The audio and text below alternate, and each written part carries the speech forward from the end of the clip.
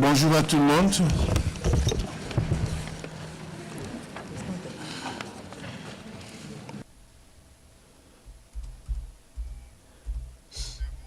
So we now call to order the 7th day of our session on Wednesday, October 2024, and I wish to welcome state delegates who are here and representatives of NHIS and civil society. I express my gratitude to all the members of the commission who are already here with us, the vice chairperson and all the honorable commissioners who are present in this hall. So we shall start our deliberations today with item 3. That is the human rights situation in Africa. The human rights situation in Africa. I shall now call on member states who had registered, and I shall start with Uganda. Honorable Jackson Kafuzi Karugaba, and Deputy Attorney General of Uganda. Honorable Jackson Kafuzi, you have the floor.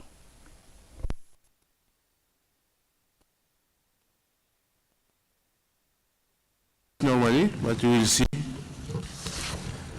Thank you, Chair. Chairperson, distinguished commissioners, excellencies, ladies and gentlemen. The government of Uganda recognizes that human rights are inherent and not granted by the state. To this end, the government intentionally prioritizes observance of human rights in all spheres of work and development. This we continue to do not because of any external pressure, but because we believe observance of human rights is good for our people. Chairperson, Uganda continues to undertake to adopt legislative and other measures to give effect to human rights and better the lives of our people. We are pleased to inform you that on the 7th of October this year, Uganda deposited with the African Union Commission its instrument of ratification to the protocol to the African Charter of Human and People's Rights on the rights of older persons in Africa.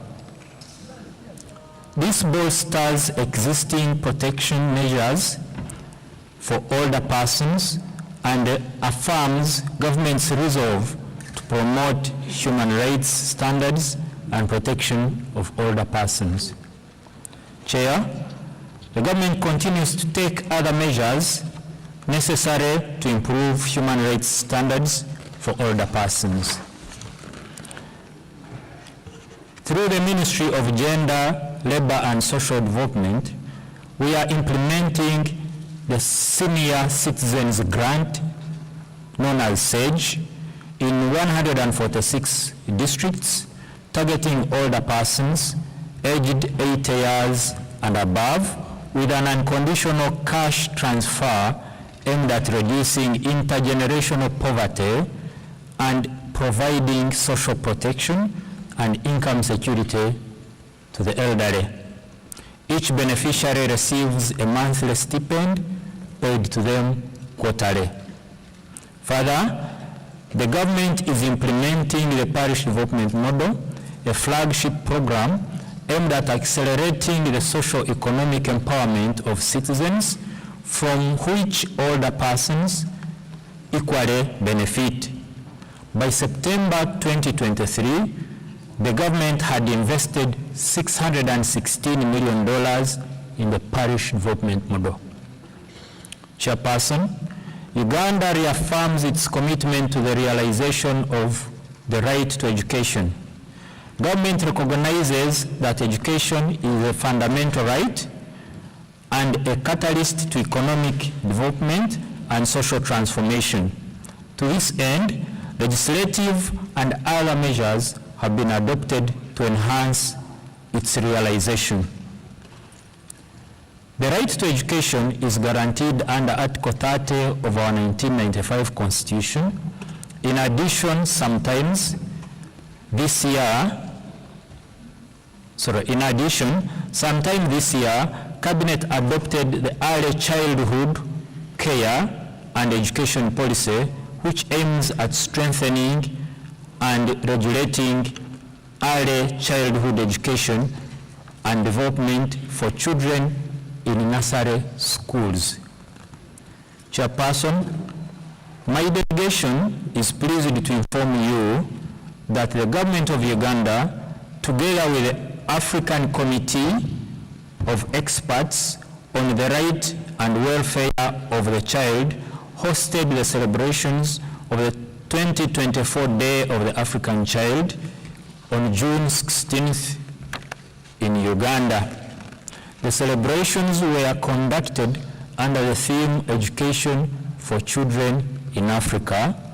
The time is now, in line with the African Union theme of the year 2024. This reaffirms government's commitment to education and the development of the children. The government is providing universal primary education and universal secondary education in all government-aided schools by offering free education at primary and secondary school level without discrimination. The government is implementing a policy of one primary school per parish and one secondary school per sub-county for equitable distribution of education. As a result, we have witnessed an improvement in literacy rates 74% as indicated in the 2024 census. Chairperson, to facilitate the ability to meet the associated out-of-pocket expenditures related to education, government has invested in improving household incomes, including through implementing several targeted socio-economic flagship programs like the Parish Development Model, already mentioned, Uganda Women Entrepreneurship Program, the Youth Livelihood Program, the National Special Grant for Persons with Disabilities, and the Growth and Productivity Opportunities for Women Enterprises project, all aimed at improving household incomes.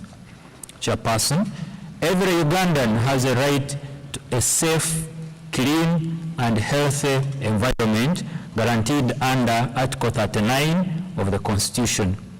The government is committed to protecting this right and continues to take efforts to protect the right of its citizens in all extractive industry ventures, including the implementation of environmental and social impact assessments, carrying out environmental monitoring, inspections, and annual compliance audits to ensure continuous compliance with environmental and social safeguards.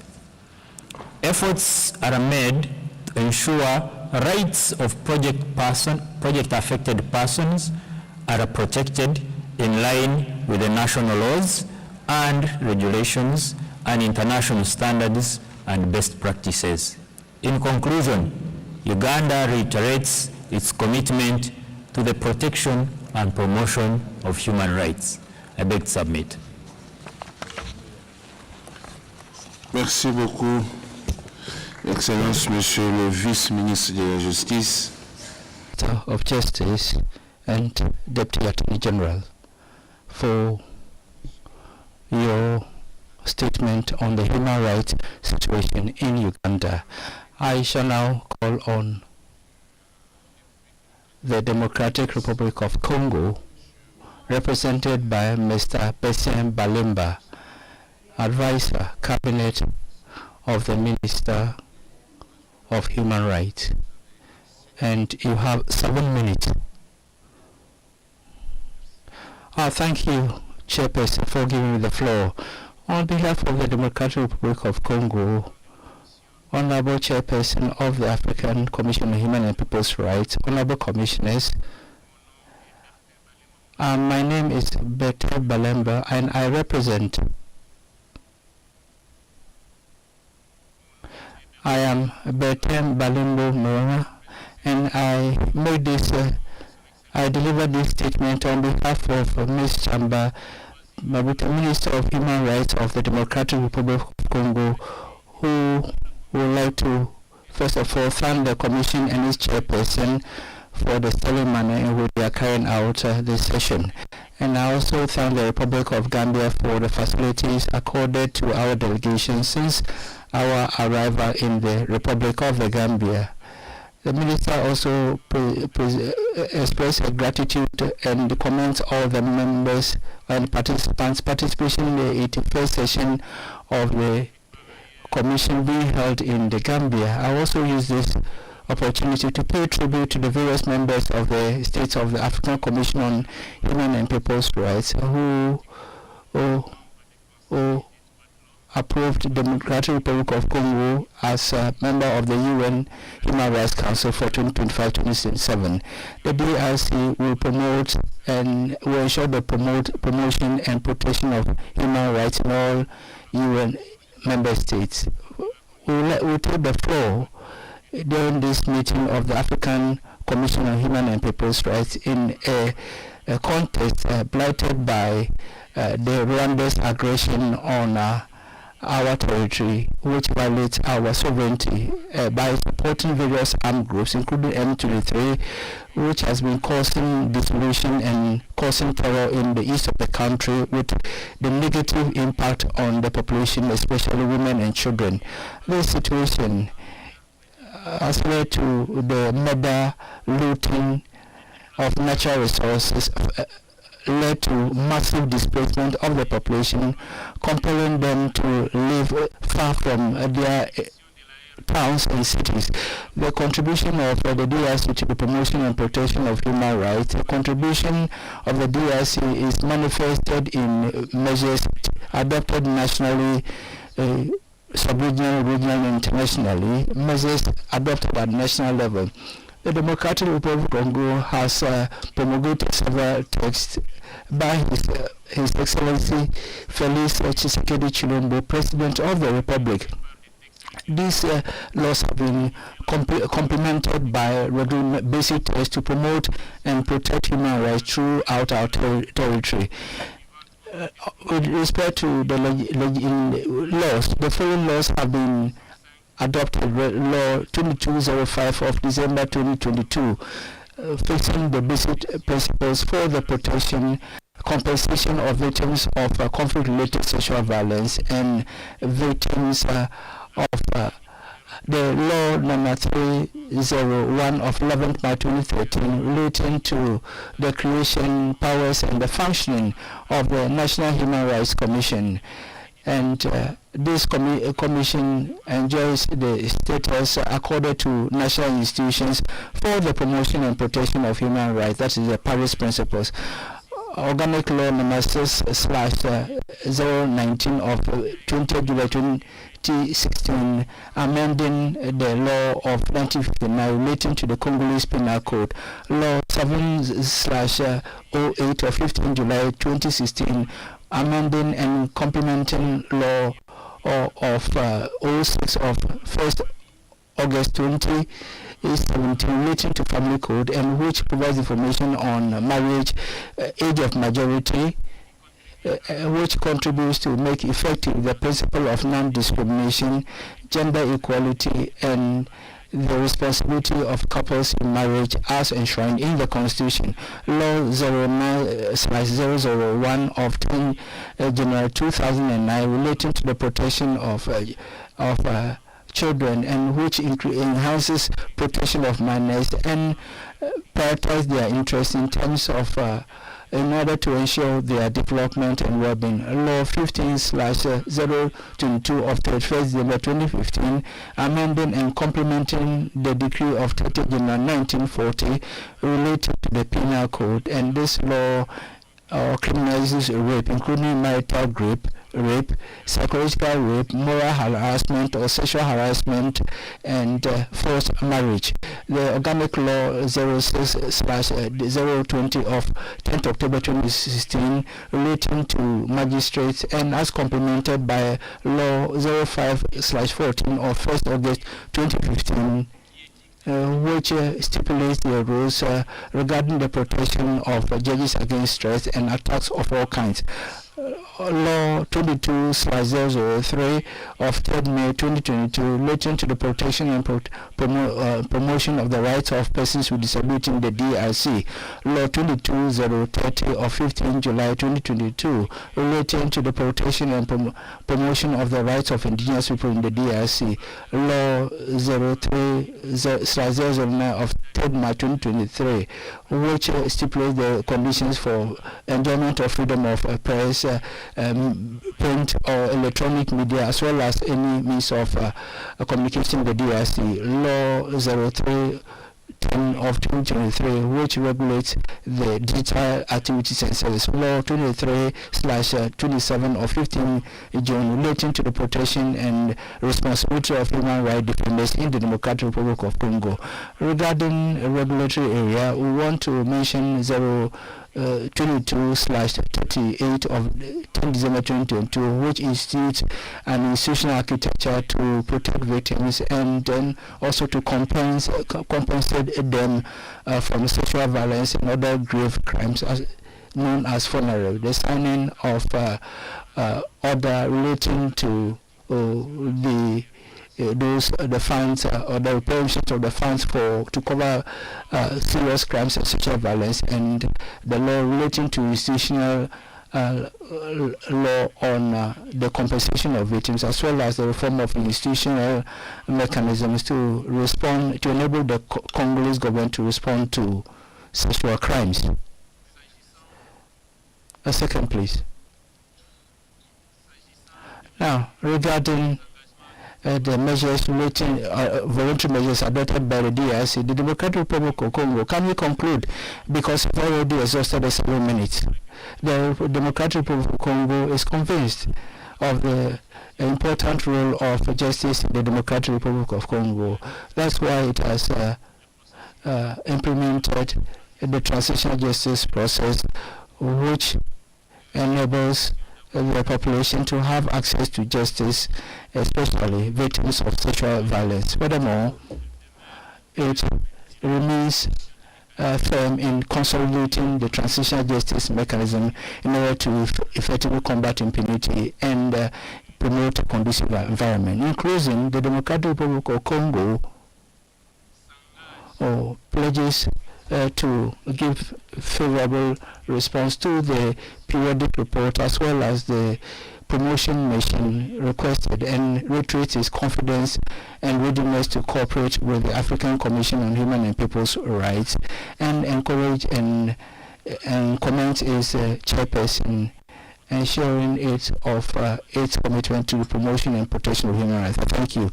Thank you very much for your statement. The country reporter will take note of your submission and will monitor closely all the allegations contained therein. I now give the floor to the NGOs.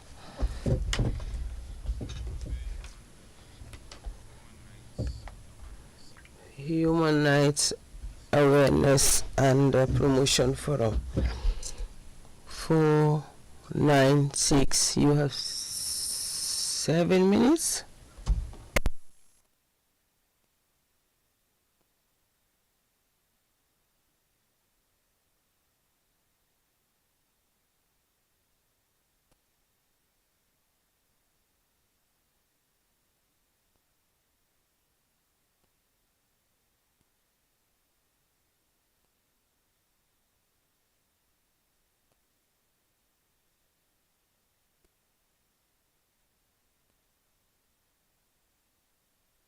Africa. We also want to commend the government of the Republic of Uganda for all its efforts to realize the rights of the marginalized group in Uganda. However, we note with concern the enactment of the Anti-Homosexuality Act 2023, a retrogressive laws to the right of sexual and gender minorities in Uganda that has since escalated homophobia towards perceived and real sexual and gender minorities. Since its enactment, there has been an upsurge of human rights violation against individuals on grounds of actual or perceived sexual orientation and gender identity. The Parliament of Uganda has also reintroduced the Sexual Offences Bill, which if passed will further be detrimental and likely worsen the human rights situation of marginalized communities in Uganda. Since the enactment of the Anti-Homosexuality Act, HARAF has documented a total of 1,351 cases involving LGBTIQ persons, of which 703, which amounts to 52% targeted LGBT person based on their real or imputed sexuality or gender identity, affecting a total of 898 persons. Of the 703 violations, 45% involve evictions, 41% involve violence, 13% involve arrests, and 1% involve other forms of discrimination. HARAF also continues to note the existence of petty offenses under the Uganda Penal Code that have continuously been used to harass and extort marginalized groups in Uganda. These laws and other bylaws have been put in place by the various cities in the country to continue to discriminate against poor and vulnerable people.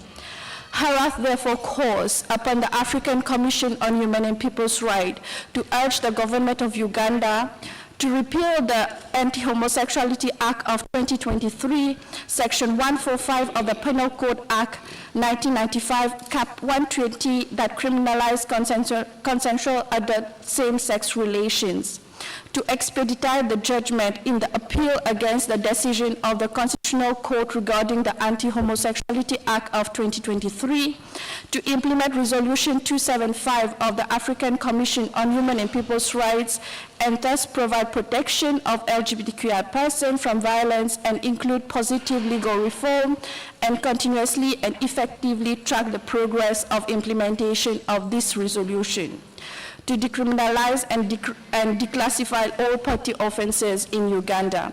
I thank you, Honorable Chairperson.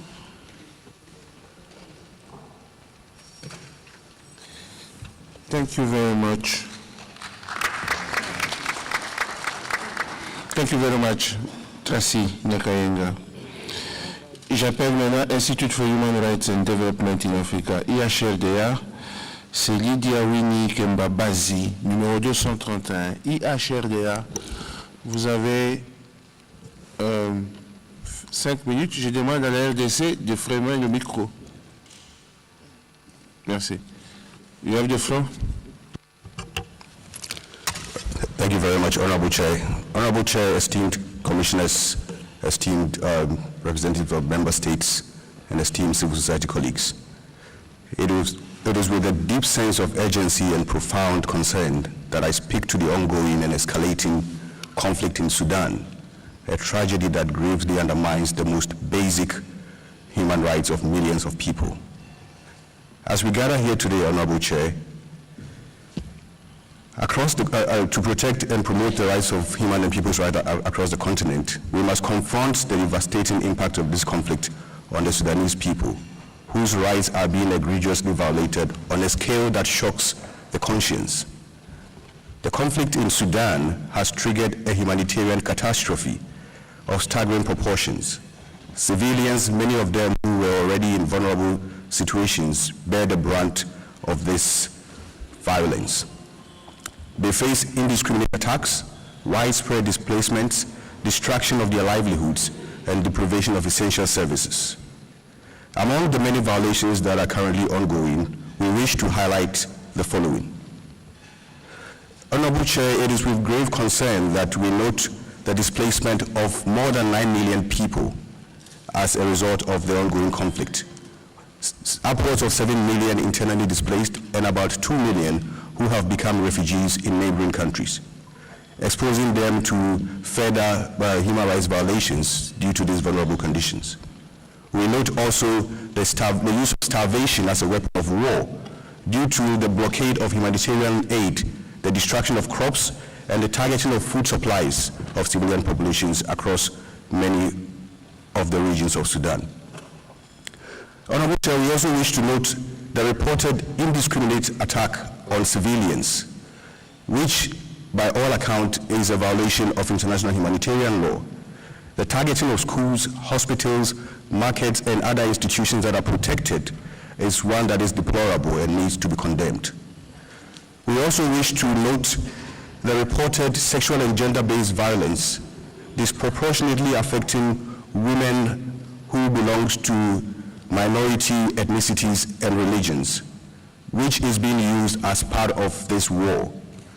Survivors face stigma and receive inadequate support, deepening long-term psychological and physical consequences of such violations. We also wish to note the backsliding of reforms related to religious freedom and the use of religion as also a form of discrimination as part of the conflict. Reports suggest that religious minorities are targeted as part of this conflict. Churches are targeted, religious minorities that are non-Muslim are being targeted as part of this conflict. And all the reforms that had been initiated by the transitional government prior to 2019 have been completely reneged. Honorable Chair, these violations are not isolated incidents. They are part of a broader pattern of impunity that has plagued Sudan for years. Despite numerous international appeals and diplomatic efforts, the situation continues to deteriorate.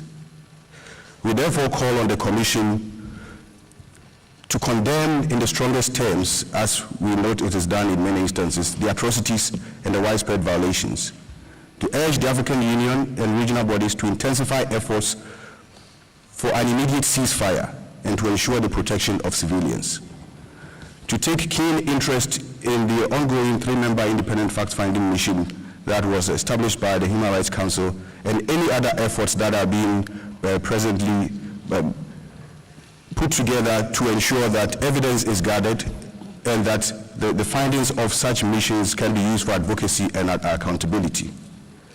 That the Commission demand accountability for all the perpetrators of human rights abuses through appropriate legal channels, including the International Criminal Court and national jurisdictions. That the Commission appeals for unrestricted humanitarian access to conflict-affected areas and to provide immediate relief to suffering populations. That the Commission continues to urge for solidarity for the people of Sudan so that we may not for a single day forget the atrocities that are currently ongoing. We also urge the Commission to urge the government of Sudan to reaffirm its commitment to religious freedom and to protect all religious minorities. Thank you very much, Honorable Chair. Merci beaucoup. Merci beaucoup, Institute for Human Rights and Development in Africa on the situation in Sudan and your recommendations on the ceasefire, accountability. As we have all said, we've said a lot about Sudan during this session. Commissioner Hatem and Commissioner Aile Denso are working on matters related to that country, and I think they're making headway.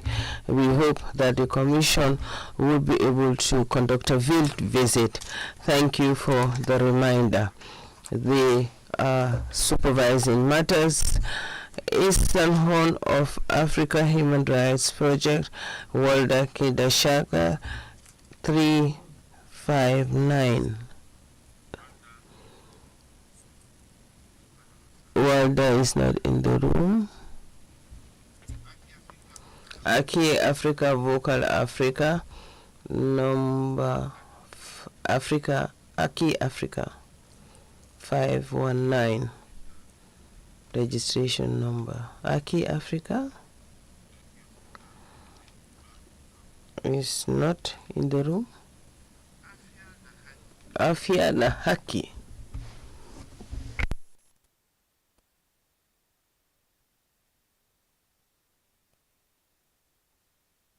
Afya na haki.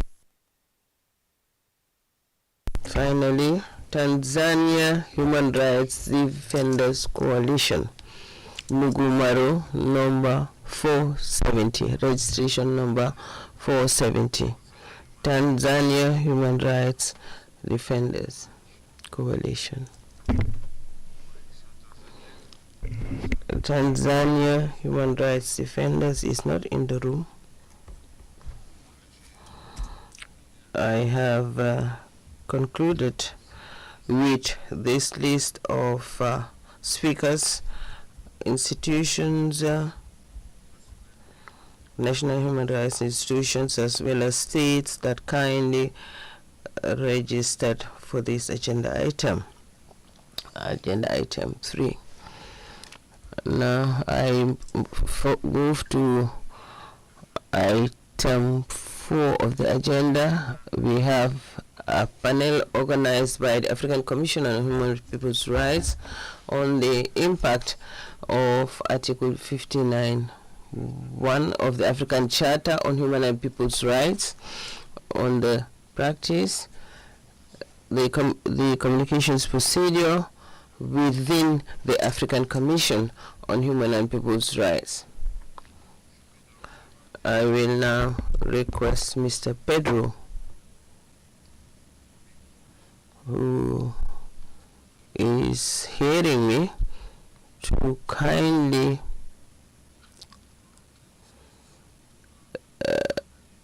ensure that the panelists are at the podium. We have amongst the members of the panel. Pedro, can you hear me? You are not even listening, Pedro. We are now proceeding to the panel. We have finished with item 3. And what are the arrangements for the panelists to join us on the podium? We have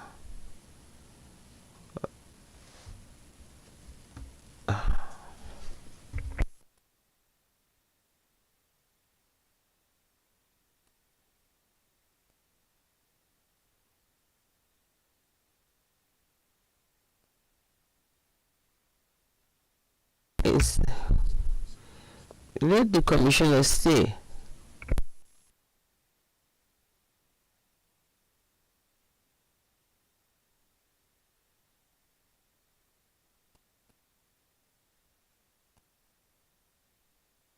Commissioners, kindly remain in your seats instead of having to move around, and the panelists will sit here.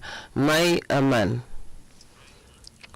Michael Nyako, My Aman Initiative, Strategic Initiative in Africa, Michael Nyako, Institute for Human Rights and Development in Africa, IHRDA, Folusa Adegolo, Network of African Human Rights Institutions. I have 3 panelists, and I hope that we have enough seats for the 3. Madam Vice Chair, kindly stay instead of having to move around. Thank you to all the panelists who are present. I was requested to moderate the panel that I'm presenting. Distinguished ladies and gentlemen, the African Commission on Human and People's Rights has the pleasure to propose this panel on Article 59(1) of the African Charter on Human and People's Rights, its practice, the impact of this provision, as well as the way forward. This Article 59, it provides that all measures adopted by the African Commission, these are procedural matters.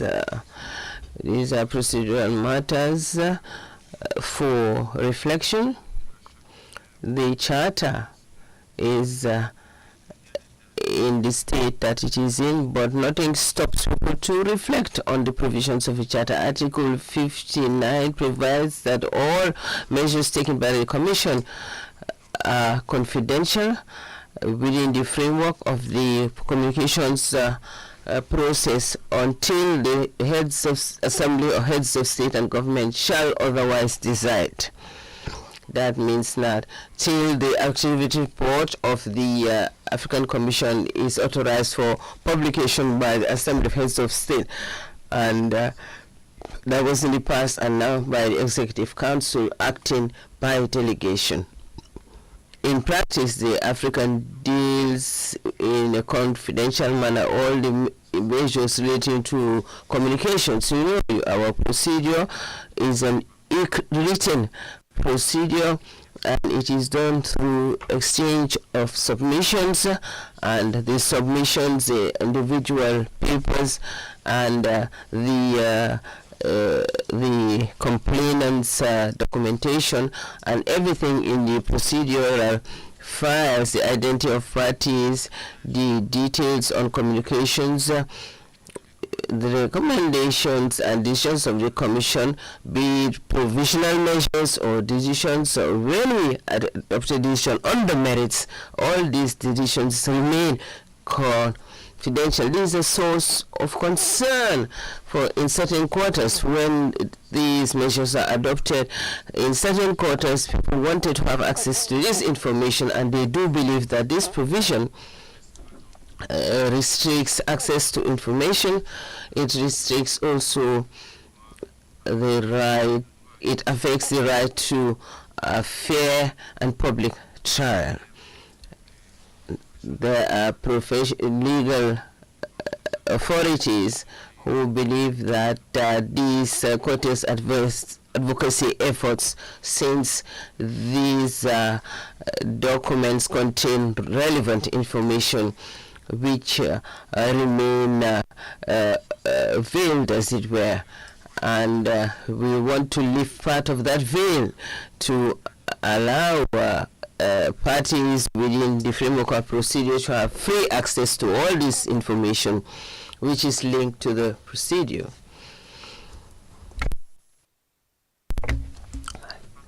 These impacts, as some legal experts could believe, it affects the right to information, and as you know, it is a right that is protected by the African Charter on Human and People's Rights. The organization of other, like Amicus Curiae or third-party intervention at the level of the African Commission, for some, does not resolve the matter. For this reason, in consultation with many civil society actors and following a debate that the Commission had on this matter when they were recently in Washington, together with the Inter-American Human Rights Commission, that also are facing issues with this very matter of confidentiality to the use of Amicus Curiae, it was deemed necessary to note this matter, to listen to the stakeholders, and maybe we can draw inspiration and give us food for thought in the manner or not in which such matters should be dealt with. As the law stands, neither the Charter nor the rules of procedure have changed, but nothing stops people to reflect, to brainstorm on this matter, which is a technical matter.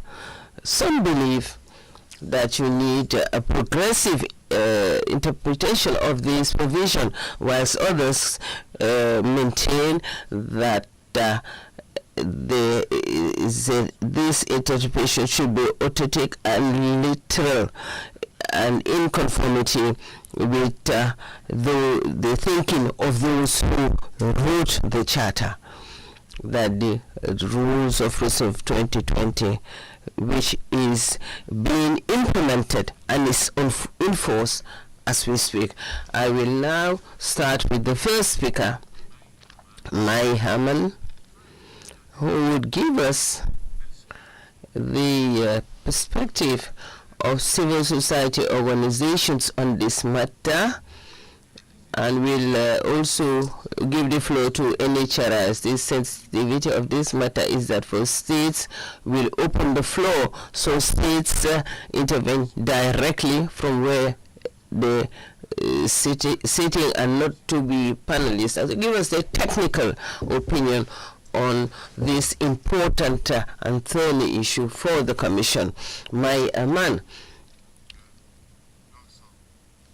And kindly note that the entire panel would not last more than 1 hour. For each member of the panel, I'll give you 10 minutes maximum, and then the states would have 10 to 15 minutes before we open the floor for discussions. My man, you have 10 minutes.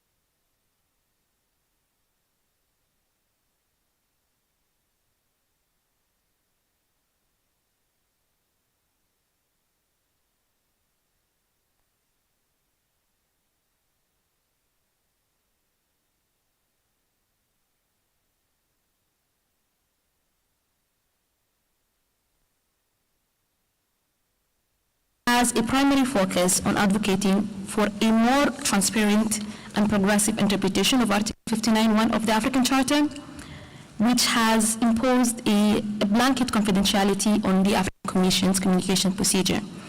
We have had several engagements with the African Commission, just as the Honorable Chairperson has mentioned, over the last 1 year. The last being in July at the inter-mechanism dialogue with the Inter-American Commission on Human Rights in Washington, D.C.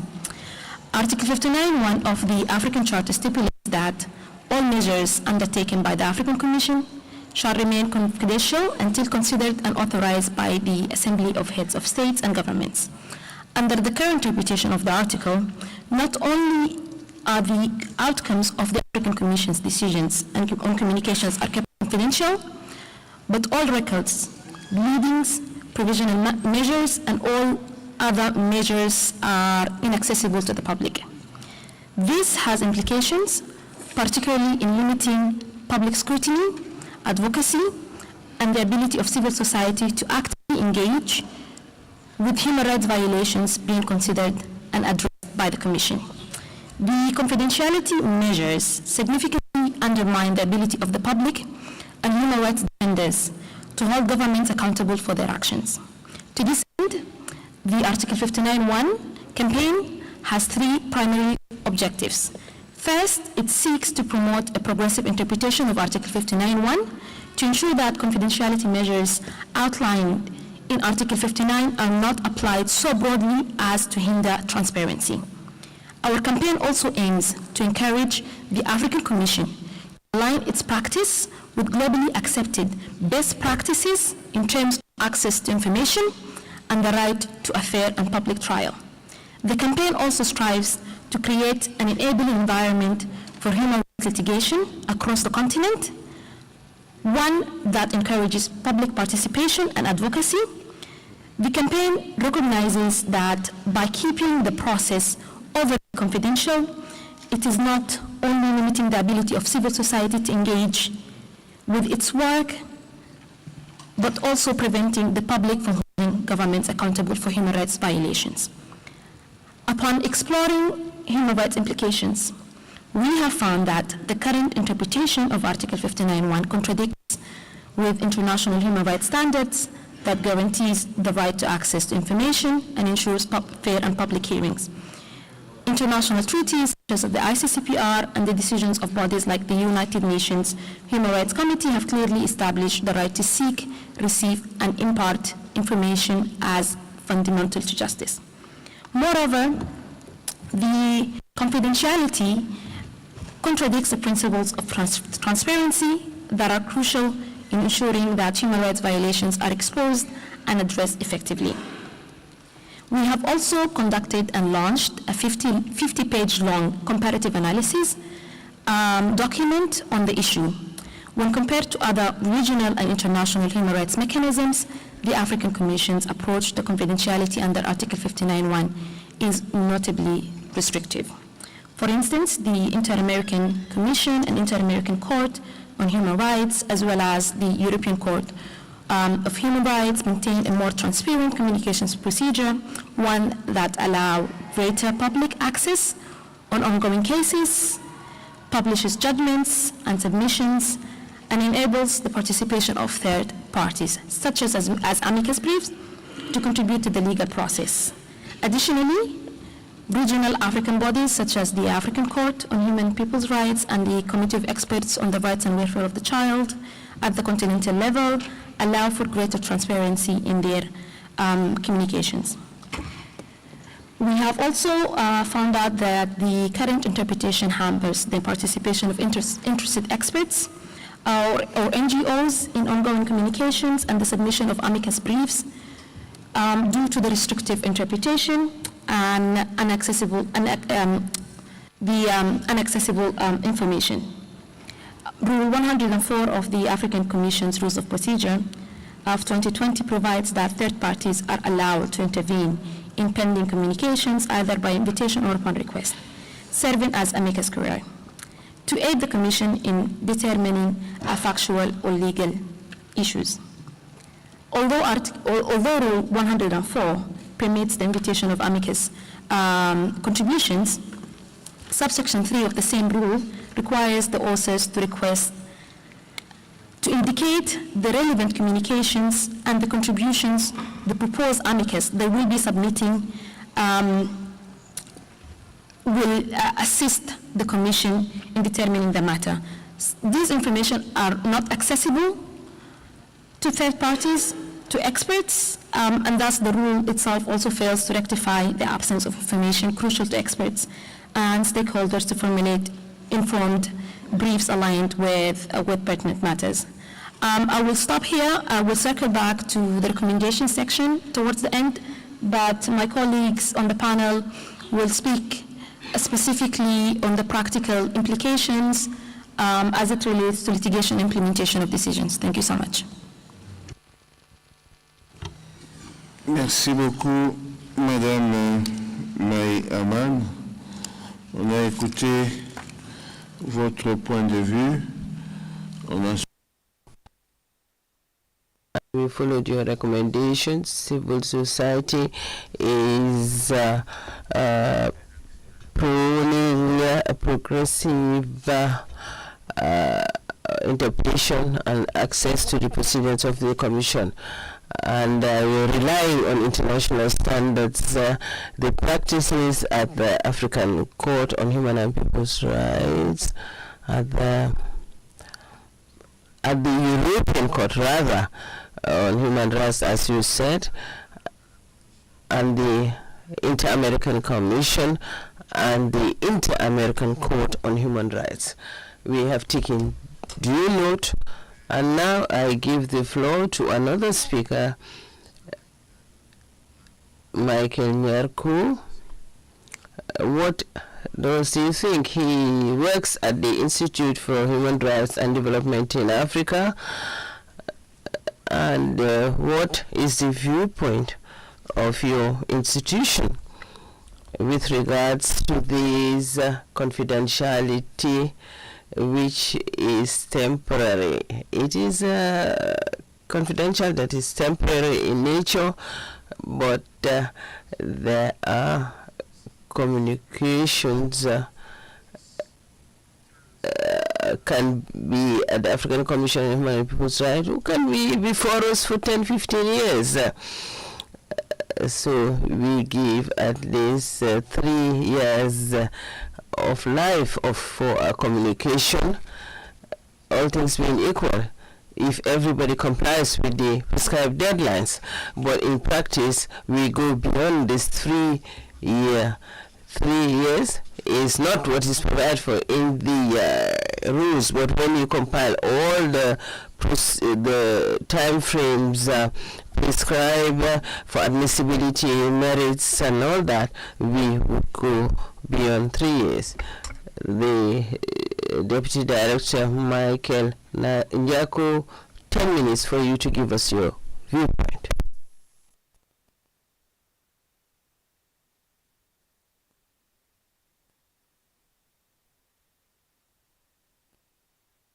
Practical implications of the current practice with regards to Article 59(1) and how it impacts on our ability to litigate before the African Commission. To start off, it is our fundamental belief that the current practice deviates from the textual wording of the provision of Article 59(1) itself, because in our understanding, what is confidential under Article 59(1) is measures taken by the Commission. Our understanding of measures that is taken by the Commission does not include pleadings that we submit to the Commission, because those are, for all intents and purposes, our documents. Those are not measures that have been taken by the Commission. Those are facts that we have gathered. Those are legal arguments that we wish to make to substantiate the case that we have before the Commission. And to the extent that those are documents that emanate from us as litigants, we think that those do not fall within what may be considered as a measure of the African Commission within the context of Article 59(1). But significantly, what the current practice of the Commission means is that even though one of the requirements of admissibility is the exhaustion of domestic remedies, which means that for the greater part, all the evidence, the legal arguments that we will submit to the Commission would already be public knowledge within the domestic courts. Because in most of our domestic courts, court records are public records that anyone can have access to. The trial would have been in public, the documents would be available publicly to everyone. And even in instances where exceptions apply, in the instances of mass or large-scale violations, these would be events that would be already in the public domain.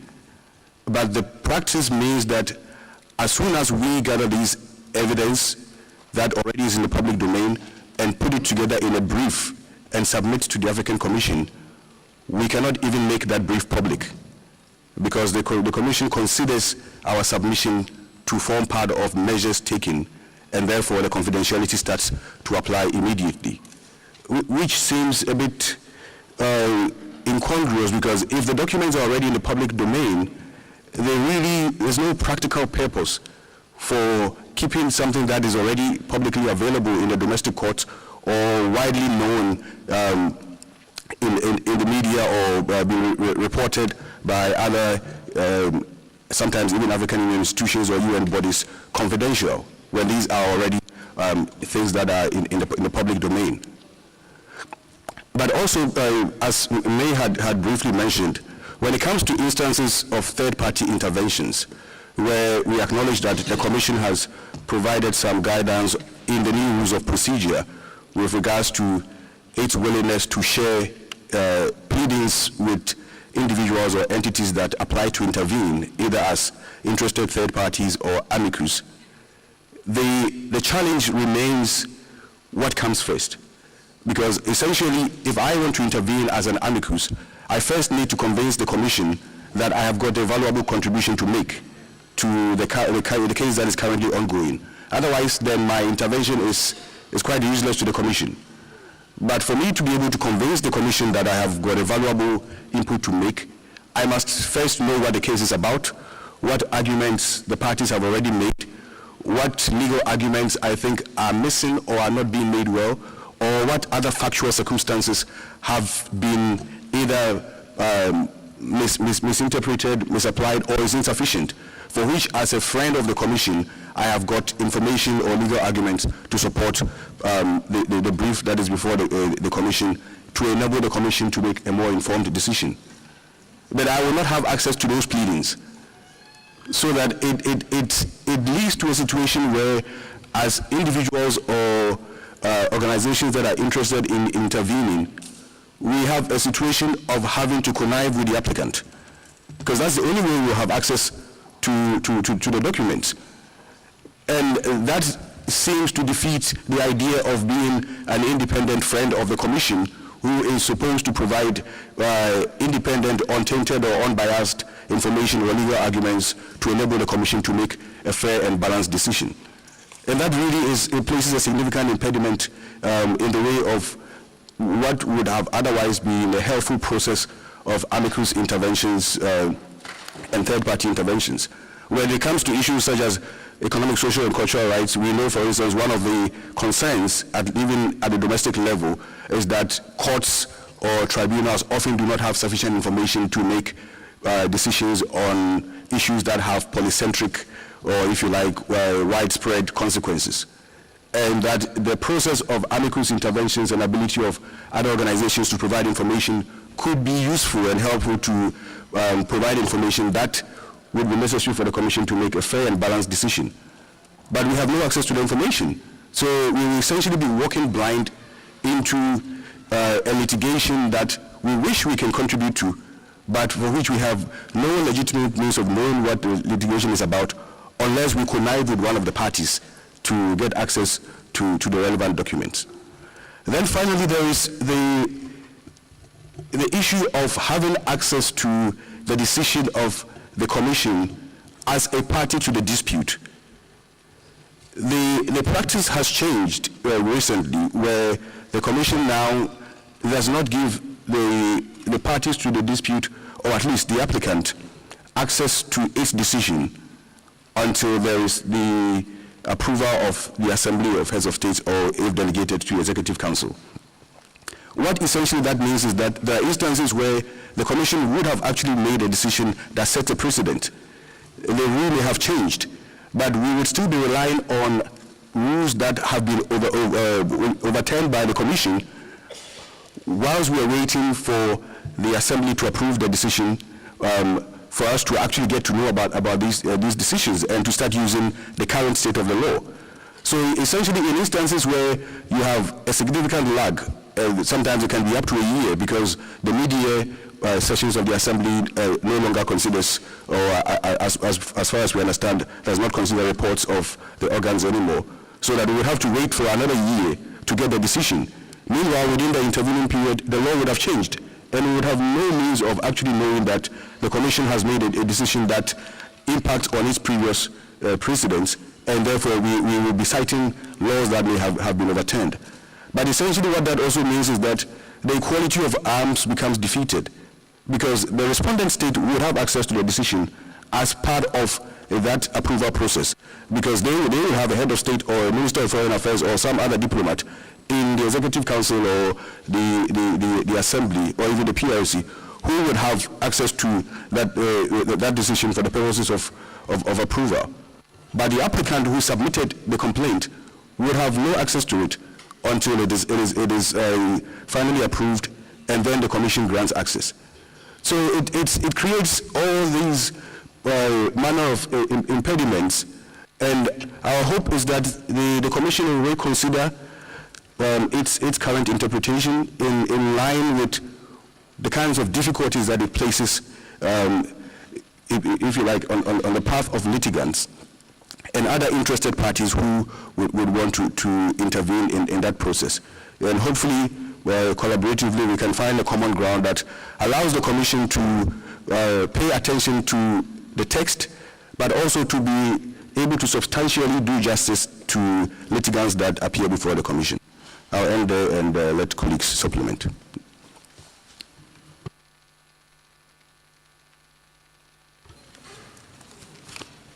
Merci beaucoup for your intervention. We shall now hear the perspective of the national human rights institutions, represented by Mr. Foluso Adegado of Network of National African Human Rights Institutions, and thereafter states which would like to take the floor on the issue of procedure to also share their perspectives with us. So, Mr. Foluso, you have the floor. 10 minutes.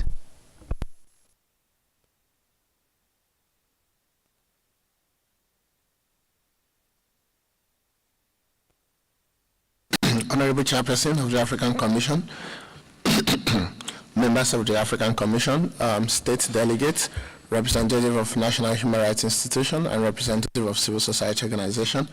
I would just like to, briefly add to the presentations of my two other colleagues, and I will be speaking broadly from the perspective of how this in the current status of interpretation affect also the role of National Human Rights Institution with regards to litigation before the African Commission.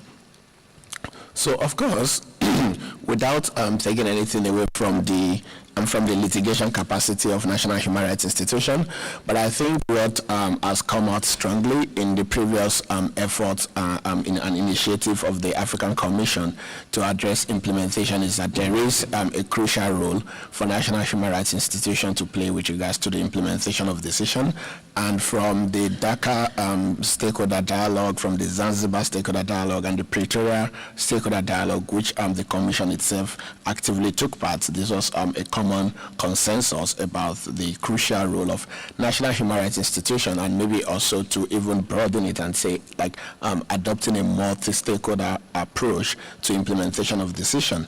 And the current efforts of the African Commission with regards to improving the compliance of states with its decision and its other resolutions and outcomes have actually been quite, refreshing. So in that regards, that's why I just also want to speak briefly to how it is also important for the Commission to adopt a purposive approach to Article 59, because that also has its own implication for implementation of the final outcome of this decision. Now, with the current state, which the two previous speakers have spoken to, which I will not go into, one of the impacts that it has on implementation, the direct impact, is that it's also one of the factors that could contribute to implementation delays. Now, how does this contribute to implementation delays? The fact that the information are not available, the fact that the documents are not available for different stakeholders, particularly in this context, National Human Rights Institution, delays strategic advocacy, because one of the things that have come out strongly for public interest litigants in the last couple of years is the understanding that implementation is a process that needs to be built into the litigation process itself. It is not supposed to be an afterthought. And what that means is that when this case is conceptualized, when this case is going before the African Commission, it is very important for stakeholders that will play a role in the final outcome of that decision to be a part of the process as well, even though they are not necessarily direct litigants, because there is the need for advocacy effort, and there is the need to start building momentum even before the decision itself takes place. And this also becomes important when we also look, for example, with the point that Michael was making about how with some cases already before they get to the Commission, there is already a lot of delay at the national level, and that's why it's coming to the African Commission. So from that perspective, I think it is very important, because it's for the African Commission looking at the really crucial interest and efforts that the African Commission has been putting in place with regards to improving the implementation of its decision. It's also important to look at it from that perspective. The second perspective that I would just add is also the fact that similar to what May has said about the other system, it has, in a sense, when one looks at it from another lens, it has a bit of negative impact on public interest litigation, because public interest litigation relies a lot on public engagement. It relies a lot on mobilization, and the current way in which Article 59 is being interpreted can be argued to severely constrain that very essence and spirit of public interest litigation, which is really the nature of all of the cases that come before the African Commission. So from there, I would also want to quickly, within the time that I'm allowed, to speak about certain practical things that the Commission itself has been doing. So one of the beauty, I would say, of the of our human rights system is actually the historical creative role that the Commission has played in filling some of the gaps in the African Charter.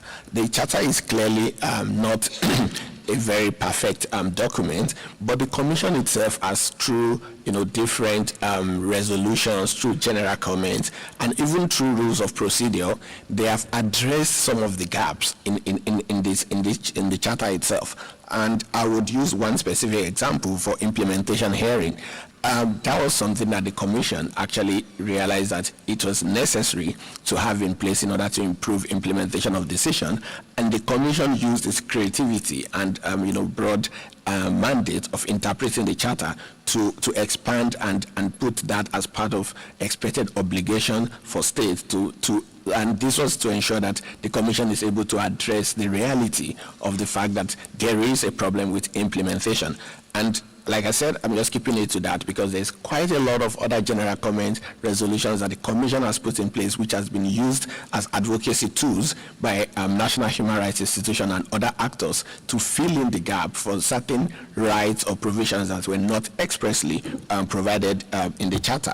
So I would like to conclude by, really imploring the African Commission to, interpret Article 59 in a way that aligns, with modern realities and the need for transparency and access to information in public interest litigation, because that is actually the modern realities in which we have found ourselves. Without taking away from the text of Article 59, but there's also the need for us to also ask ourselves whether that confidentiality in the way in which it is currently being envisioned has not necessarily outlived its usefulness, because with or without the litigants, we're talking about internet age where things go quickly on Twitter, whatever is happening here, before even any one of us could probably finish what we are doing here, it's already on Twitter, it's already on social media. So the confidentiality that maybe that was envisaged in the 1980s is really difficult to actually keep in place in light of common modern realities. So what it's really doing in practice is that it's more of affecting access to justice and really also impacting on the work of the Commission itself in terms of implementation. And I think those points have also been made by the two previous speakers. So I would end here, and for us as a National Human Rights Institution, we would encourage the African Commission to really take an expansive interpretation of this article to ensure access to justice, because it's a body that has been created to supervise and ensure that states comply with their obligation under the African Charter.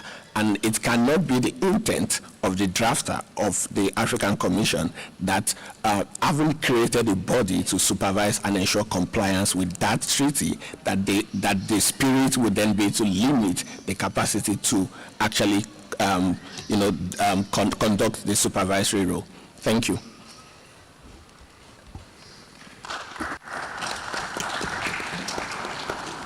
Thank you very much.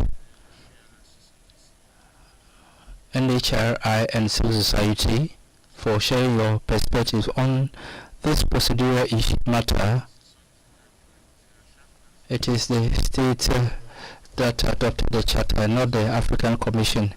It is the states that drafted the charter and not the African Commission. We only are requested to implement and to interpret them in particular.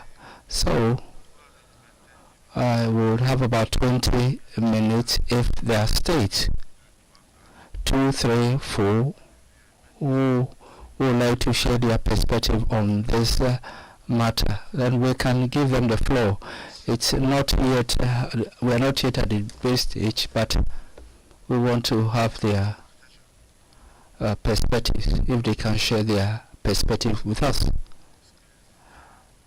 Now, states, do they have any viewpoint on Article 59, Paragraph 1, broad interpretation, progressive interpretation,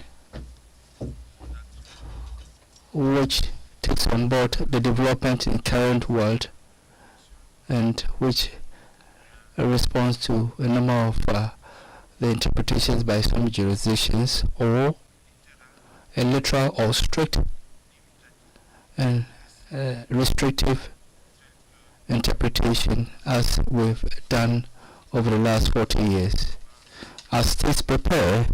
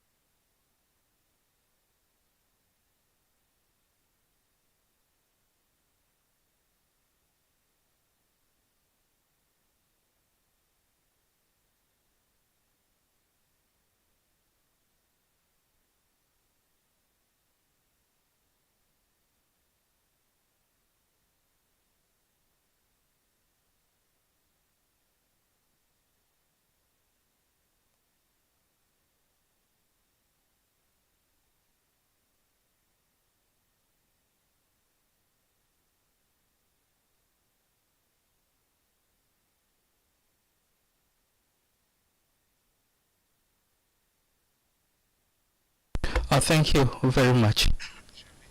I invite those also who have the rules of procedure of the court to read the practices of the African court on the matter and form their own opinion. I see two states who would like to take the floor.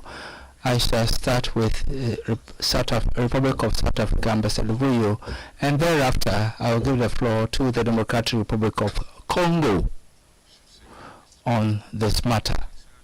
Excellency, you have the floor.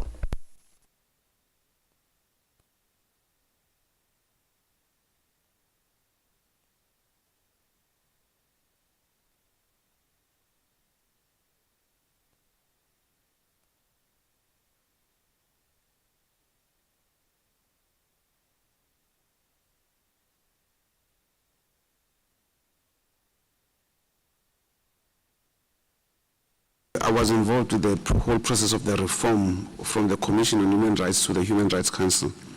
One of the issues that became very, very controversial, and I think we can investigate this further, was what is called the 1503 procedure.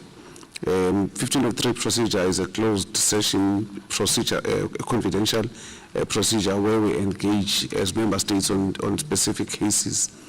My question is, if the panelists looked at that process, on the 1503 procedure, and if not, maybe we can also start looking at the reform process, because the critical issue here is that of all the issues that were handled in the reform, that procedure was not touched at all. I can't remember from the top of my head the logic behind that. And if we are now going to be talking about international or international standards or benchmarking, perhaps it's an area that we may wish to look at. But if I recall very well, there was an issue around the rules of procedure or a legal context associated with that. So my sense is, whilst we are listening to the panelists, I think the onus would be not to rush and make a decision on something that we may find there is a different legal logic to it. So that would be my context. And the other quick issue here that has always been prevalent, especially in the work that we do, is related to the very mandates that the different institutions within the multilateral system engage in. And I think that those are the nuances. So that would be my simple proposal, Chair. Well, if there's been any information that our brothers here and sisters have engaged in, certainly we'll be willing to just get involved and assist. There is an additional factor, if I may mention, the whole issue again of the reform process in the AU itself. That process is still incomplete as far as we're concerned. And if this is a package of issues that we need to look at, let us look at it comprehensively. The piecemeal approach is not going to be helpful, because we'll find ourselves reforming one part of the system to the detriment of other parts, and then we end up having to revert back. And that would be my simple proposal. Thank you. Merci beaucoup, Excellence, Monsieur l'Ambassadeur, pour votre contribution. Je vois la République démocratique du Congo. Merci, Monsieur le Président. C'est juste un mot. Nous notons que la question procédurale est très importante, mais en même temps, la question de confidentialité est également importante. J'ai suivi avec attention les panélistes qui ont développé who mentioned some mechanisms in order to have a reform or review the provisions of Article 59, paragraph 1 of the Charter. Now, the arguments adduced, they are quite important, and there's a need to take into account the perspectives, and also to take into account how our society is currently evolving. But at the same time, given that decision, and even as stated in Article 59, the measure was adopted by the Assembly of Heads of State and Government. So it's important that this matter should be tabled at the right body so that a solution could be found. Thank you very much. Thank you all very much. Democratic Republic of Congo. Any other state delegate with a legal opinion on this matter? I note that the two states do not have a definitive opinion. Well, they said that it's not cast in stone in principle. Now, I shall now give the floor back to the Ambassador of South Africa. You have the floor.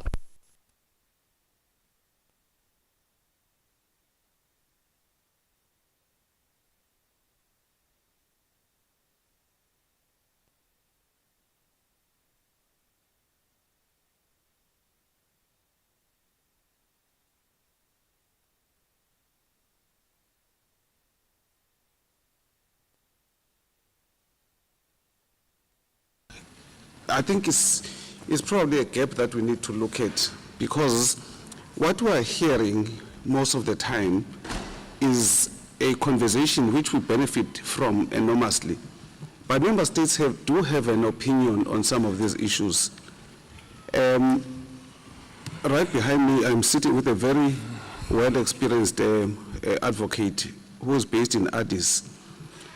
And we also have many delegations here that have got legal experts from government. So maybe it might also be something we may consider, that was a panelist sitting there, we also have a member state's perspective. I think it will certainly help us a lot, because we'll be hearing the thinking of governments instead of government being on the receiving end. So I think this is just as a matter of proposal. I think if we were to make any sound and meaningful contribution, I would have loved to hear the view of member states' legal representatives or that have expertise. The advantage, again, without being long, is that my colleague here is a legal diplomat, if I can put it that way. He comes with two hats and may be able to interpret this aspect, as well. So it's just another proposal that I think we may wish to consider for engagement, so that we have this exchange that is probably going to be useful for all of us. Thank you, Chair. Vous avez raison, Excellence. C'est la raison pour laquelle je l'ai dit, hein, peut-être. I said so. We do not want to have states on the panel.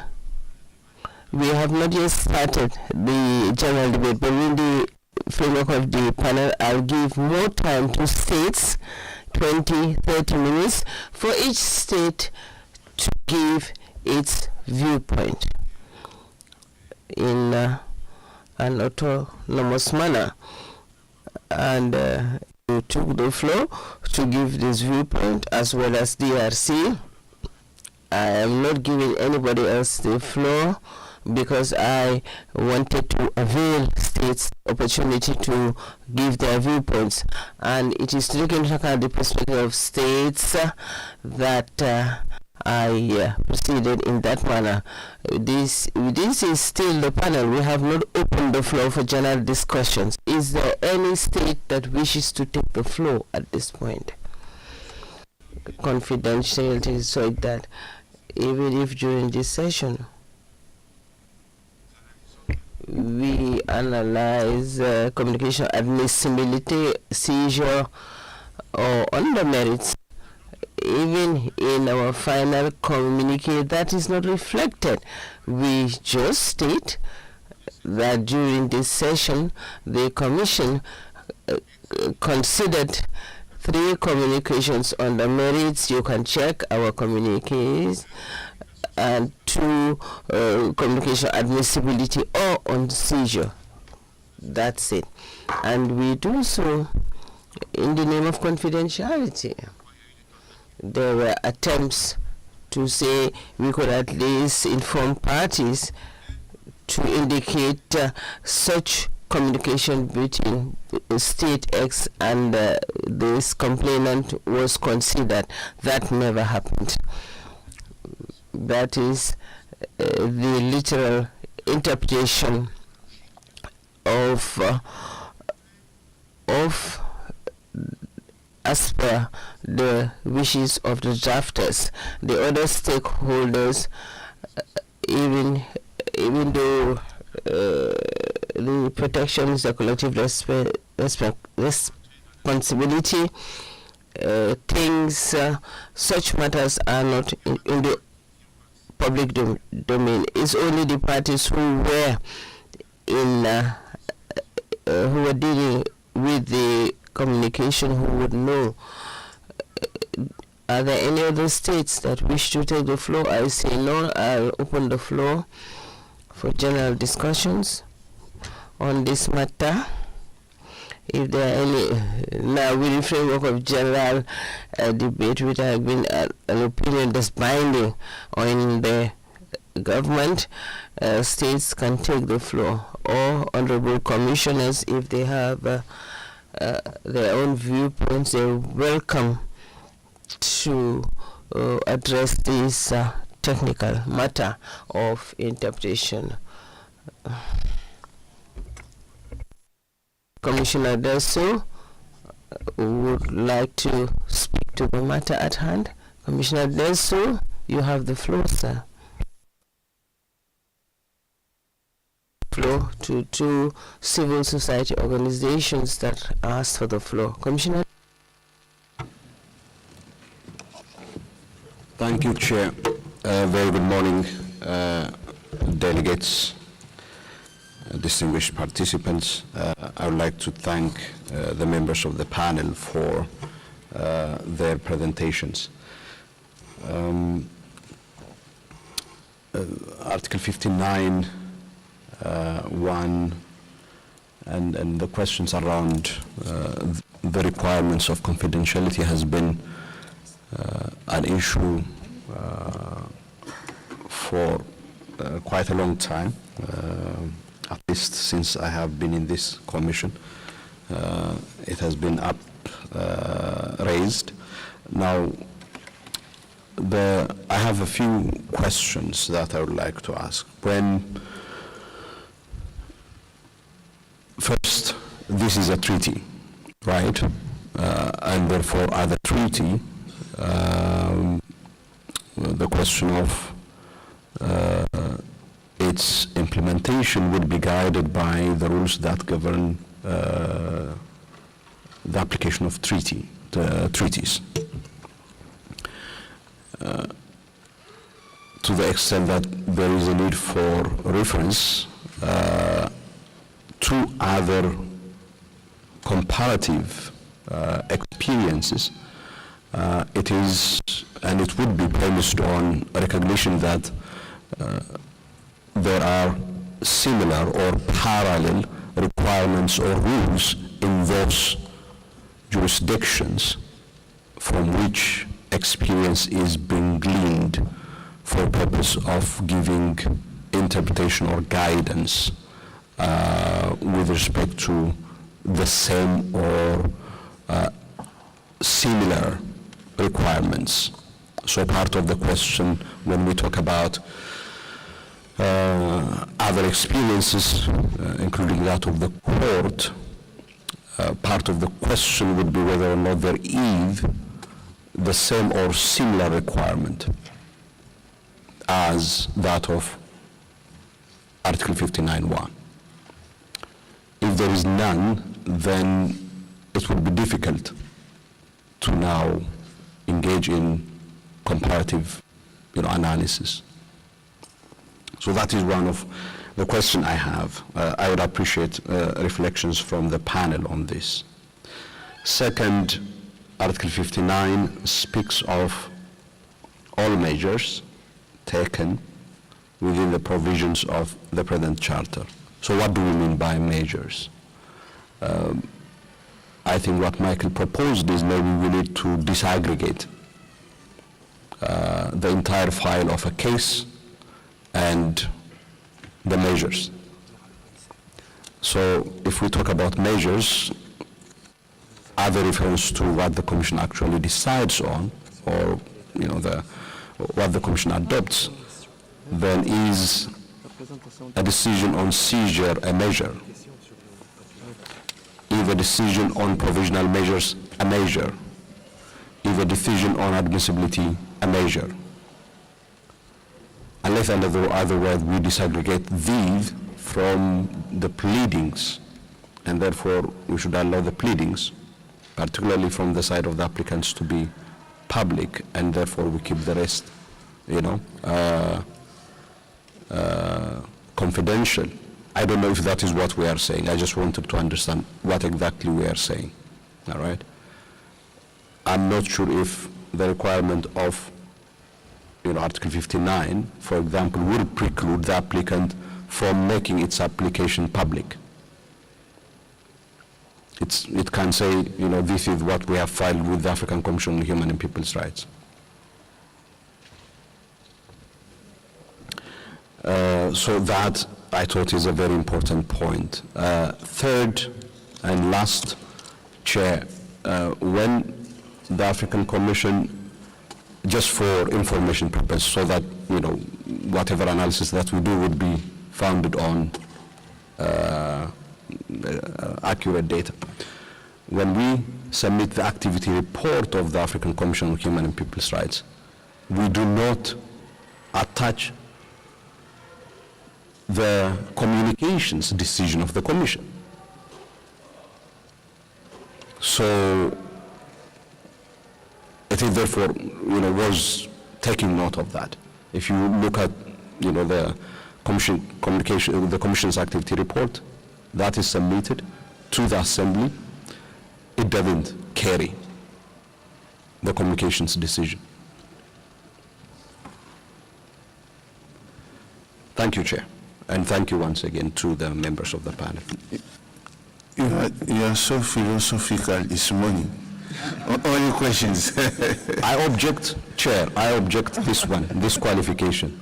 Yeah. I am not being philosophical. You may accuse me of being sometimes legally conservative on matters like this one, but philosophical, no.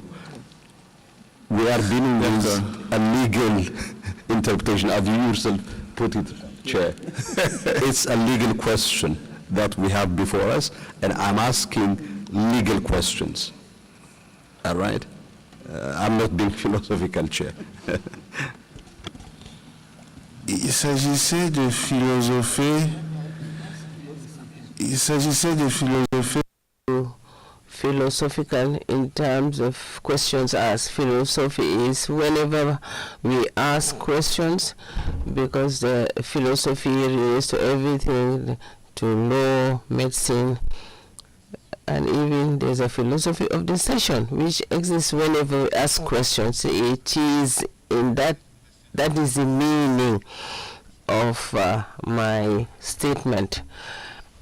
Yes, those were technical questions that you asked.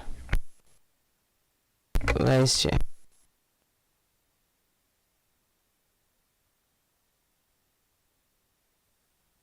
Participants, and also to say a big thank you to the panelists for the expose on the subject of Article 59.1, because my understanding of what this panel is doing is just to assist the Commission, because we want to get a decision today, just to assist the Commission in carrying out our work and how we interpret the relevant provisions of the Charter.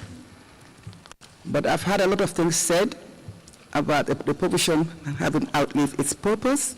The question I will ask, I will also be asking questions, so I hope I'm not going to be told I'm being philosophical. If a particular provision of a charter or an instrument that was put together by member states outlives its provisions, is it the responsibility of the Commission to remedy that mischief? Or do you go back to the forum, to the right forum? And also, I do also, in assisting us also, we must also ensure that the analysis you are giving us, I agree with Honorable Commissioner Derso, you make a comparison with similar institutions that have similar provisions, but have actually opted to take a progressive interpretation, then that will help us. And in that respect, I believe that the case of the African Court is not a good example, because the African Court has an express provision in their protocol establishing the court, indicating that Article 29 of the protocol establishing the court clearly states that parties to the case shall be notified of the judgment of the court, and it shall be transmitted. So the parties are notified immediately, and it shall be transmitted to the members of the AU. And thereafter, that's when you even communicate to the Council of Ministers. So that is what the protocol establishing the court. So let's compare like with like, so that you can help in assisting. Otherwise, you will tell me this is what the court does, but the tribunals and courts do not ascribe jurisdiction unto themselves and their powers. Their powers and their jurisdiction are spelled out by the statute establishing them. So in the case of the court, it is very clear. There is no ambiguity about it. But in the case of the Commission, also, we would like you, if you're assisting us, because I see that's assistance, to see how we can progressively interpret, you must also help us with, similar provisions that we can use and get inspiration from. But we cannot be getting inspiration from people who are actually directly mandated to do what they're supposed to do. So this is just the bit I would like you to throw light on when you do your closing remarks in line with what my brother, Honorable Commissioner Derso, has indicated. Thank you very much. Merci beaucoup pour votre intervention. Tu veux intervenir? Tu prends la parole? Ça. Oui, ça va. Non, tu peux.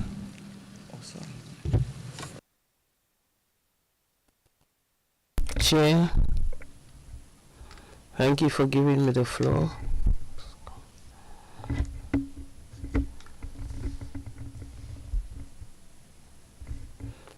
We cannot hear, based on the text governing our commission, this debate will continue, as the Vice Chair said. But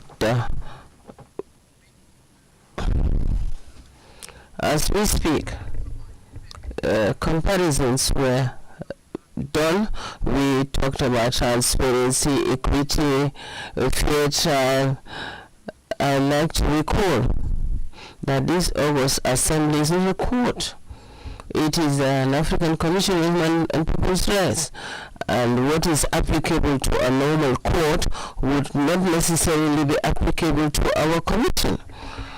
And there's an important matter that needs to, that we comply with, that is the security of the people that bring cases to the commission. It is the victims or the defenders who ask for confidentiality and that we do not divulge certain information. So we need to bear all that in mind. That is why I agree with what Commissioner Deso and Madam Vice Chair said. I just wanted to share my opinion, Chair, and I thank you for giving me the floor. Thank you, Commissioner Hattem, for your contribution. I'll take two organizations, because in 13 minutes we will conclude this panel. Gratius Matis Magamba, Magamba Cultural Activist Network. Magamba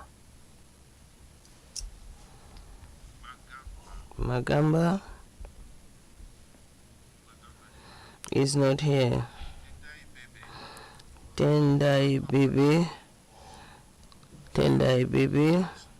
they are not here.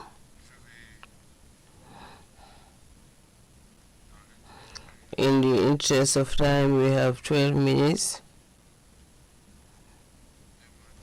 I request the panelists, because Pedro, as an expert of the Commission, who works in the working group on communications, he'll give us the way forward. But you have heard the discussions that ensued, the opinion, the two experts, the opinion of commissioners and states. You have 2 minutes. 2 minutes is a long time, you know, to give your final remarks. 2 minutes is indeed a long time.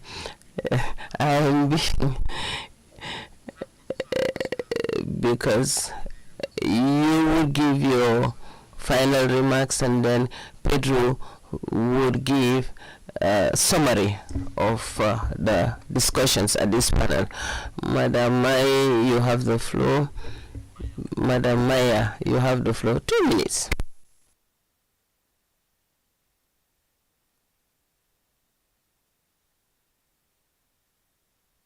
For the very engaging discussions.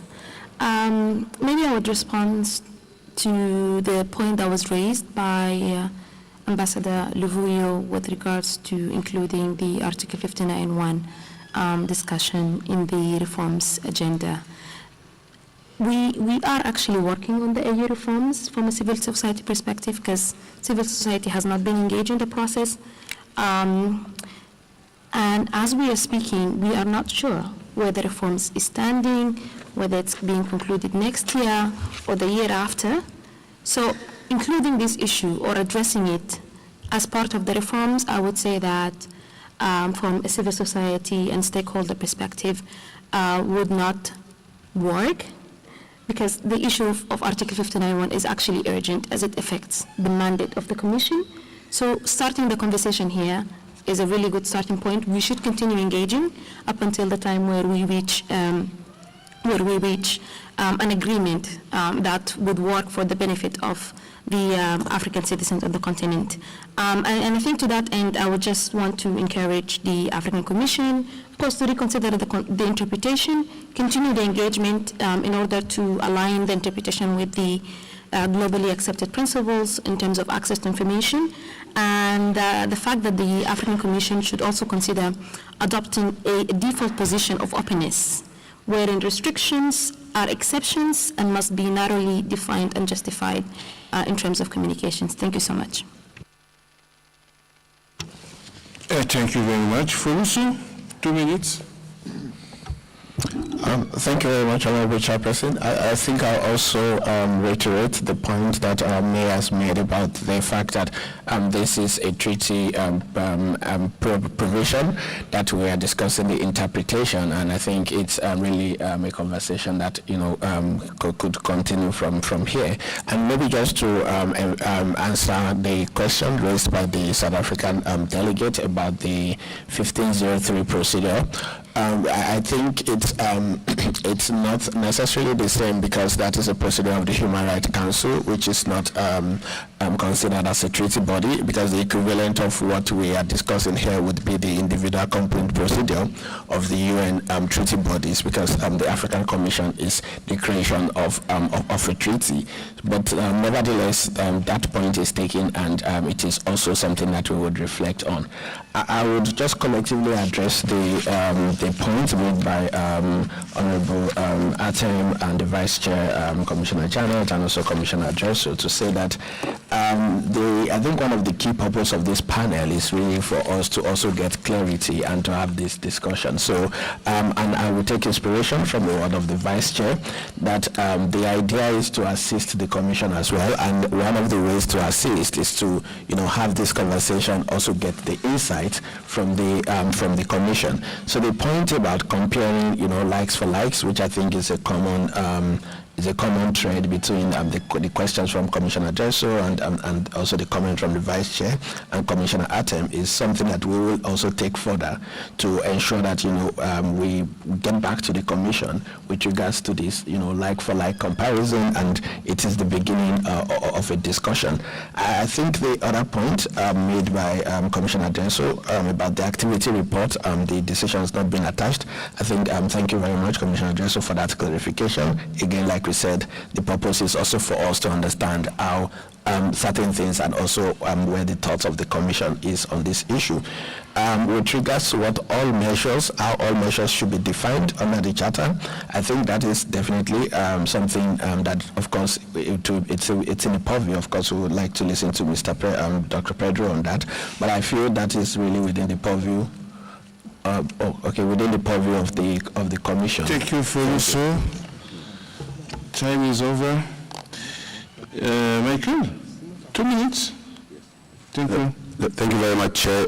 Just some brief remarks. But I think I appreciate the Chairperson's comment that we need to compare like for like, and it's something that, as Felicia said, we take into consideration. To respond to Commissioner Hatim, I think we appreciate that even as litigants, sometimes we request anonymity. But those are only exceptional circumstances where we think the victim may be exposed to further reprisal if the identity is known. But our call is that in all other instances where we are not requesting for any anonymity, there really should not be a barrier to us being able to make our pleadings public, because it is essential for other individuals or organizations that want to intervene to actually have access to know about what they are intervening in before that process of third-party interventions can actually be effective. Otherwise, they're just walking blind, or they would have to connive with us as applicants, which no longer makes them a friend of the Commission. They will become a friend of the party that is providing them with the pleading. So practically, it makes it a big challenge. With respect to Commissioner Dresso's question as to what all measures would mean, I think it's something that is subject to interpretation, one that is debatable. In my understanding, I think all measures would mean substantive decisions of the Commission. as to whether that includes something like a seizure, which in the Commission's recent rules of procedure is an administrative process. I would think that would not be a substantive decision of the Commission per se, and therefore that will not be a measure in that, if you like, expansive sense of a substantive decision of the Commission. But it is something that is subject to debate. I think it's something that is within the mandate of the Commission as the body that interprets the Charter to provide some guidance. But our case is that we urge the Commission to take all the practical implications of how a very restrictive approach to what measures mean, especially when it includes things like pleadings and some of the documents that we submit, and to perhaps modify the system a little bit. But thank you. Merci Michael. Pedro, tu vas souffrir un peu? Sois patient, je te sais patient parce que j'ai encore une demande de parole d'une commissaire, c'est la commissaire... The floor. Commissioner Selmasasi wishes to take the floor. We only have 4 minutes. Commissioner, kindly be concise. Thank you, Honorable Chair. Good morning to all the participants. I want to thank the members of the panel for all the arguments that they shared with us, and the Chair to agree with my colleagues, the commissioners. The arguments that were presented today are legitimate. In view of the evolution of society's international standards, but I do believe that the elements of comparison that were advanced should be taken into consideration more profoundly if we were to be compared with other regional international organizations that are judicial or quasi-judicial. We need to delve into the details that we look at this, the text governing their work, and we look at it carefully. We want to be progressive, but we have a text which governs our work. It is African Charter on Human and People's Rights and the rules of procedure. So we need to tread carefully and deal with this matter progressively. The African Commission that accepted to organize this panel to open the debate. So we are not averse to the debate, but we need to proceed progressively, and we have the legal grounds and legal powers that allow us as the Commission to work in a certain manner. As the Vice Chair said, we have a legal instrument that governs our affairs, and we cannot surpass or overstep the bounds of that text. And I thank you and give you back the floor. Pedro will give us the way forward. But I'd like to underscore 2 things. There are things that are comparable. Article 59.1 is an article that we share with the court. It is in the Charter. It means that in the face of the same provision, we cannot have 2 different views. Either the Commission maintains it independently, vice versa for the court. A common interpretation will help us make headway when it comes to this provision.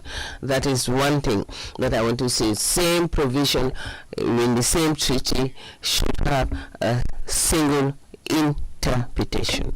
Secondly, we had Commissioner Derso. He was speaking as an expert. We submit a report to the heads of state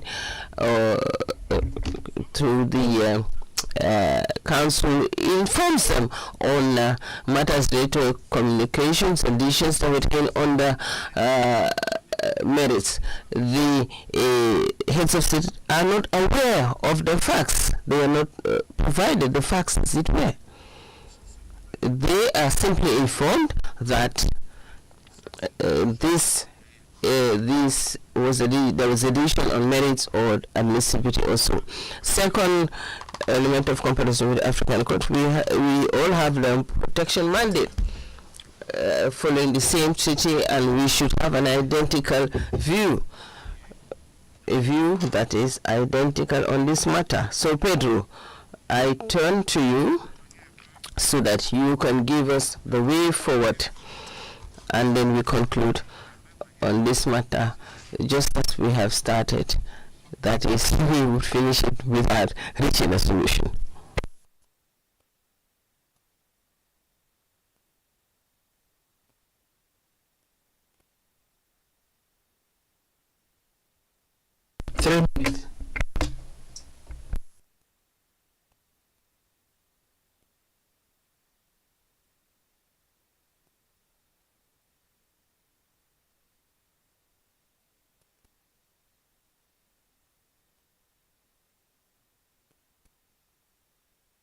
Thank you, Chair, and good morning to all. I'm going to give the way forward on this debate.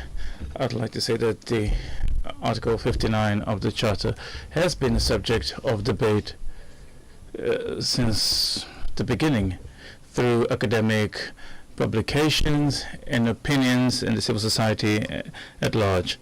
This panel comes in the sequence of this debate from the presentations and discussions that we've had.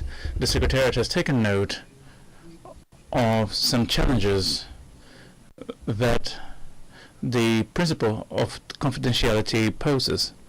First of all, this principle hinders the execution of provisional measures. If provisional measures should be executed before the publication of the report, which contains these measures, and should be executed immediately, it's not possible to preserve confidentiality if we're going to execute these provisional measures.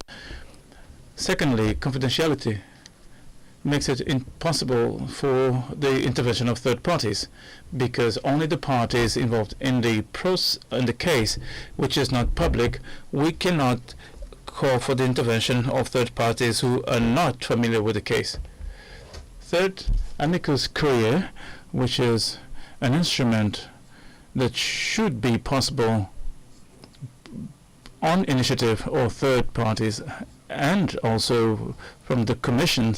It depends now on the initiative of the Commission, because third parties are not involved in the process, so they cannot provide amicus curiae. Fourth, the principle of confidentiality delays the enforcement of decisions or judgments, because these judgments are made, they are not shared.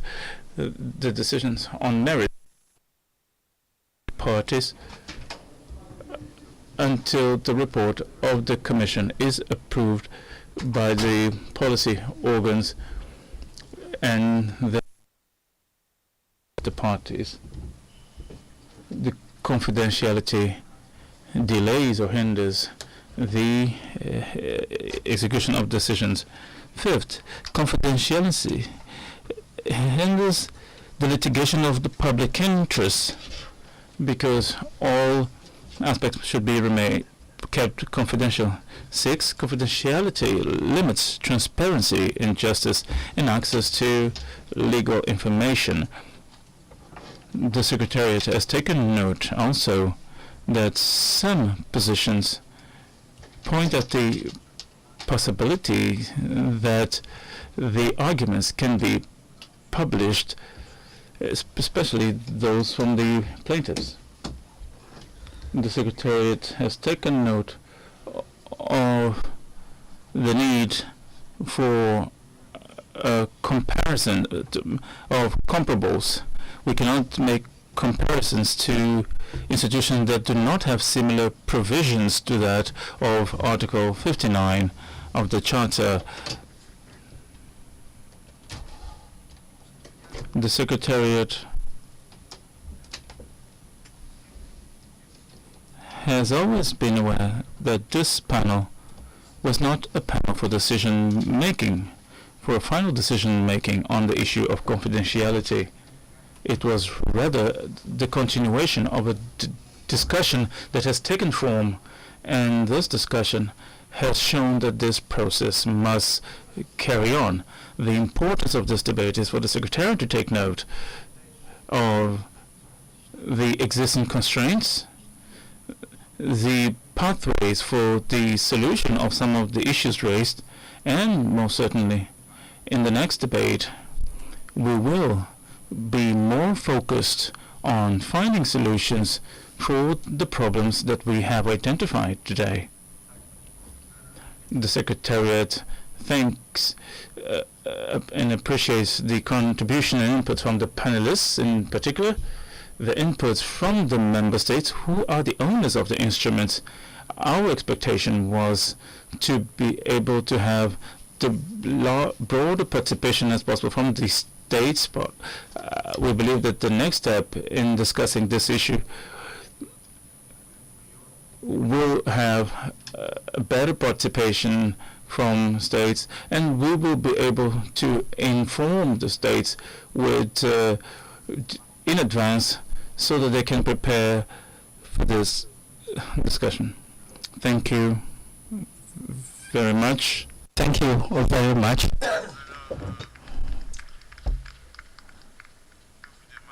So I request you to give me another round of applause for this technical issue.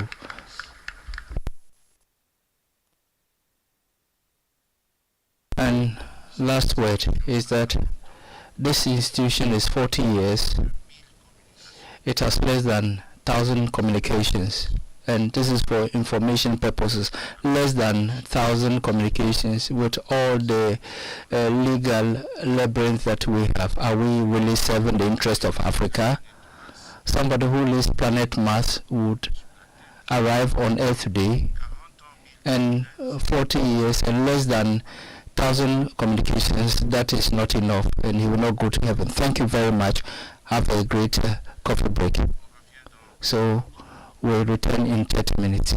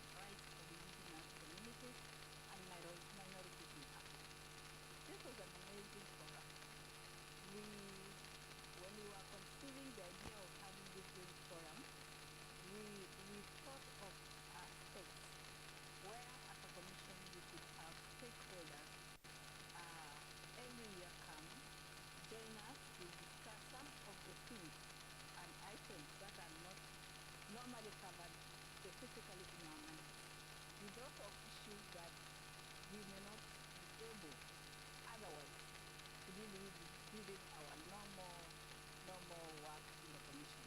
I think it has been a huge success from the first day to the second day to the last day. Even now people are still in the room. Nobody has left. And we think that the topics have been very exciting. The views that have been shared are very innovative, and that we have been able to successfully bring together member states, civil society, National Human Rights Commission, and partners and stakeholders under one roof to discuss these key issues that we do not normally have time to discuss from every day. We want to say that next year you are welcome to our second forum, and we look forward to your participation, and we can assure you this is the forum. Thank you.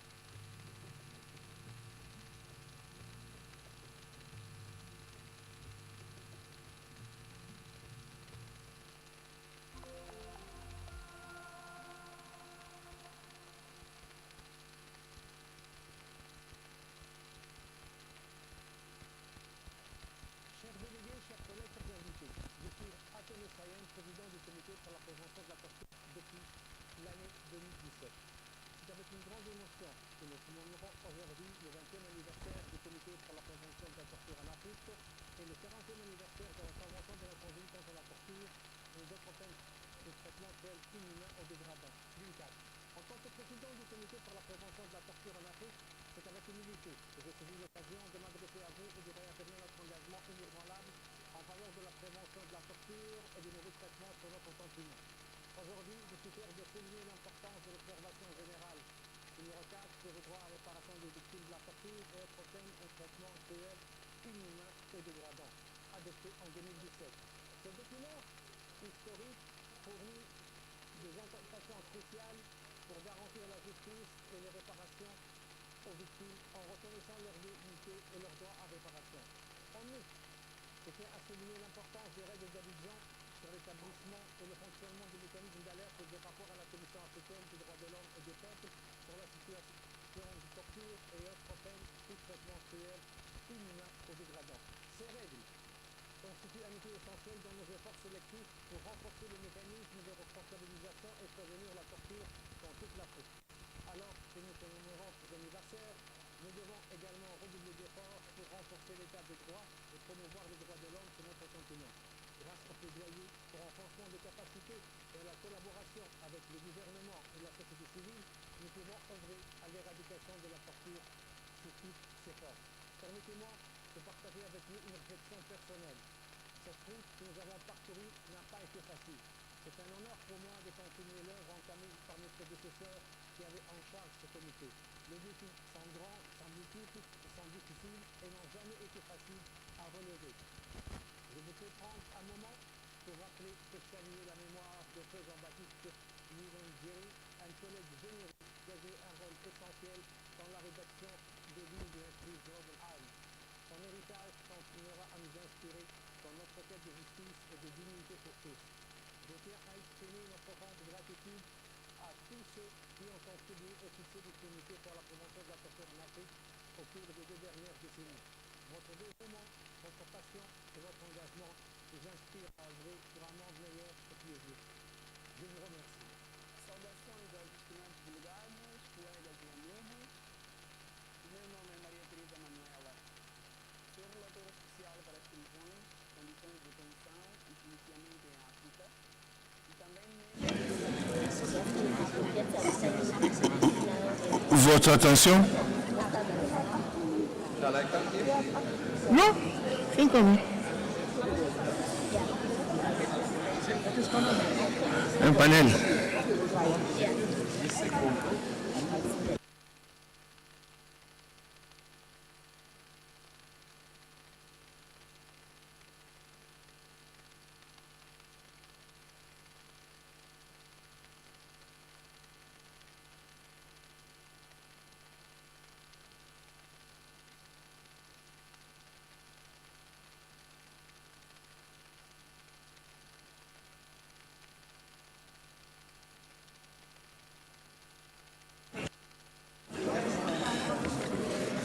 Merci beaucoup à tous les participants.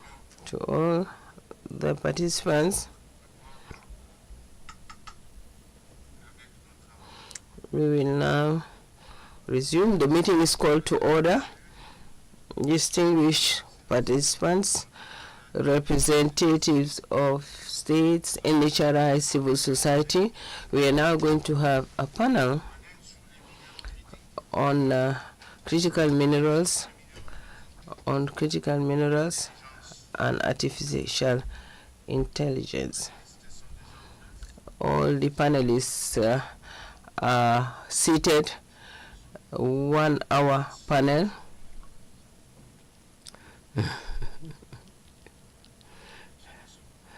Commissioner Deso, you have the floor. Thank you very much, Chair. A very good morning to all of you once again.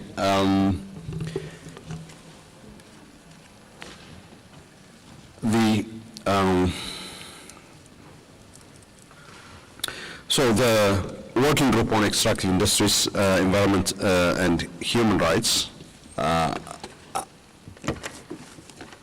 and within the framework of the African Commission's resolution on AI and other emerging technologies, Resolution 473, we have been carrying out a study that looks critically into the impact and the relationship of AI and these emerging, other emerging and new technologies with human and people's rights under the African Charter on Human and People's Rights. And one of the areas of intersection between the study on AI and the Extractive Industries Working Group relates to the role of what are called critical or transition minerals in relation to these emerging and new technologies. This panel therefore serves first to share insights from the draft study on the implications of AI and other new and emerging technologies on human and people's rights in general, and on the mandate of the African Commission in particular. We also would listen from members of the panel about the ways in which critical minerals, of which the African continent is hugely endowed, how the increasing strategic significance of critical minerals in the context of these new and emerging technologies is actually shaping and impacting the ways in which international actors in particular interface with Africa and the people of the continent in the extractive industry sector, and how this commission, within the framework of its mandate, should actually respond and engage with respect to the human rights issues that are already arriving as far as the extraction of critical minerals is concerned, which are seen as central to these new and emerging technologies. It is within this context that I have with me members of the panel, some of whom are present here for making a presentation to share their insights, other experts.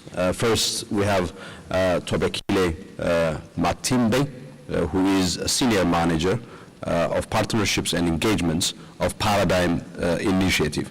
who would be reflecting on this theme, who, as part of our validation workshop on the draft study on AI, joined us also in Kigali earlier. Tobekile, you are most welcome. Please, you have the floor. Thank you so much, Commissioner Deso, for this opportunity to just share some reflections, I think, from the findings of the AI study that the Commission is working on. I think from our perspective, we are looking at AI deployment and use on the continent from an angle of the impacts of digital extractivism. By that, specifically looking at what data is being collected from the African continent, and how is that data that is being collected being of benefit to communities across the board, and also particularly communities as well within mining communities, among other things, and also looking at the power dynamics, looking at geopolitics and how it plays out, and who has the power and who is developing technologies and what is the benefit for the continent. And it's something that is a critical conversation that at African Union level it needs to happen, and also within the frameworks as well that are being churned out by the African Commission. Obviously looking at aspect of technology and looking at the powerhouses in the conversation of digital technologies that are being deployed on the continent. We have obviously Global North being heavily invested, and we also have China being also heavily invested. And I think the reflection from our perspective would be, the process itself of absorption of technologies on the continent, especially AI.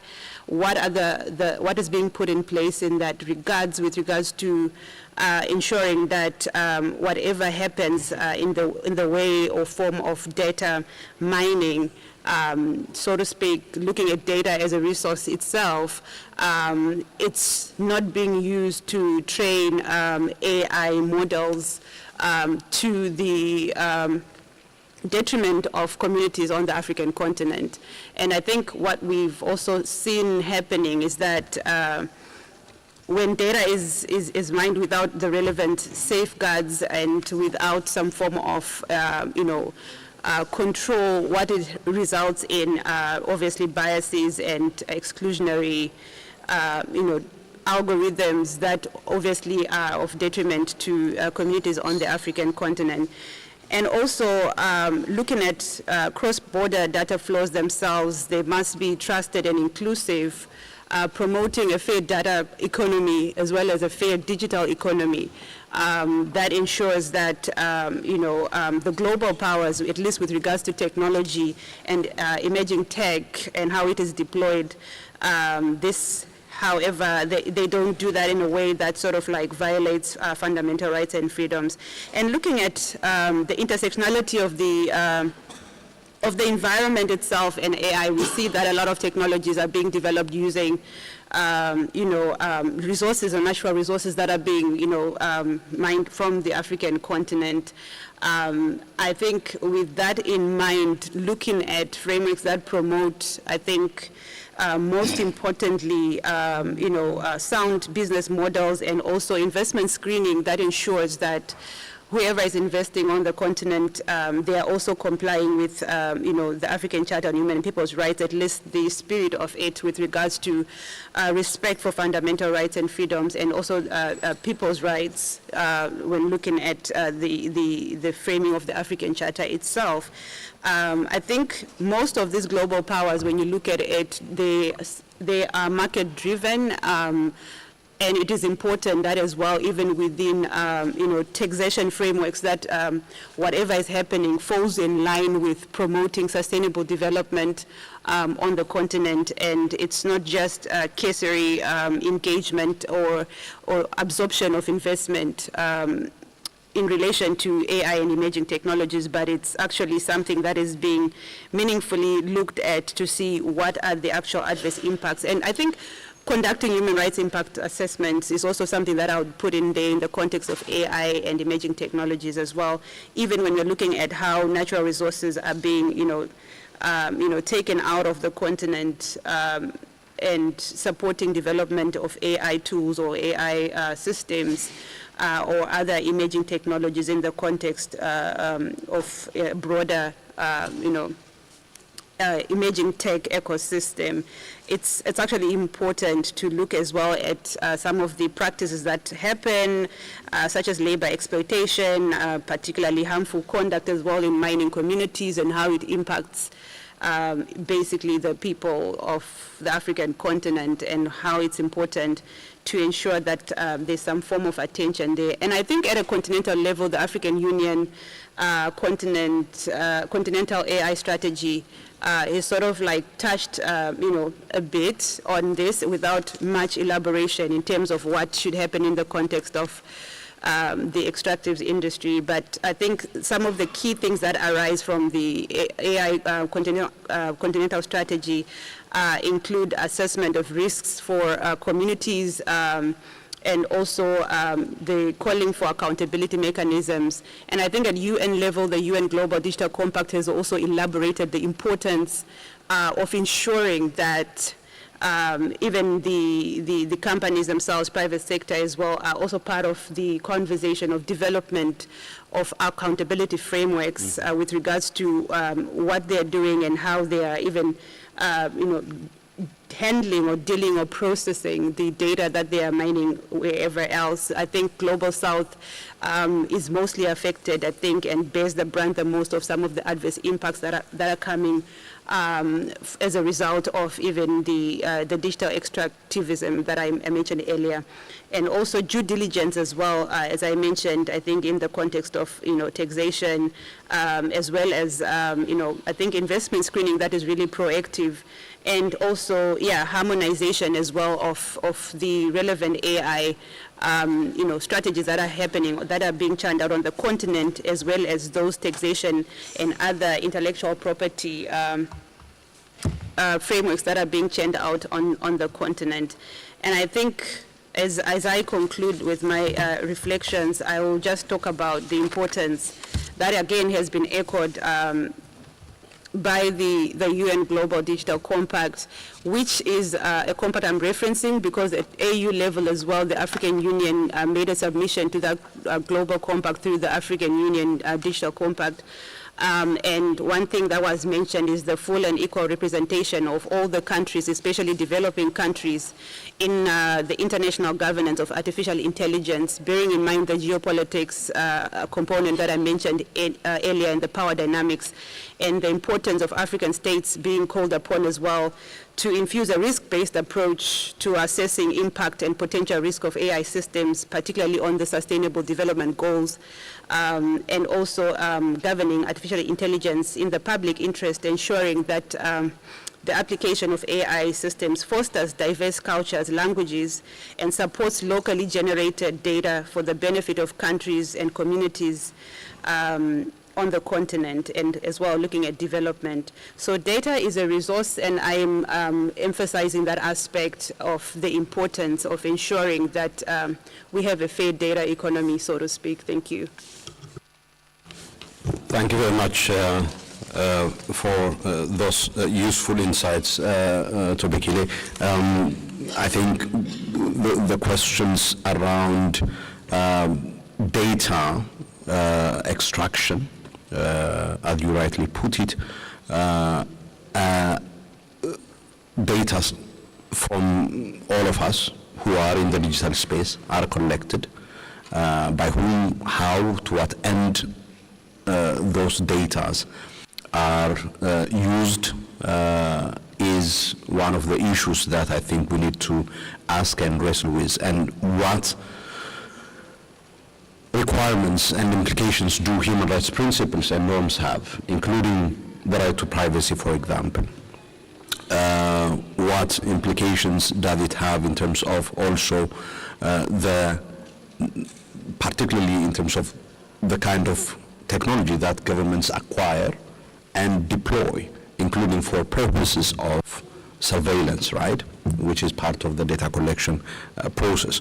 With respect to the intersection between the technologies and critical minerals, part of the question is, you know, where does Africa stand in the equation of the development of these technologies?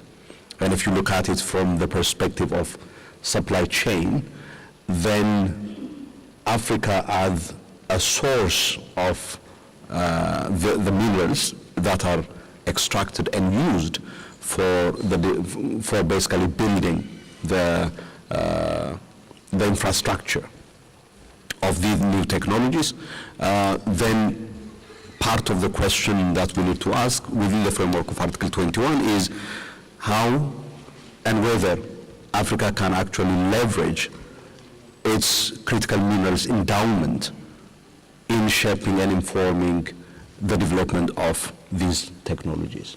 I think that is a very important aspect that you brought out in your insights, and of course the consideration of data, digital data as a resource is another concept that you also put forward. Questions of compliance, including in terms of human rights risk assessment, when and certain harms are happen, what kind of redress and accountability mechanisms can be put in place are all critical questions that we need to address and deal with. With that, I now request for the next intervention. I understand that Tobekele has another meeting. She may not be able to stay with us throughout the panel, but we thank her and we would allow her to take leave of us as and when she finds it appropriate. The next one would be a video message that would be presented. It would be Professor Thompson Chengeta, who is from the Liverpool John Moores University, who is the lead expert who works with the Center for Human Rights in the development of the draft study on AI. Can you play the video, please? Thank you.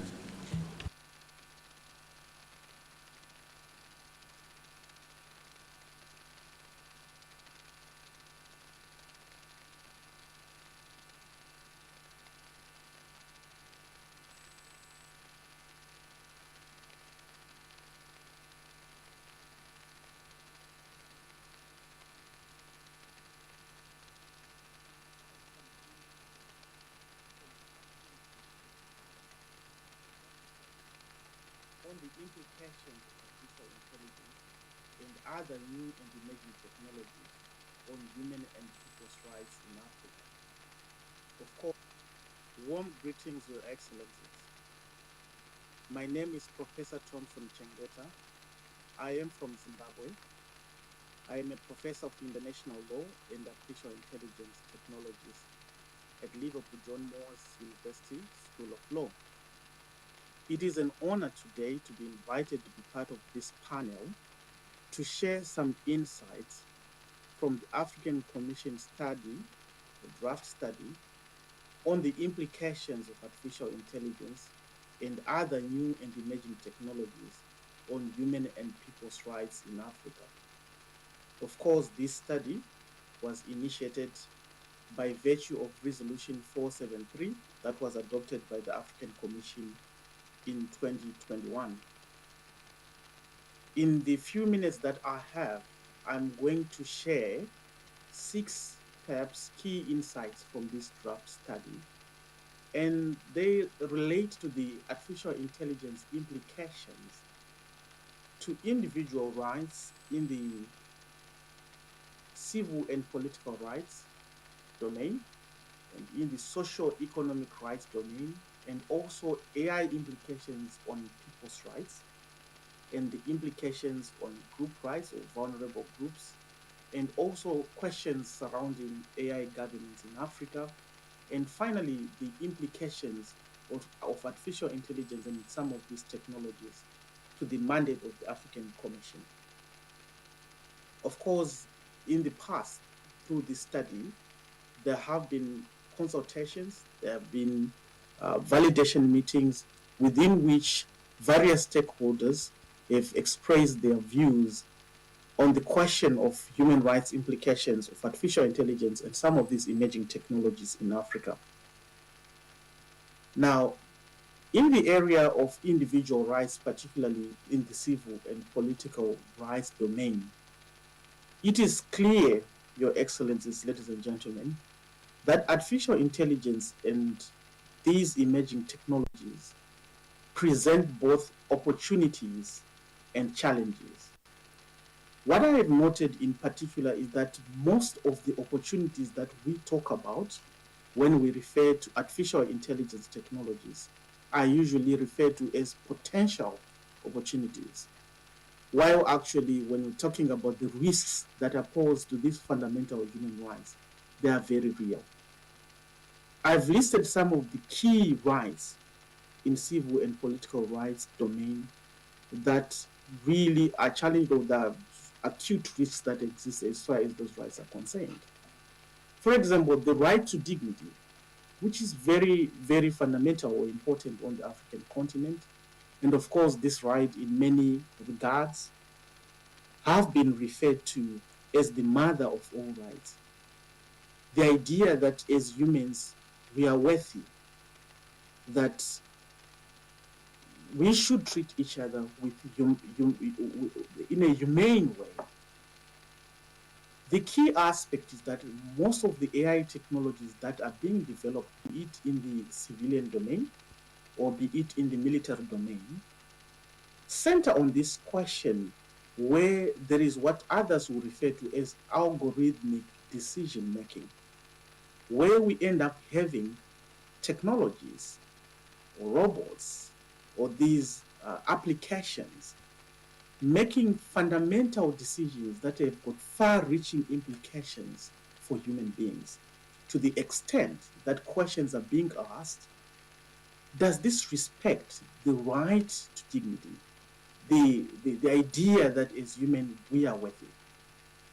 The insight during this particular study has been that there are various technologies in this area that we will need as Africans in particular to be very careful if we are to continue revering or protecting the right to dignity as provided for in the African Charter and other human rights instruments on the continent. One also of the fundamental rights in this civil and political domain is the right to non-discrimination. And one of the things that we have seen, particularly in the literature review of those who are involved in the development of AI technologies, there's this constant phrase that is now being used to say, in the development of AI technologies or these emerging technologies, we ought to mitigate bias. That is the terminology that is being used often in a way to spearhead development of certain technologies.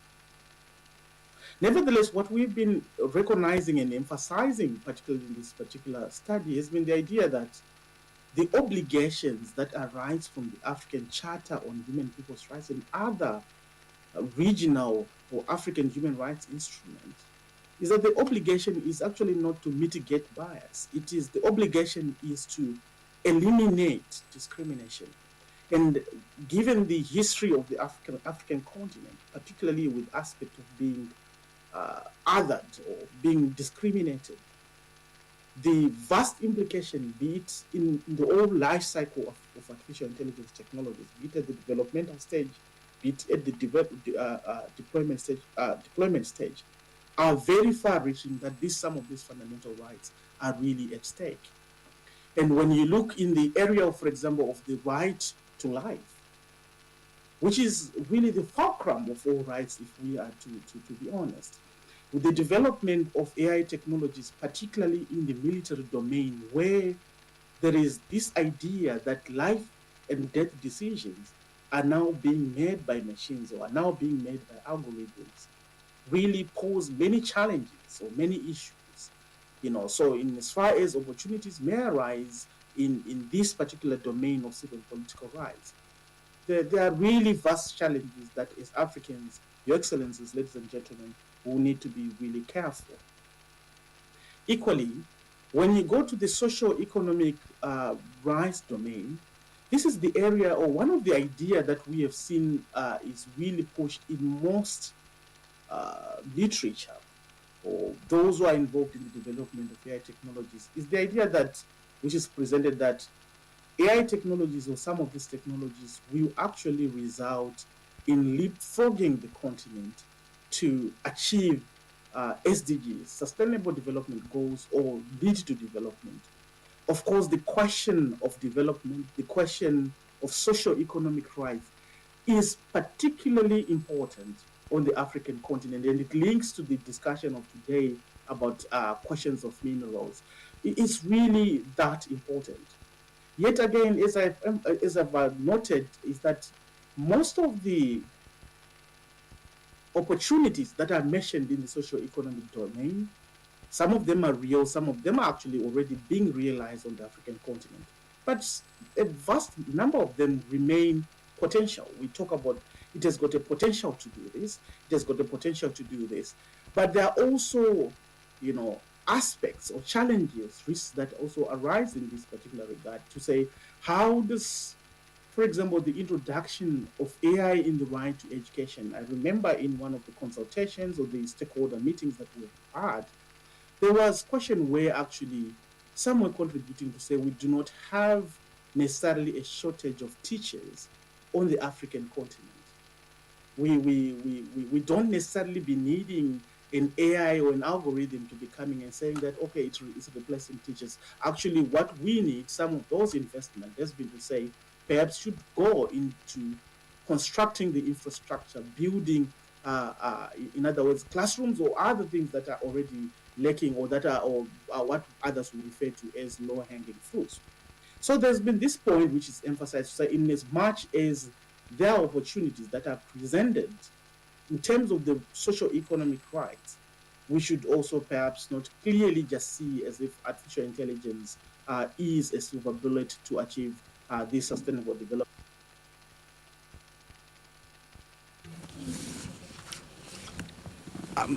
So, in the interest of time, what I thought that intervention helps us to do is to contextualize the ways in which AI interfaces with different aspects of the rights and freedoms enshrined in the African Charter. And a couple of major key issues highlighted in Thompson's intervention. One has to do with decisions, key decisions that affect the life, livelihoods, and dignity of people are taken by algorithms. Sometimes your data is collected and you are inundated with things that you have never asked for, simply based on algorithm decisions. The most significant aspect of his intervention, as far as these technologies, particularly in the military domain, is concerned, the consequences of autonomous lethal weapons, artificial intelligence empowered weapons that actually take decisions based on certain data that is inputted into those weapons,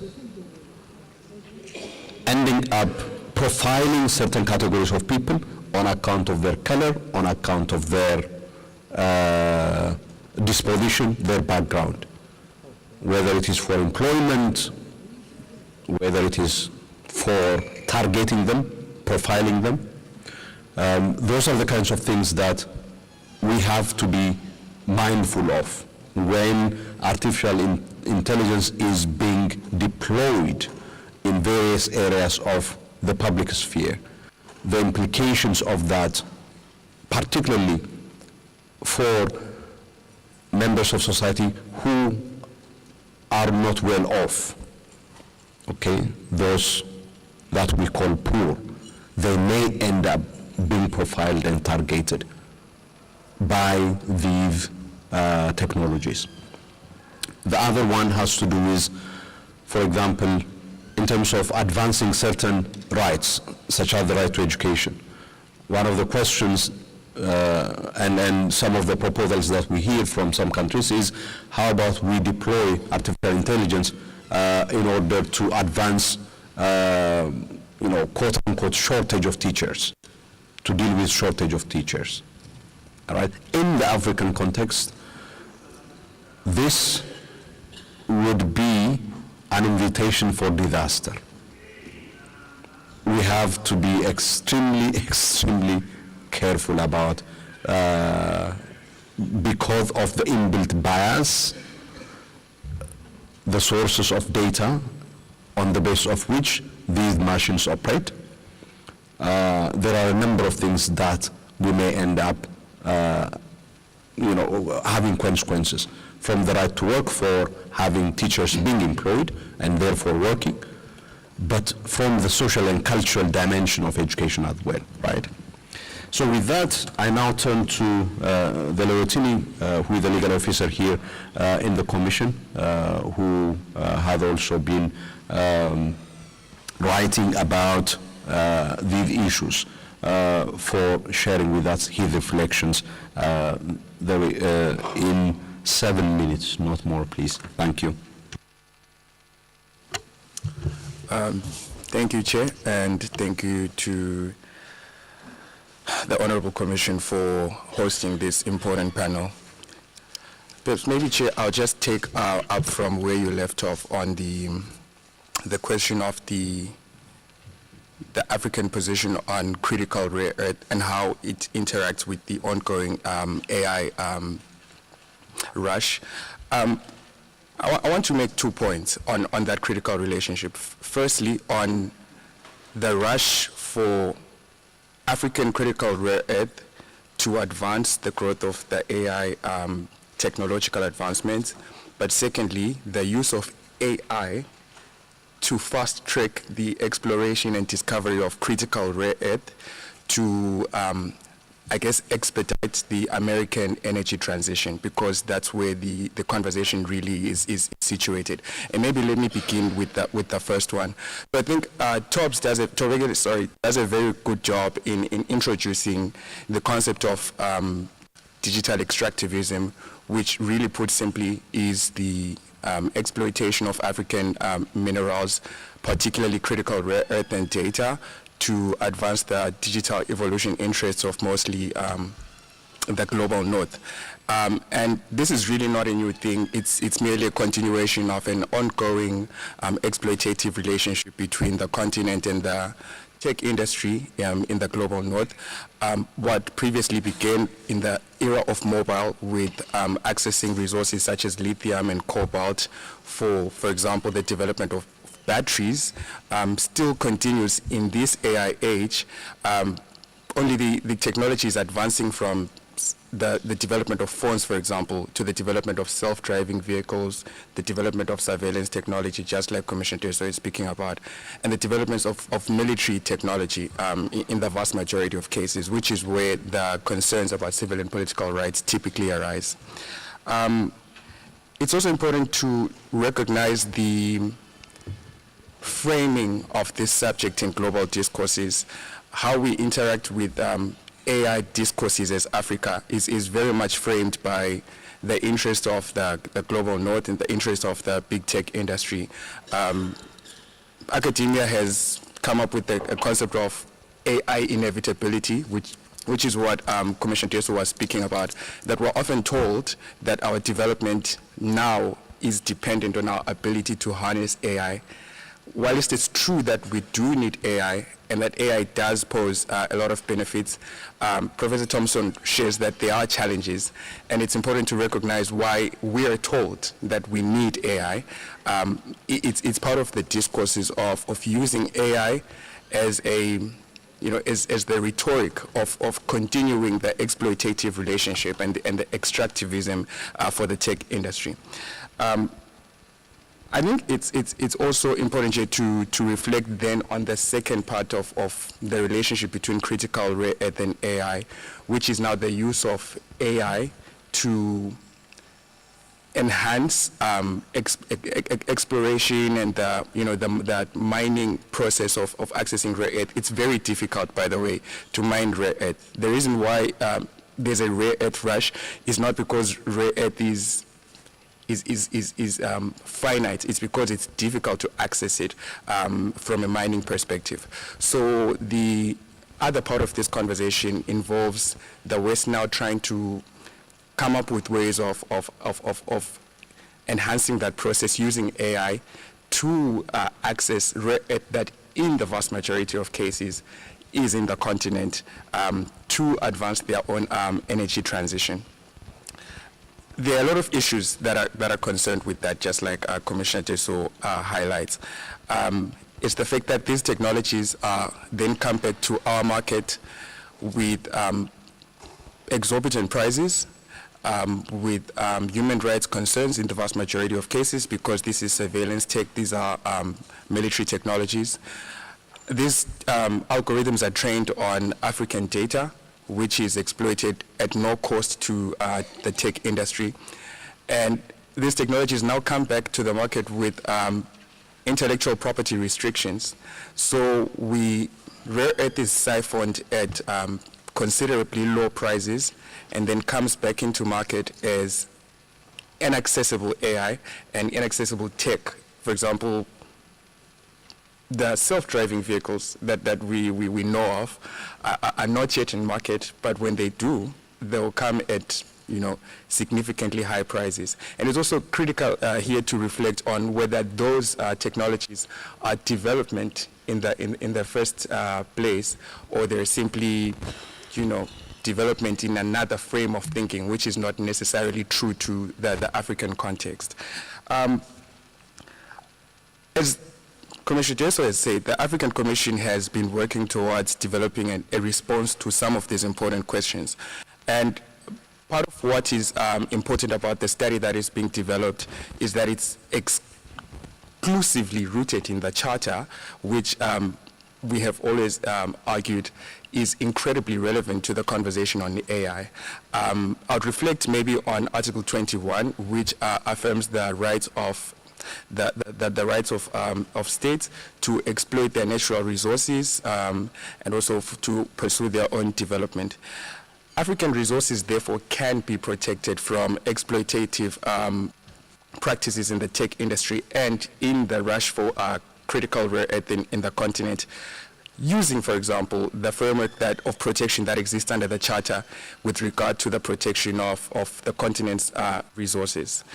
This is why, at the first instance, the African Commission consistently reiterates that when it comes to states' approaches to regulating investment relationships with the tech industry, for example, or in general the extractive industry, it's important that everything is rooted in the human rights framework, because it thinks about that ecosystem of AI, not just at the end stage, but also from the beginning, from the data that's used to train these algorithms to the cobalt and lithium that's going to be in the final tech products, to the contracts that are negotiated by different stakeholders, to when those products hit market in different African countries.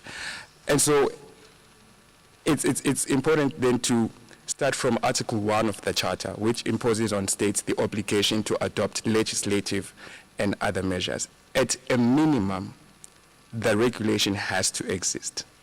At a minimum, the regulation has to exist. And that speaks to some of the challenges that persist under status quo relating to how we are able to hold some of these companies accountable, because in the vast majority of cases, regulation does not exist. And if it does exist, it's informed by competing interests of the rush to exploit fully the economic opportunities that AI presents, as opposed to also thinking about the human rights concerns that exist within that entire supply chain. And so the question of what then can be done goes back to, like I'm saying, the African Charter. It's adopting legislation that, for example, requires the human rights impact assessment. It's being able to hold some of these multinational companies accountable by establishing jurisdiction.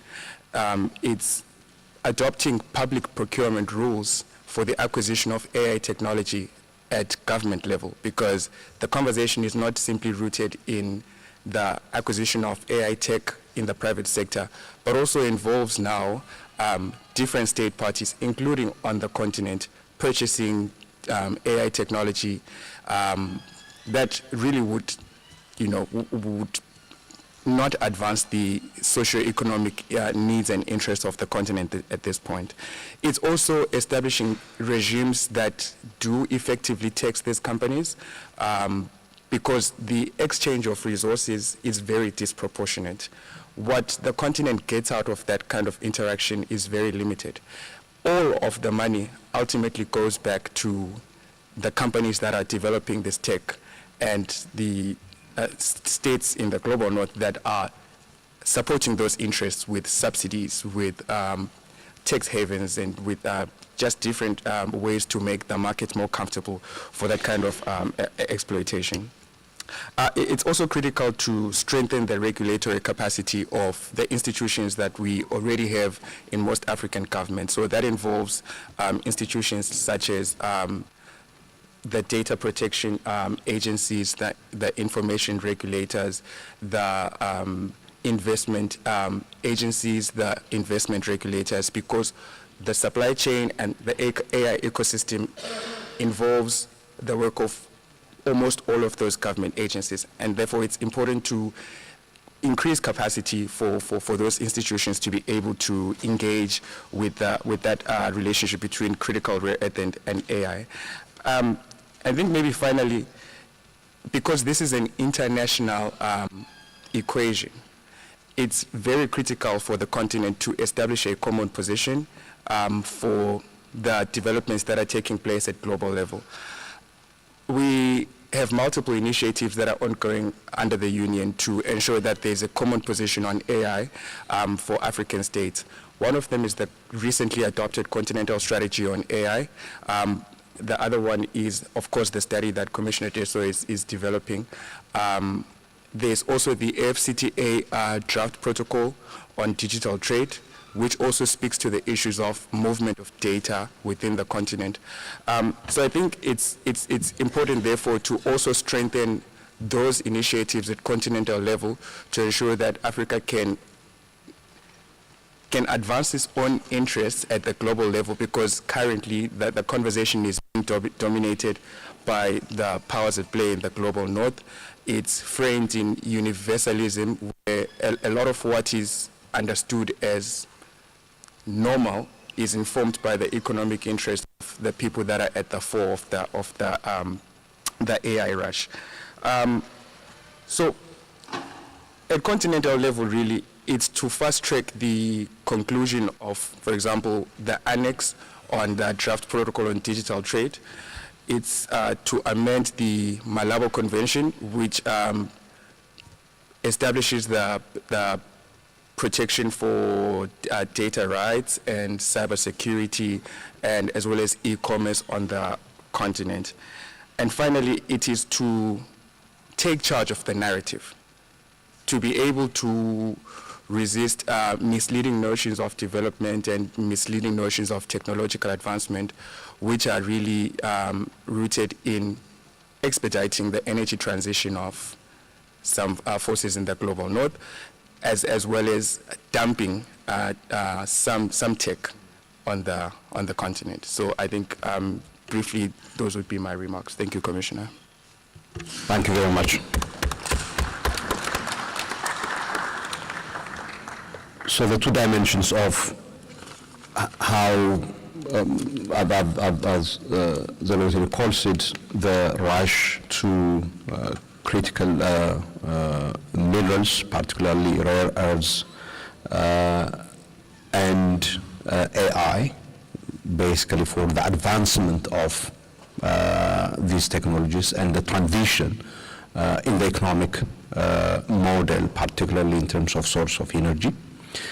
That is a major area of preoccupation in the world, particularly in the advanced economies, and some of these economies are developing what they call, for example, strategies on critical minerals, centers of excellence on critical minerals.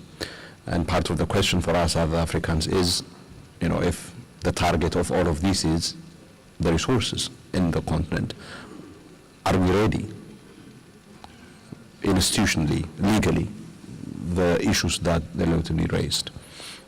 And the other dimension is, of course, how these technologies can also advance the extraction and the process of extraction of these minerals, again, for the benefit of the kind of development consumption that is being advanced.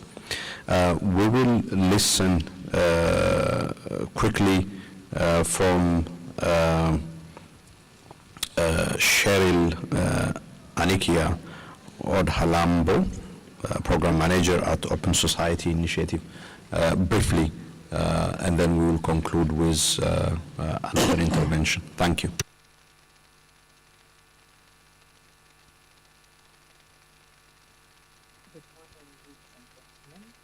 Afternoon, depending on the kind of recording that we share.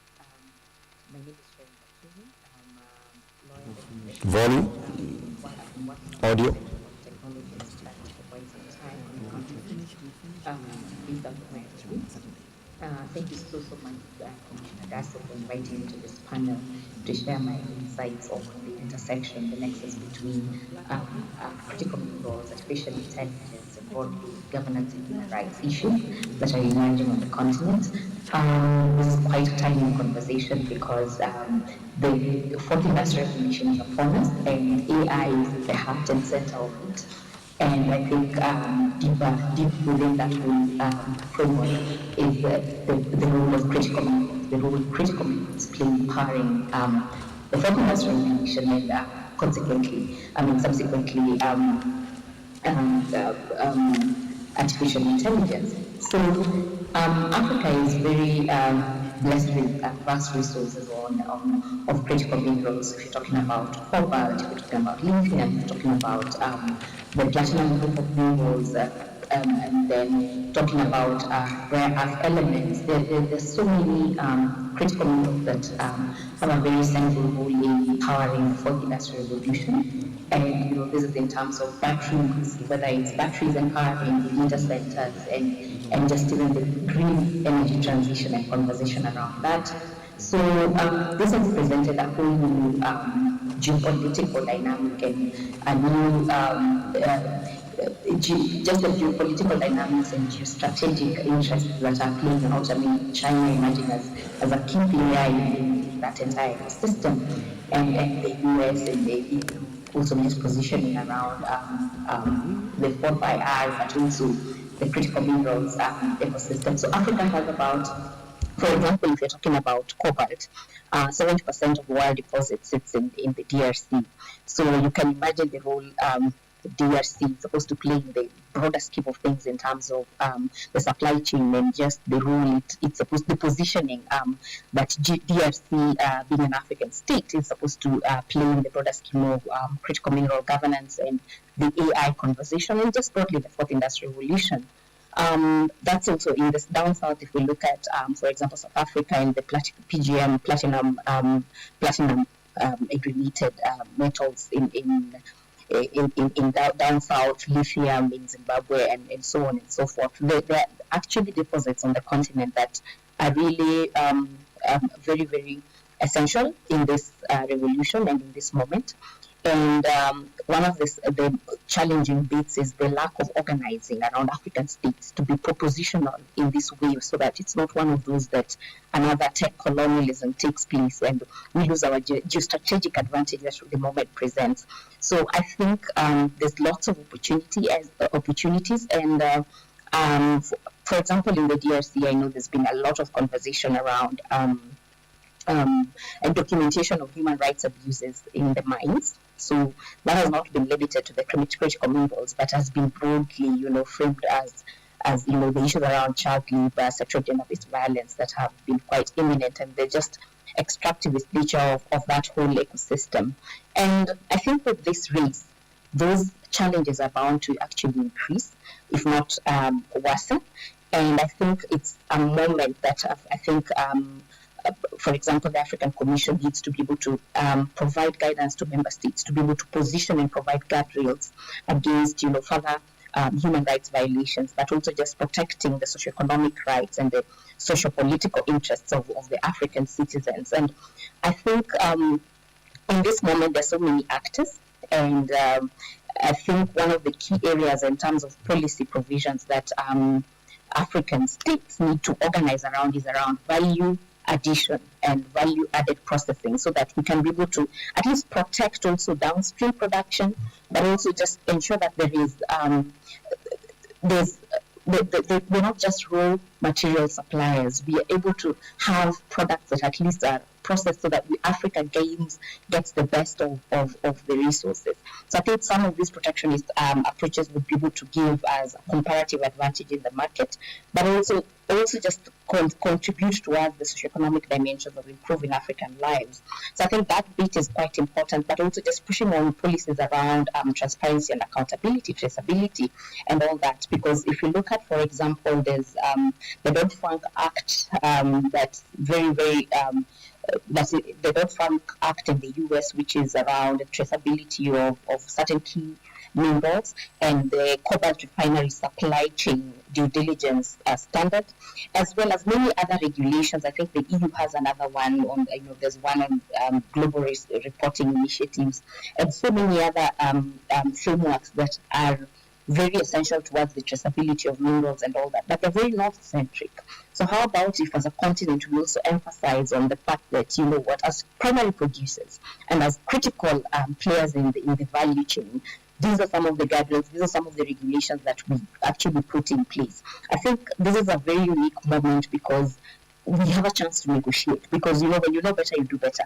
And as a continent, I think there's an opportunity for strategic partnerships as well. So, around joint ventures, private public partnerships in terms of the mining deals, but also just even in the contracts, the mining contracts, transparency and all that.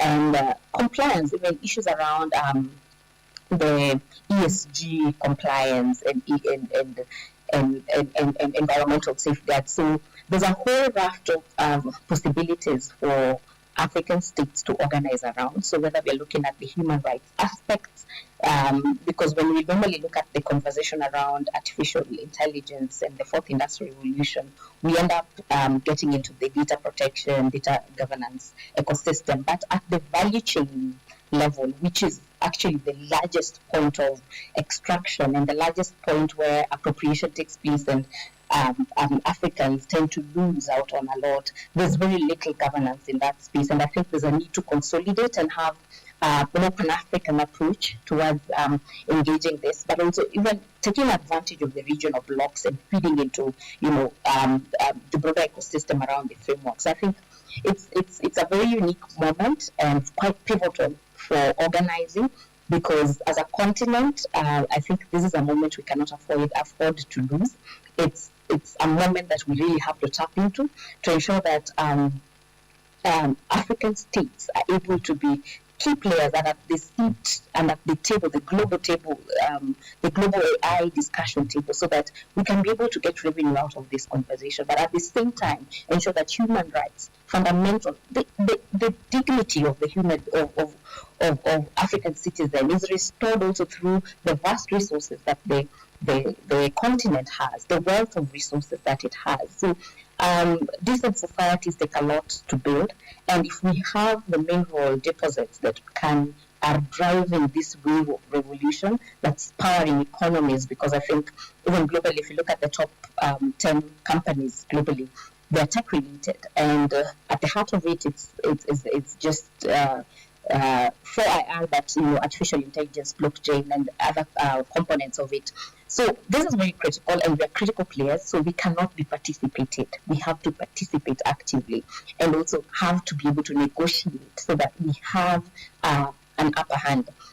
Because as it stands, the asymmetries of perhaps even of historical and imperial past is replaying itself, and we cannot afford to step back again as a continent when we have the instruments and opportunity to organize instead of agonizing, so that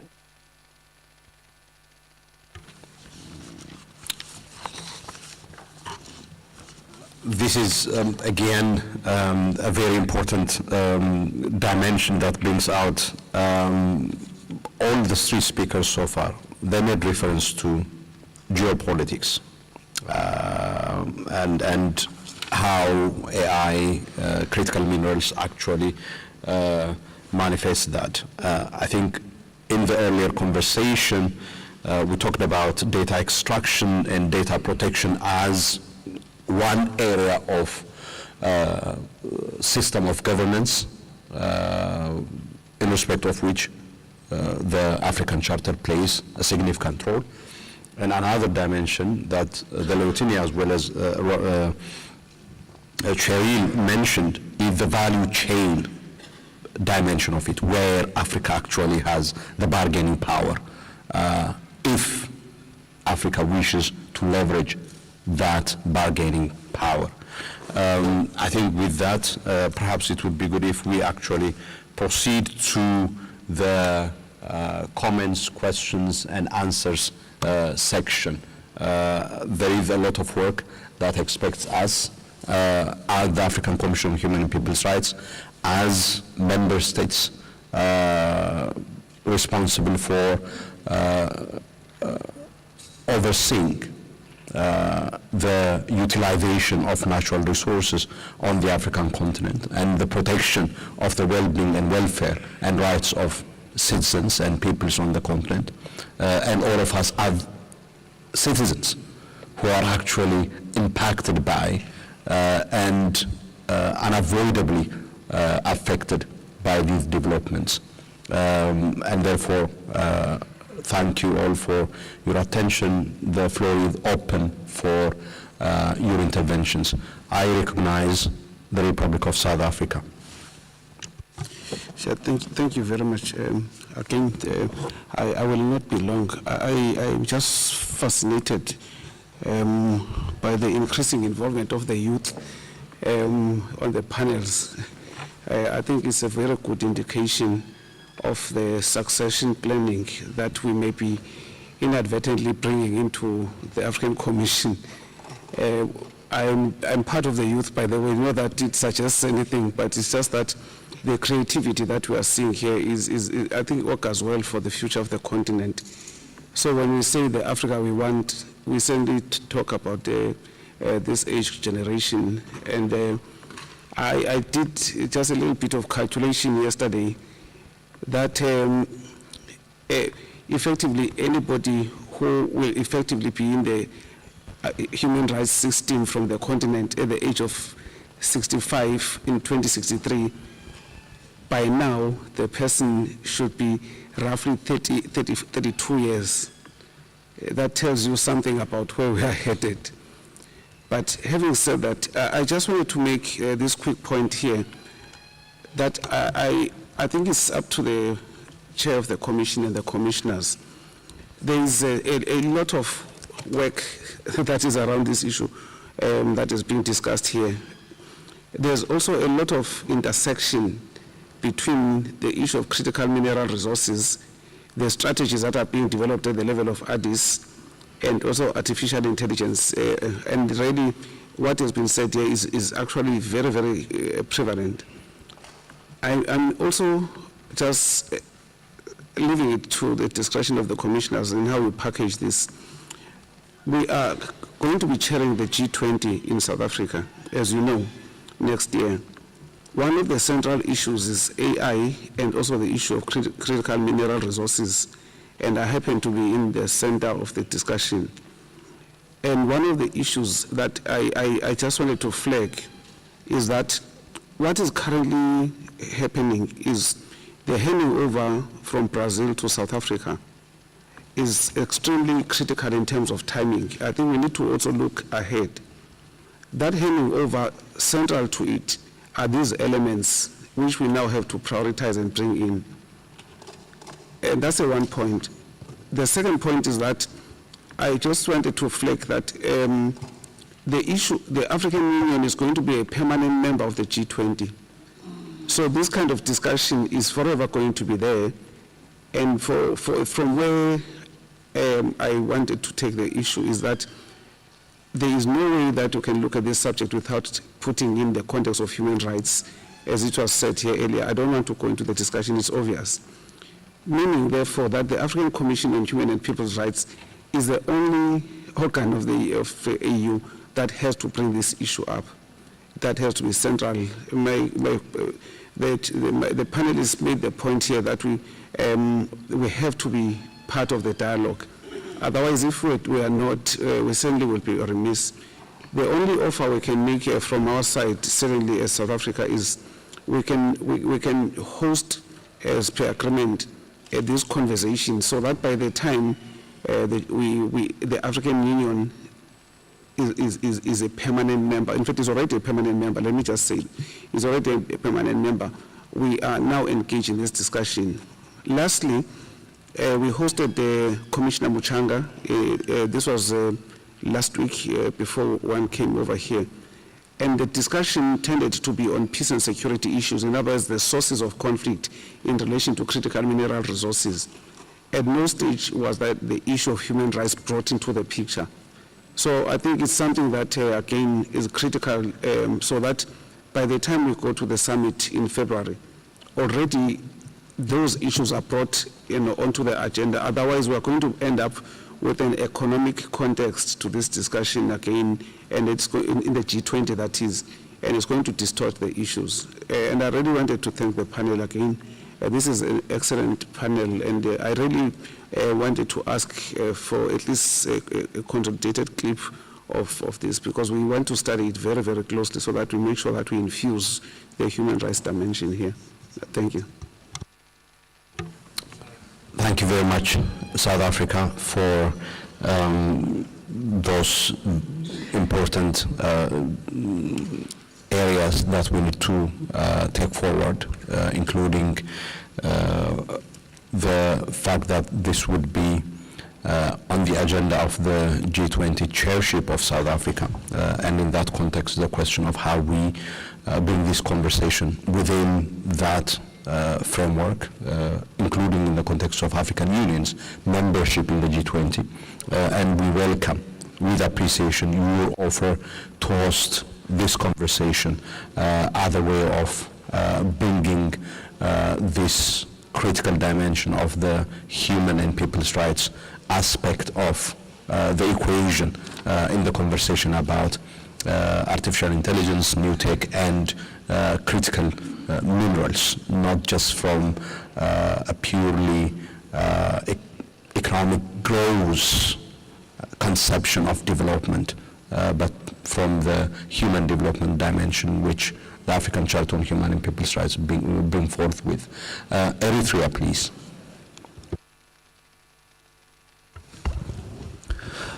Thank you, Commissioner Derso, for giving my delegation the floor. A very good afternoon to all participants. I just have a comment, and the comment is on this panel, which is a very interesting panel. I was following it attentively. And the way I see it is AI or data governance is a very serious national security threat to African countries at the moment. I can give you an example. I think it was last year, March last year, the AU data was hacked by some non-state actors. And those non-state actors then requested for the AU to for ransom to give back those data back to the AU. So it was right after the summit, and we couldn't get our decisions because of this hacking of this data, all the decisions we made in the summit. And even in some countries, you see banks being hacked, telecommunications being hacked, and railway lines being hacked, even in the developed countries. So I think for, this initiative on the AI on mining is a very good initiative, but it is not enough for me. I think we need to look at it seriously in a very comprehensive aspect, because data, all the data we use, for example now, all the cable lines under the sea are owned by multinational companies, telecommunication companies based in the West. We are already losing, even before we start. Because all the data of ours, you know, our companies, our economies, our politics, everything passes when we communicate through the mobiles or through the laptops, it's already at the hands of those companies. So as Africa, I think we need to develop our capacity. Capacity development is number one. I think financially and institutionally also. And the human capacity aspect also, we need to develop our use. Then only we can delve in those AI, in mining, in the economy, in everything. But at this moment, we are lagging as a continent, and the continental AI, yes, that document is very interesting and it's a good start. But also implementation, even, I think most African countries even don't have AI unit or IT unit in the foreign ministries. It is unknown. But at least for a start, we need every department to have its IT unit, which it serves as a working institution, also as a defensive mechanism to its documents. Otherwise, the colonialism we know in the last century is coming through AI now, through the data governance. Who owns data owns the world or owns the resources. So I think this is a very serious subject. I really commend you for organizing this panel, very interesting, and this was my comment. I thank you. Thank you very much, Eritrea. Earlier on, Cheryl also mentioned the issue of tech colonialism that you made reference to. We definitely recognize that what we are wrestling with is basically a huge subject of enormous strategic significance for the welfare of states and societies. And therefore, I think that emphasis is well noted. Your point about capacity building, I think part of the essence of this panel is exactly doing and bringing these intricate dimensions of this phenomena, which would fundamentally impact upon all areas of our life, already impacting upon. But you can imagine moving forward how it would do. So the importance of capacity building, as the Leotin also mentioned, in terms of institutions and the personnel who actually occupy those institutions would be of critical importance. I recognize Algeria, Angola, and Uganda. So let me start with Algeria, and then Angola, then Uganda. Please. Thank you. Thank you very much, Commissioner. I would like to thank you and actually commend you for the organization of such an important panel on what we can call an up-to-date issue that is regarding the digital technologies and artificial intelligence and its impact on human rights. So first of all, I would like to share with you what we've been doing in Algeria, recognizant of the challenges that are posed by data collection and the obligation of the state to protect. So we have enhanced our data protection legal framework with a law that we passed in 2018, that is the law 1807, as the central legislation.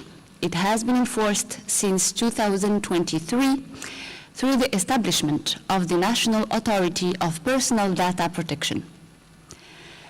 The national authority is established under the authority of the President of the Republic, and it's independent and responsible for ensuring compliance with the provisions of the law on the protection of individuals in the processing of personal data. So this law applies to all operators, public entities and individuals when they carry out an activity on the Algerian territory or when they use automated means to process personal data without being established in Algeria. The law introduces a declaratory system. For example, any operator processing personal data must first inform the authority. Where the data controller processes personal data that is likely to present an obvious risk to the protection of the privacy and fundamental rights and freedom for the person concerned, the prior authorization system will apply, particularly for transfers to personal data outside the Algerian authority. In order to ensure that the provisions of the law are fully enforceable by operators from August 2023, the national authority has begun the following preparatory work. It has set up a national personal data protection registers and is now in the process of finalizing a census of personal data processing and identification of data controllers.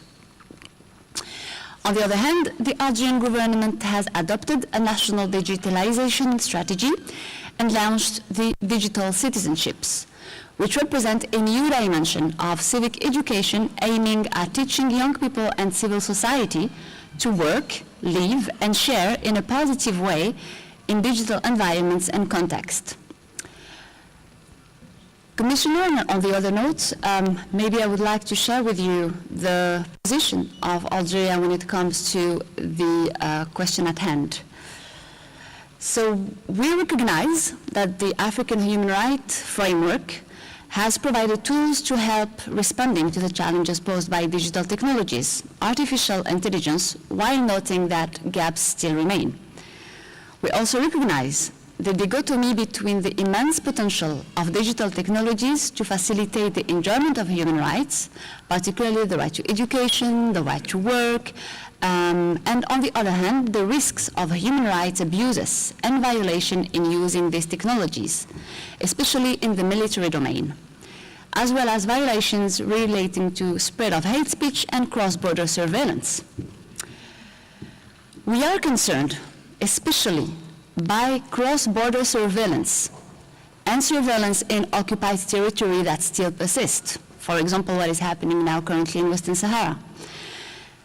The cross-border surveillance includes mass and targeted interception of communication, access and collection of communication-related data, intrusion into electronic devices, and surveillance of public spaces online and offline.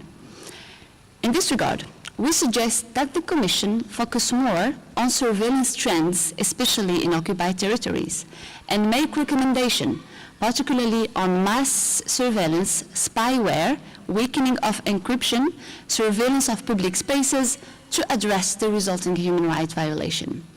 And finally, I would like to ask the panelists their view on the coordination that needs to be undertaken between the African organs, for example, the African Commission, and what is currently being done at the level of the United Nations, because we all believe that we are not living in a vacuum and we need to coordinate.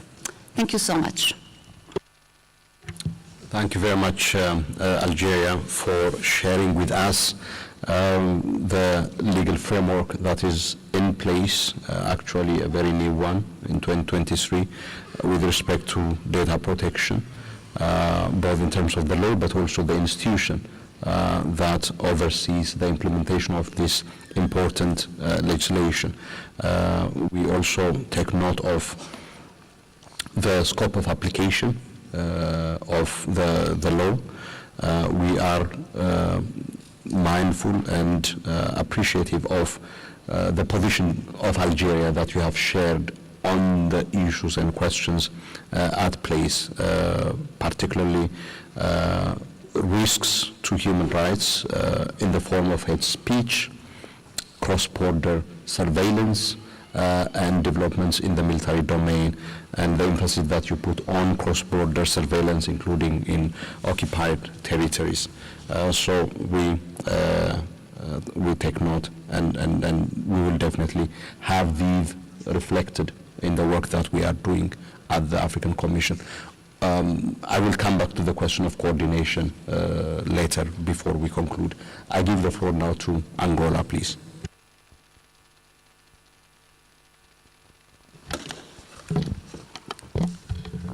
Honorável Presidente da Comissão, honoráveis comissários, minhas senhoras e meus senhores, a indústria em Angola tem a obrigação no seu plano de responsabilidade social de criar as condições. In its social responsibility plan to provide conditions for the population by building houses, schools and infrastructure. And we also undertake environmental assessment in those communities. We also have a legislation, the Constitution of Angola, the mining law, and the Presidential Code from April, and the revision of provision for licensing environmental studies. Under all this, all the entities have to comply with. We also have a legislation from July, from environment, the penal code, criminal code, which criminalize aggression to environment under Article 82. Law 3 on money laundering and embezzlement, the legislation on environmental crime, national adaptation law, national strategy for forest rebuilding, and national strategic plan for risk management and disaster management, national program for fight against desertification, and the plan of preparation, contingent and response against calamities. Our criminal code also criminalizes the aggression to the environment, as well as pollution under Article 283, and the crime of disease propagation, animal plagues and plant plagues in Article 284. Therefore, all those who are found guilty on the crimes provided in these legislations are held to account on the damage that they cause the environment and the community. Now when it comes to judicial complaints on the breach of environment laws and reparation for affected community, it's important to underline that our criminal code criminalizes environmental crimes, and its regulation on civil society on environmental damage is the tool we use for responsibility. Currently we have cases in the Supreme Court, some of which have been already decided on. The government of Angola has undertaken measures in order to assess each project that will affect the population. We consult the community and all interested parts, and we seek their consent, free consent and informed consent from all those communities before the approval on acquisition of land or authorizing projects under those communities.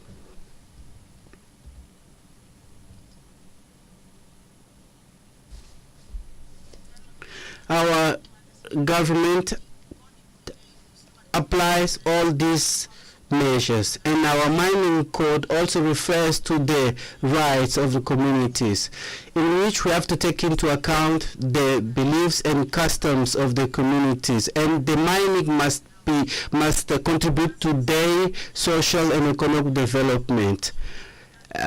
There are many projects related to health and education, and the companies operating there are real partners for the government, and they work with the government and the community. We also have to come up with measures to allow that the affected community by mining companies to participate in the decision making and allow their participation under the constitutional limit. The consultation is mandatory. Before the implementation of any mining project that may imply any damage, environmental, cultural, of any kind, everyone must be involved. In 2018, for instance, a public consultation was undertaken, and 4 in 2019, 2 in Rwanda, 2 in Cabinda, 2 in Lubeng. These consultations are also foreseen under the land law. On the other hand, we stimulate this sector, and we are currently undertaking workshops on social responsibility of the companies in Luanda, Wambu, Cabinda, Wila, and Benguela provinces. We counted in with the participation of 700 participants. Therefore, we encourage the business sector to participate in our business environment, following the law provided for the effect, and we have fiscal benefits to all companies that fund projects that are related to the community, for the youth, for technology and training and so forth. Our government is member of the Transparency Initiative for the mining sector, and we have presented our reports under that organ. The Ministry of Justice and Human Rights has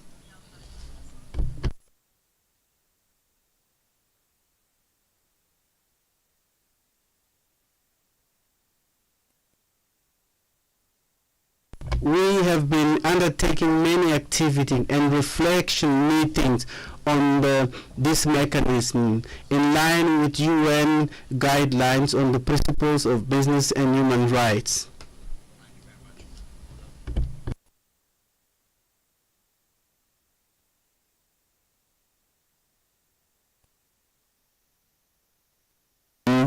Said at the end, in line with the state reporting guidelines and principles of the African Charter on Human and People's Rights, which is developed to guide member states in undertaking activities in the extractive industry sector. I often hear reference to the UN guidelines, which are good, but we have to use also the work that has been undertaken by the African Commission.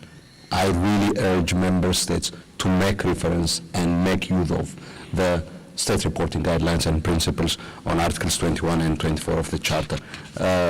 We will, as you indicated, receive the state report of Angola, for whose interaction we are looking for, very much looking forward to.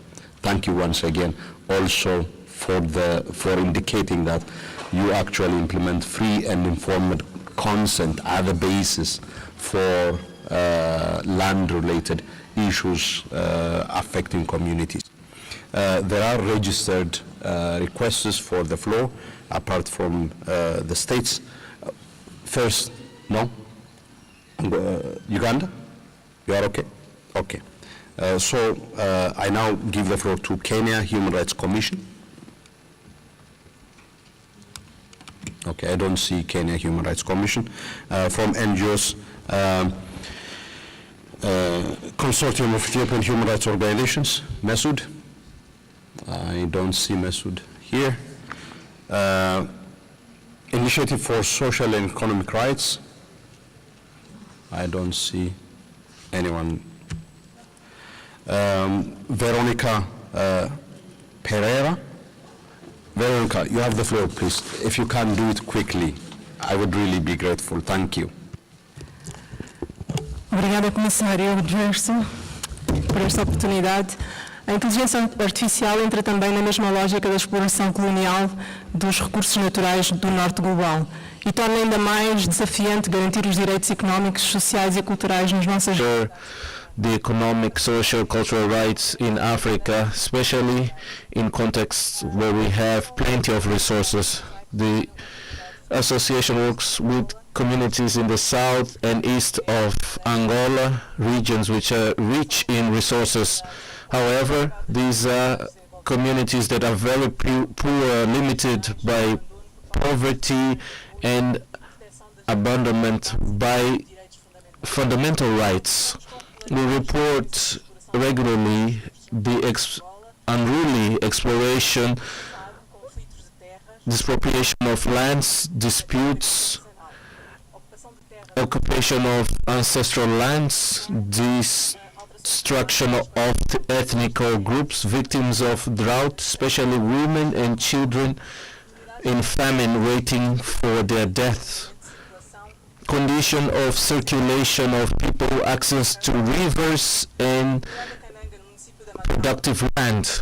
In the province of Huila, the population have seen machinery destroying their land and culture of their ancestry without being able to resist. They were informed that Luanda decided that that place was for tobacco cultivation. In spite of its rich resources, according to FAO, today 32% of Angolan population doesn't have access to food.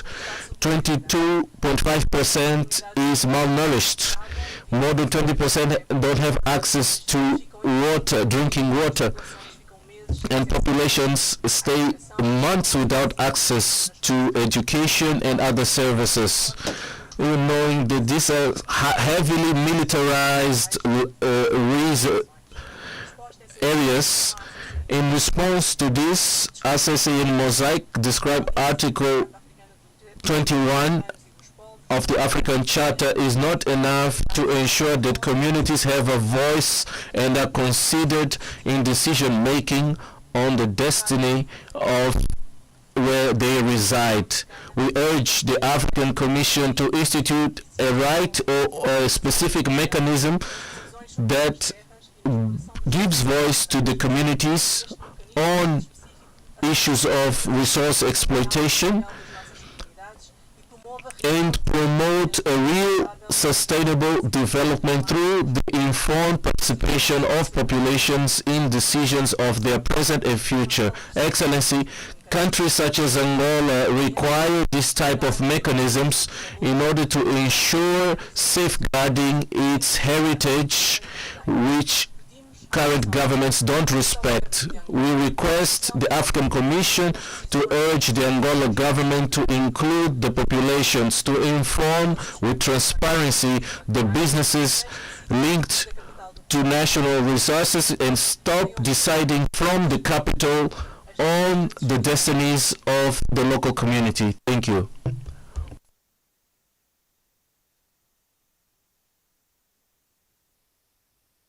On enhanced protection of the interests of communities, affected communities, and on the question of whether or not Article 21 would be adequate to provide that protection. We have run out of time, and therefore what I'll do is I see only one request from members of the Commission, so I give the floor to Commissioner Lita, and then we conclude. Commissioner Lita, please, if you can do it in 2 minutes. Thank you.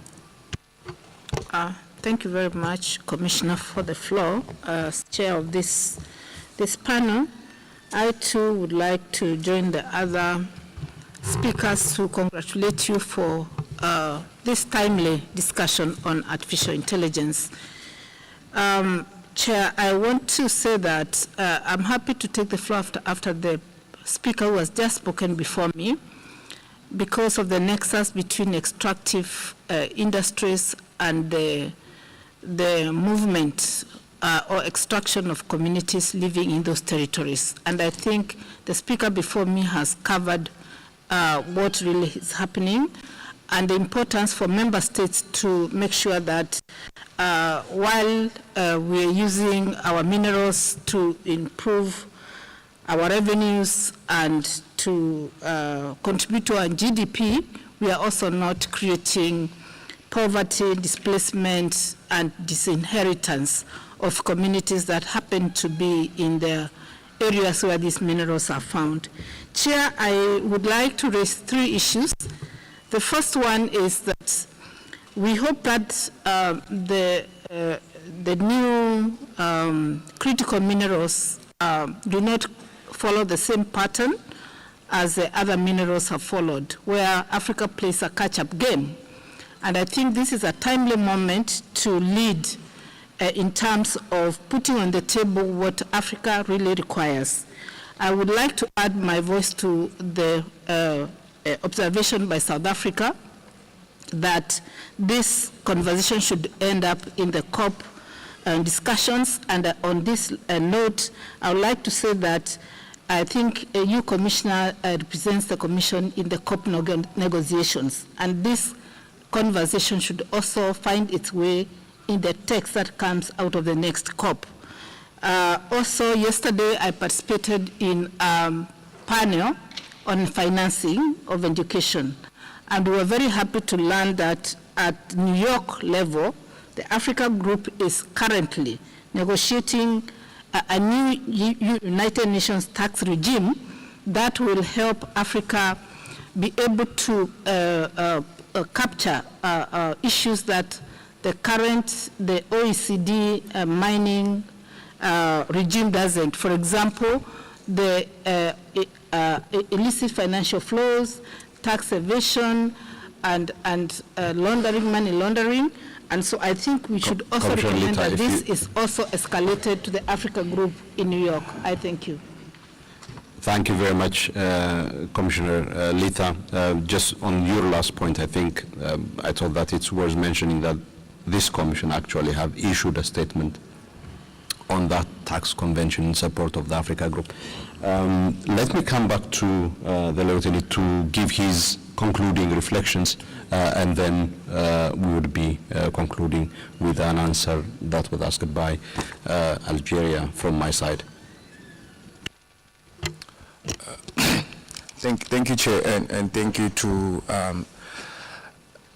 all the participants, to the esteemed member states, and to the stakeholders that were involved in the interactive discussion.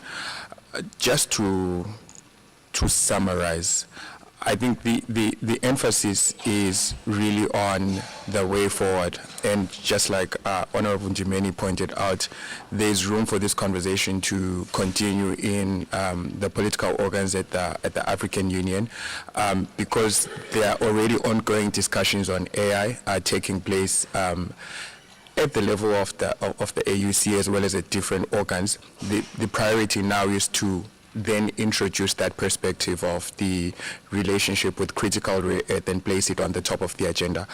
Off the top of my head, I can think of 3 ways in which that can be expedited. The first one is to bring in the African Mineral Development Corporation into the discussion, because they have a role to play in this regard. The second one would be to place this also on the agenda of the STC on infrastructure and energy, which is currently seized with the question of AI and the African position. And the final one is to, within, I guess, those platforms, to really establish a set of non-negotiables that the continent can negotiate from a perspective of at the global level. Currently, the United Nations Secretary General, through the auspices of his advisory body on AI, just released a report on pretty much the way forward on the question of AI governance. And the first recommendation on the question of governance is actually on the question of rare earth. So there is global consensus on the urgency of addressing the issue, but I think what then needs to come from the continent is that list of non-negotiables to ensure that the ongoing cycle of disproportionate exploitation does not persist.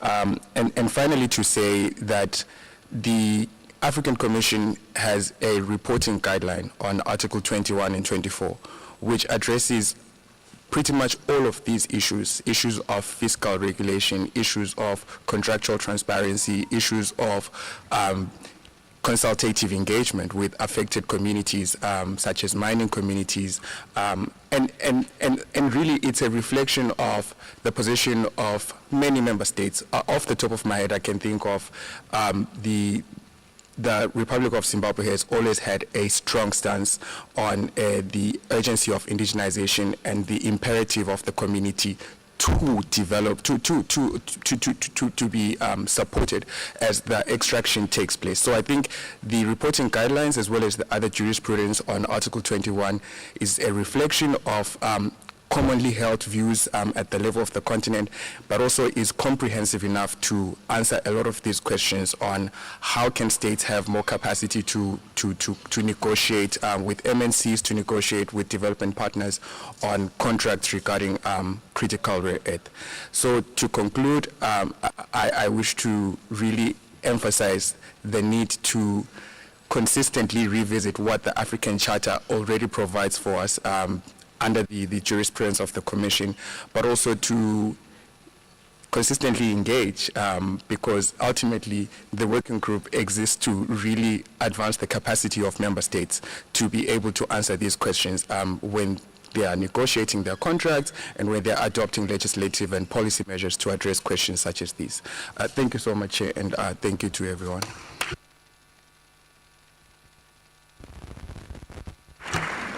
Very grateful to you, Zalotini, for that excellent summary that you have put forward. So two things. One is the immediate and urgent question: how do we make sure that this new rush for critical minerals, rare earths, wouldn't actually aggravate existing patterns of exploitation and extraction, human rights violations, environmental degradation that takes place in the extractive industry sector, at a minimum.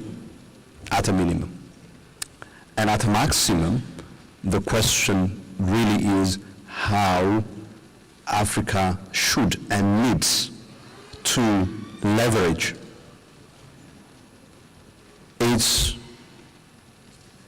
endowment for purposes of negotiating better terms of engagement that advances the socioeconomic, political development, social development of people on the African continent.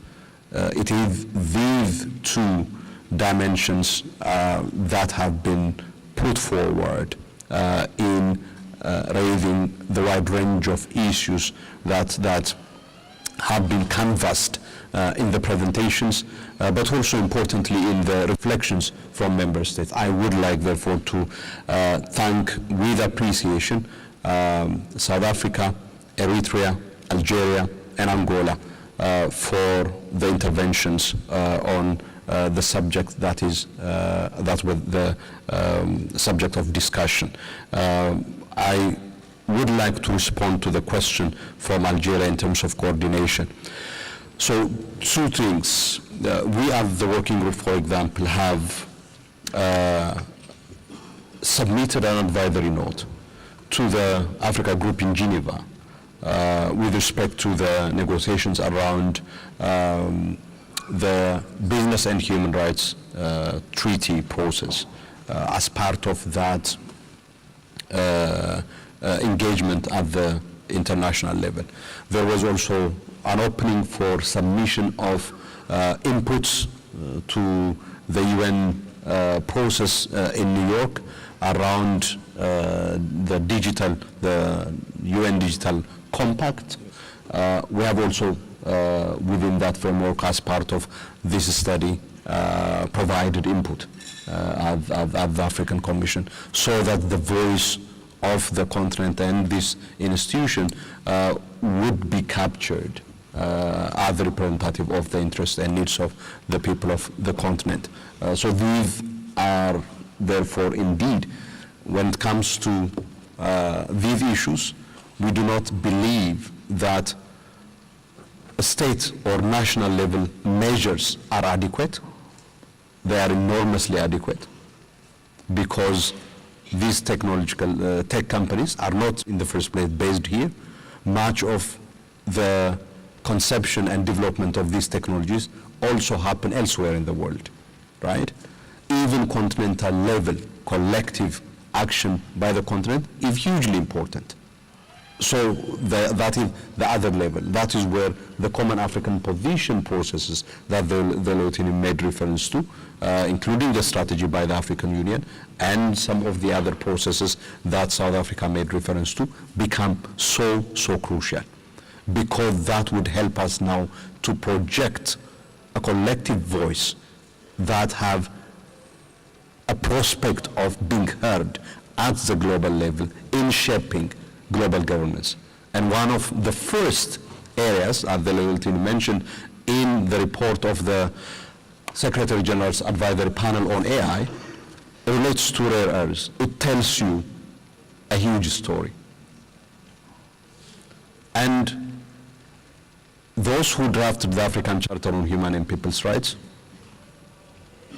had enormous foresight that the issue of natural resources in Africa would not just be a matter of strategic significance for the history of the continent, but also that it would continue to be of strategic significance. That is why, if you look at, just read the charter, the entire charter, and go to Article 21. That is the only article of the charter that has 5 sub-articles within it. The only charter.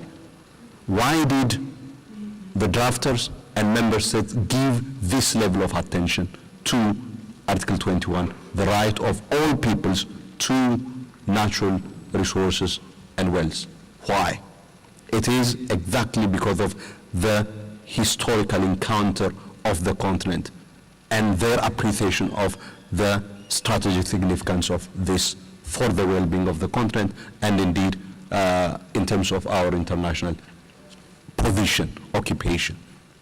And it is incumbent on us, and time is of the essence, and its time is against us, and this is the moment to seize for preventing the recurrence of the exploitative and extractive processes to the detriment of our people. With that, I now hand over the floor back to the chair. Thank you all very much for your participation and your kind attention. Thank you, Chair. Merci beaucoup, honorable commissaire Solomon Ayele Derso, Madame Tobekile Matimbe qui est partie un peu plus tôt, ainsi qu'un autre collègue du secrétariat et aux États qui ont fait leur intervention. Je passe au point 3 avant qu'on aille rapidement pour le lunch, parce qu'on a un programme chargé cet après-midi. Je commencerai par les États. Uganda, right to reply, and after South Africa. Uganda? Uganda? Thank you very much, Chair. Right to reply, and after South Africa, please. Thank you very much, Chair. Chair, we take to the floor to put on record our responses on a number of allegations raised against my delegation by members of the civil society. Number one, concerning allegations made by IJM, a French-speaking civil society, that Uganda is supporting conflict in the DRC. Chair, Uganda denies these allegations, which are false and unverified.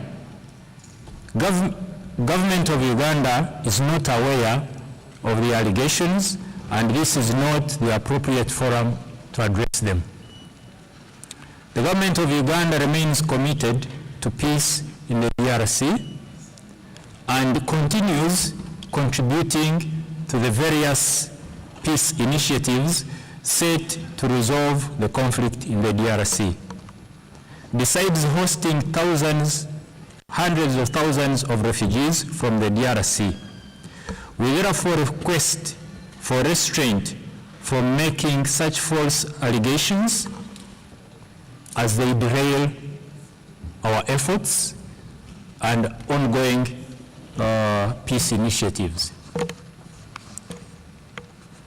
B, concerning allegations on treatment of older persons raised by ISA Uganda. This is Initiative for Economic something. Chair and colleagues, Uganda has taken the initiative to cater for older persons within all its communities, and this should be applauded. In rolling out the Social Assistance Grant Empowerment, SAGE, program, government commenced with a budget of 2 billion and is currently operating a budget of 100.3 billion shillings. 2 billion was pilot, now it has expanded to 100.3 billion. The Ministry of Gender, Labor and Social Development is also working on a supplementary budget to cater for the deficit on this program because the numbers keep growing. Chair and members, the national identification cards are a unique identifier to enable older persons access the benefits under the SAGE program. To address the case of older persons with no national identity cards, government is organizing a mass registration and renewal of identity cards. However, as an interim measure, the Ministry of Gender, Labor and Social Development has partnered with the Council for Older Persons to ensure older persons are now enrolled as beneficiaries under the SAGE program. For older persons below the age of 80 years, the government of Uganda is implementing the Social Enterprise Grant. This grant caters for persons from 60 to 79 years and majorly targets those in the informal sector, since pensioners of the formal sector already earn a living on their pension. Regarding concerns raised by FIDA Uganda about teenage mothers' access to comprehensive reproductive health services, Chair and Commissioners, the government of Uganda has an unwavering commitment to the protection, promotion of the rights, including children. Let me repeat this. Chair and Commissioners, the government of Uganda has an unwavering commitment to protection and promotion of rights of children, including their rights to education and health. The government is mindful of the challenge of teenage pregnancies and the plight of teenage mothers, and through the Ministry of Education and Sports and in consultation with various stakeholders has developed guidelines to aid school re-entry for teenage mothers. So that giving birth is not a sentence to illiteracy, you still have an opportunity to go back to school. The guidelines emphasize measures to be taken by schools to ensure deliberate prevention of teenage pregnancies through provision of information on growth and development, as well as highlighting the risks associated with early sex and early pregnancy in young people. Chairperson, our government has increased the budget for reproductive health supplies across the country in order to cater for the provision of quality maternal and child health care services to all, including teenage mothers. The government has also constructed health center 3s in 85 sub-counties. Sorry, in 85% of the sub-counties, almost the whole country now has health center 3s and is in the process of upgrading a number of them to health center 4s. Uganda has also scaled up the establishment of adolescent services at health centers to provide age-appropriate health education to adolescent youths, including reproductive health services and counseling. On the allegations by Human Rights Awareness and Promotion Forum that the enactment of the anti-homosexuality law has brought about discrimination and marginalization of groups. Chairperson and Commissioners, Uganda denies the allegations raised by the Human Rights Awareness and Promotion Forum as false unverified, and the fears are unfounded. Chair and members, all persons in Uganda are equal before the law without discrimination.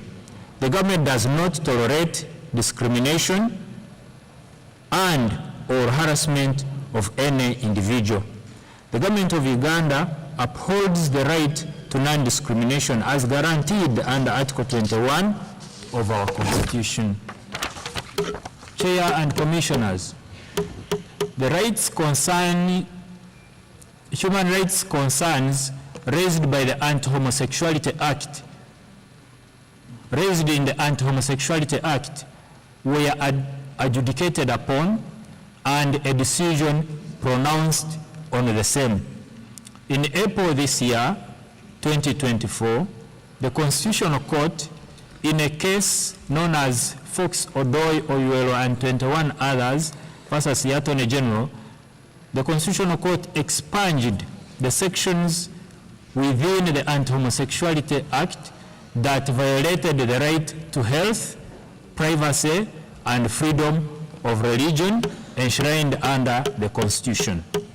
The International Convention on Civil and Political Rights and the International Convention on Economic and Cultural Rights. That has never been condoned. What has never been condoned is the deliberate promotion of sexual orientation of any kind in our society. Chair, on the Sexual Offences Bill, which is a private member's bill, I find it premature that we should be required to discuss a bill that is before Parliament, whose pros and cons are yet to be decided and determined. It would be unfair for us to start defending ourselves. No decision has been taken. So, as far as the Sexual Offences Bill is concerned, this bill is for Parliament, it has not yet been determined. I have no comment to make. I believe it was not proper for the organization or civil society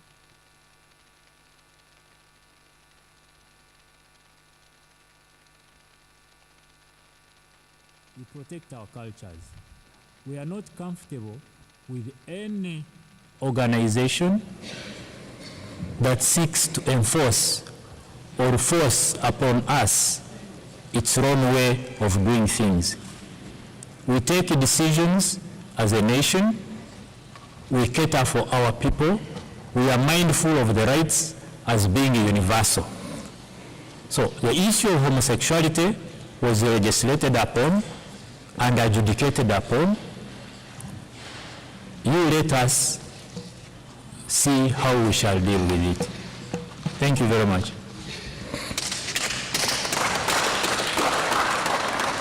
Thank you very much, Excellency. We take note of your right to reply.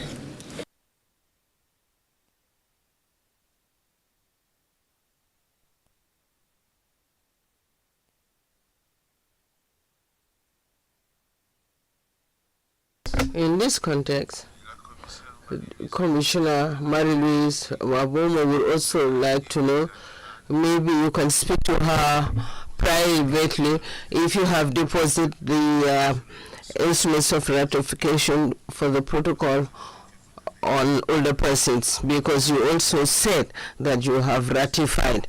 Have you deposited the letters of ratification? She will contact you to get the information from you. Now, Republic of South Africa. South Africa.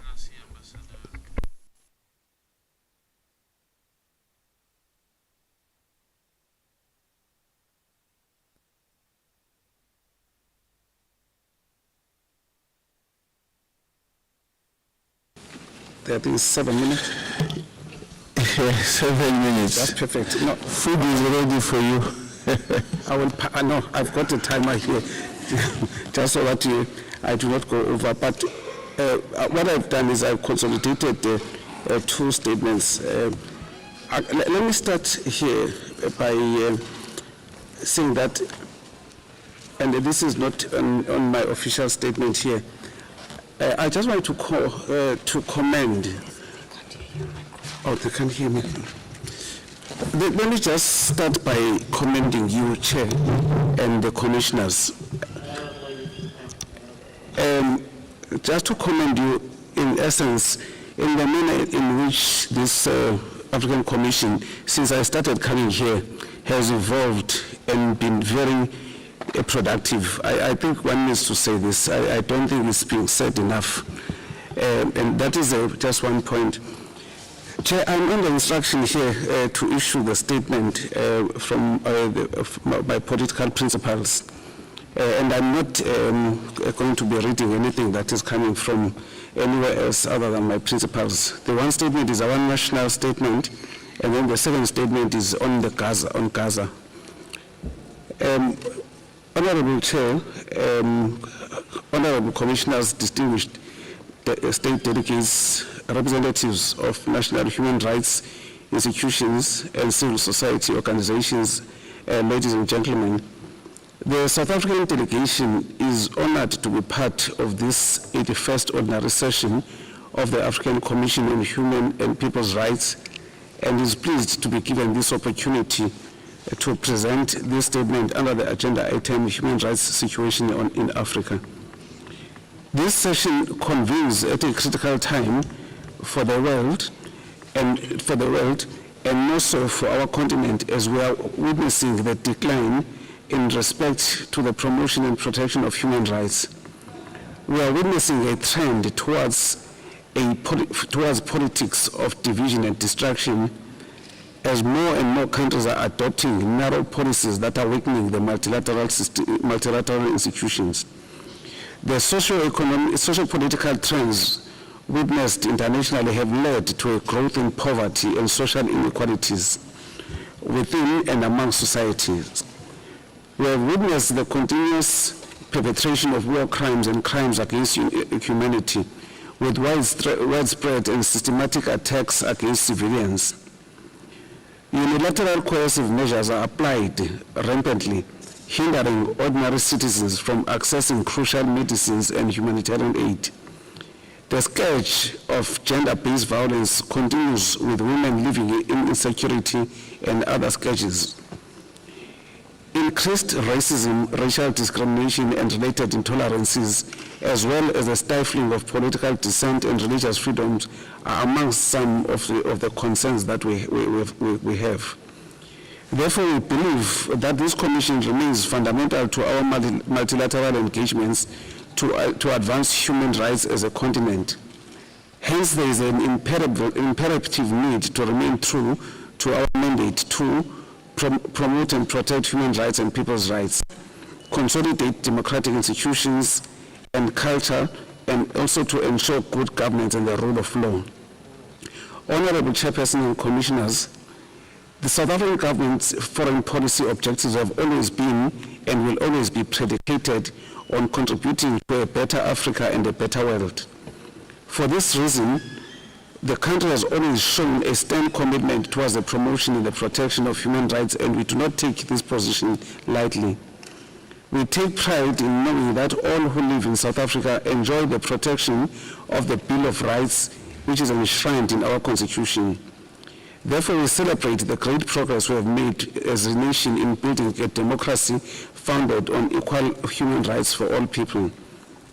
The Constitution's significance has been its ability to eliminate the false dichotomy and hierarchy between economic, social, and cultural rights, including the right to development and civil and political rights. Over the 30 years of democracy, South Africa has registered substantial achievements in the promotion and protection of human rights. We are also cognizant that South Africa remains in continuous confrontation with this devastating legacy, when the majority of South Africans were by law denied the most basic rights. Therefore, our core belief is that the human rights should not only be enshrined in the Bills of Rights, they should be given meaning and should be realized practically.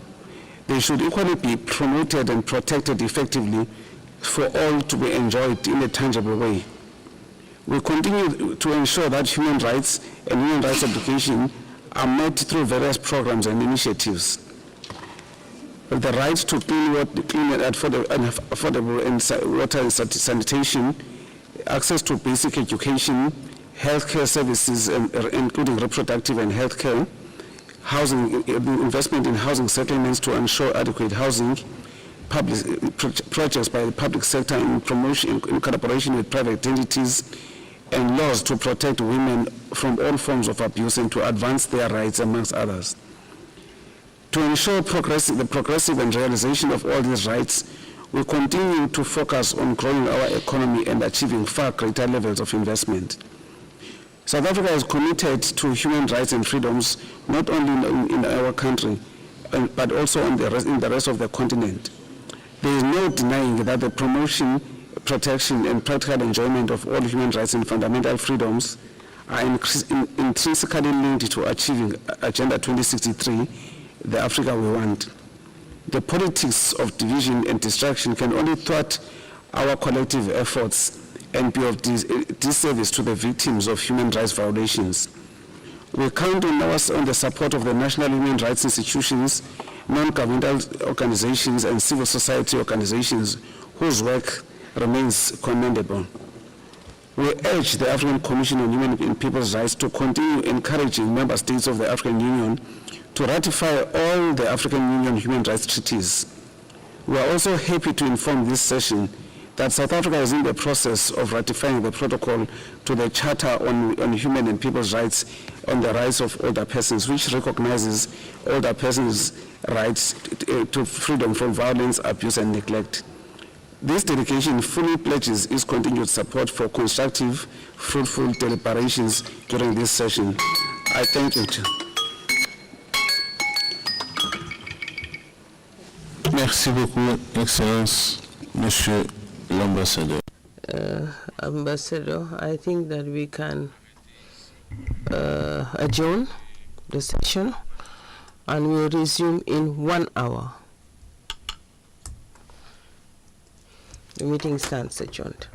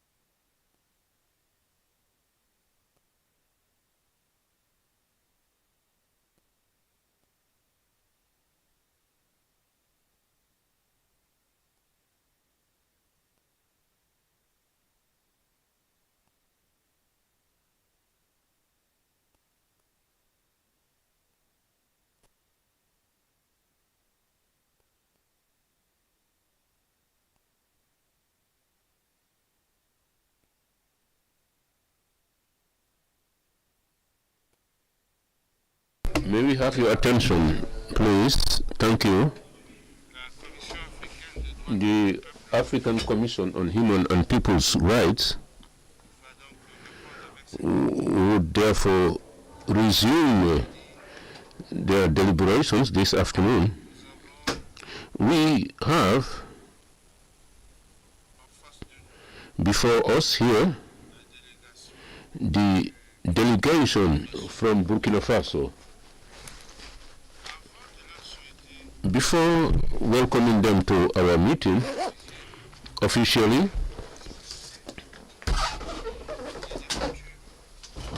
normally when we consider reports of a given state, normally the African Commission normally makes a presentation for some minutes the state of submission of the state parties, so that all the state parties here present would be aware of the situation, and thereafter I would come with the delegation. First and foremost, I would like to greet them, and we would come back later for the normal necessities. Without much ado, I would give the floor to Honorable Hatem Essayem, who would submit to us the state of submission of reports by state parties. Commissioner Hatem. Thank you, Chairperson, for giving me the floor.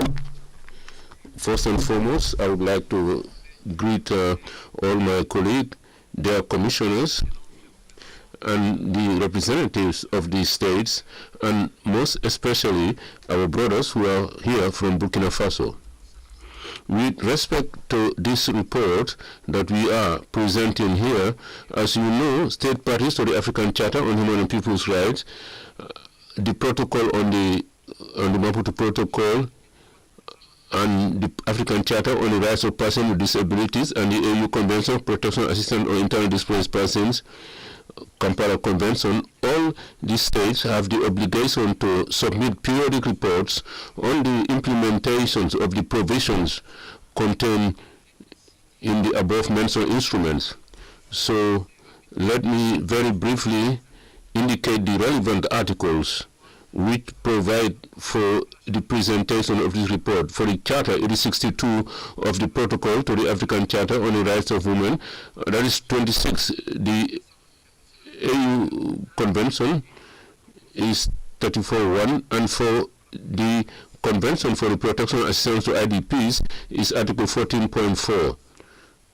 And then Protocol on African Charter is 4.1. Two other instruments require the submission of the periodic reports on the implementation of their permissions.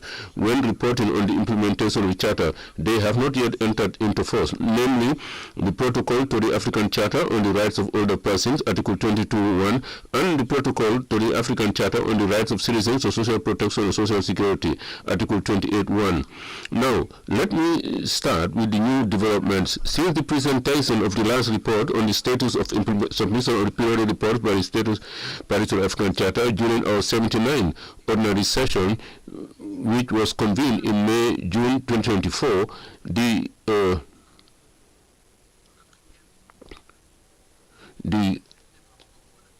following developments dealing with the state reports can be listed. Number one, the entry into force of the Protocol of the African Charter on Human and People's Rights relating to the rights of persons with disabilities in Africa. This was on 3rd May 2024. And here I would like to commend all the efforts that were deployed by Honorable Commissioner Marie-Louise Abomo, who is here on my right. The Commission considered the following periodic reports. 79th ordinary session, we looked at the combined reports of the Republic of Mozambique and 2025-2021. The Commission adopted the concluding observations on the, I'm talking here about the 80th ordinary session, the periodic report of the Republic of Mozambique, and the Commission prepared in advance for the consideration of periodic reports of 4 state parties. Republic of Angola 2016-2023, that of the Democratic Republic of Ethiopia 7 and 10, Republic of Mauritius 2019-2024 in the implementation of African Charter, and finally Burkina Faso Combined Report 2015-2021. Furthermore, the Commission convened a panel on state reporting during its 79th ordinary session. The Commission decided to accept and review the 5th to the 7th combined report on the Burkina Faso and African Charter, the Maputo Protocol, and the Kampala Convention during the private meeting of the 88th ordinary session. The Commission undertook a promotion mission to the Union of Comores from 15 to 18 September 2024. State reporting was one of the main topics addressed by both parties. Now, priorities. This was one of the cases indicated during the visit to Cape Verde.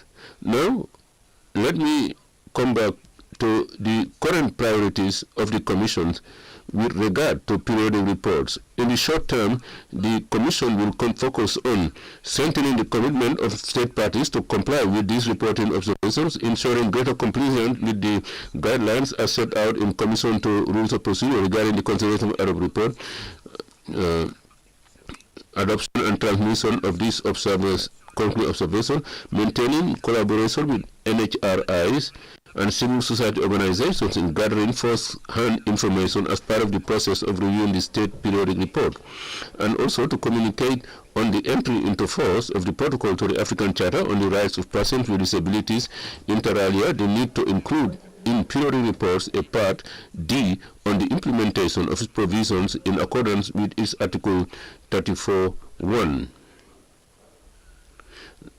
The status of submission of periodic reports as of September 2024 under Article 62 of the Charter.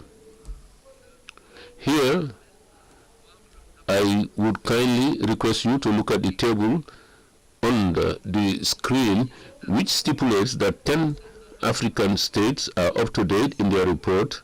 However, let me indicate them because they deserve it. Cameroon, Cote d'Ivoire, Egypt, Eritrea, Kenya, Mauritania, Mozambique, Senegal, Uganda, and Zambia.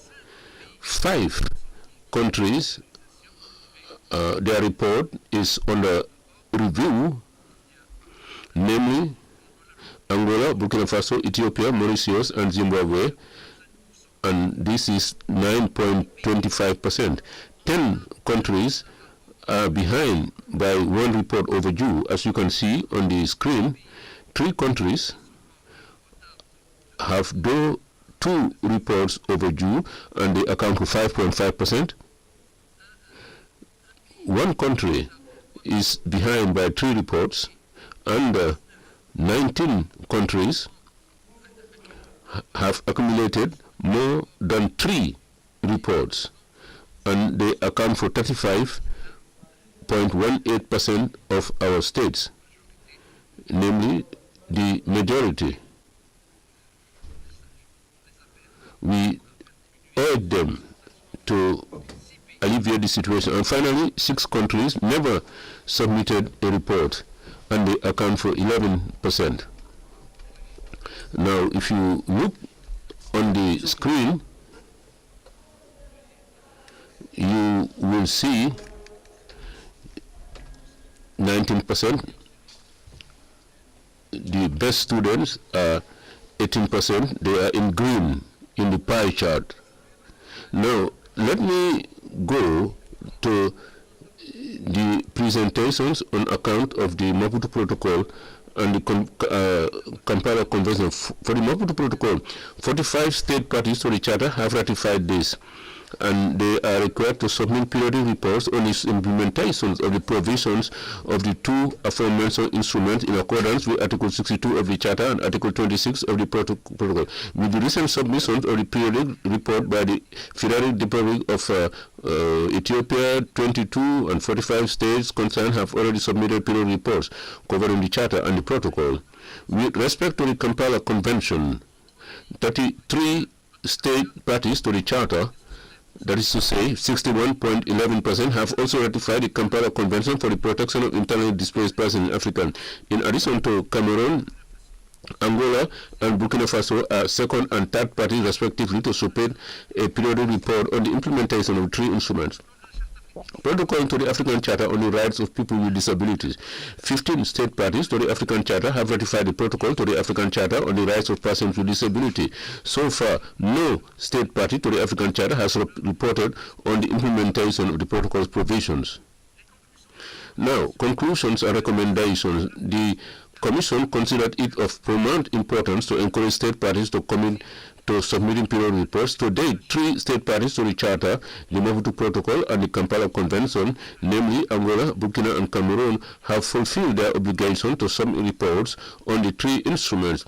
The Commission urges all state parties to do the same. The Commission would like to underscore the importance of the guidelines for state reporting which are available to state parties. The Commission is concerned about the proportion of states with more than 3 overdue periodic reports. And finally, the Commission will continue its effort to adhere with more stringency to the provisions of the rules of procedure relating to the adoption and transmission of concluding observations.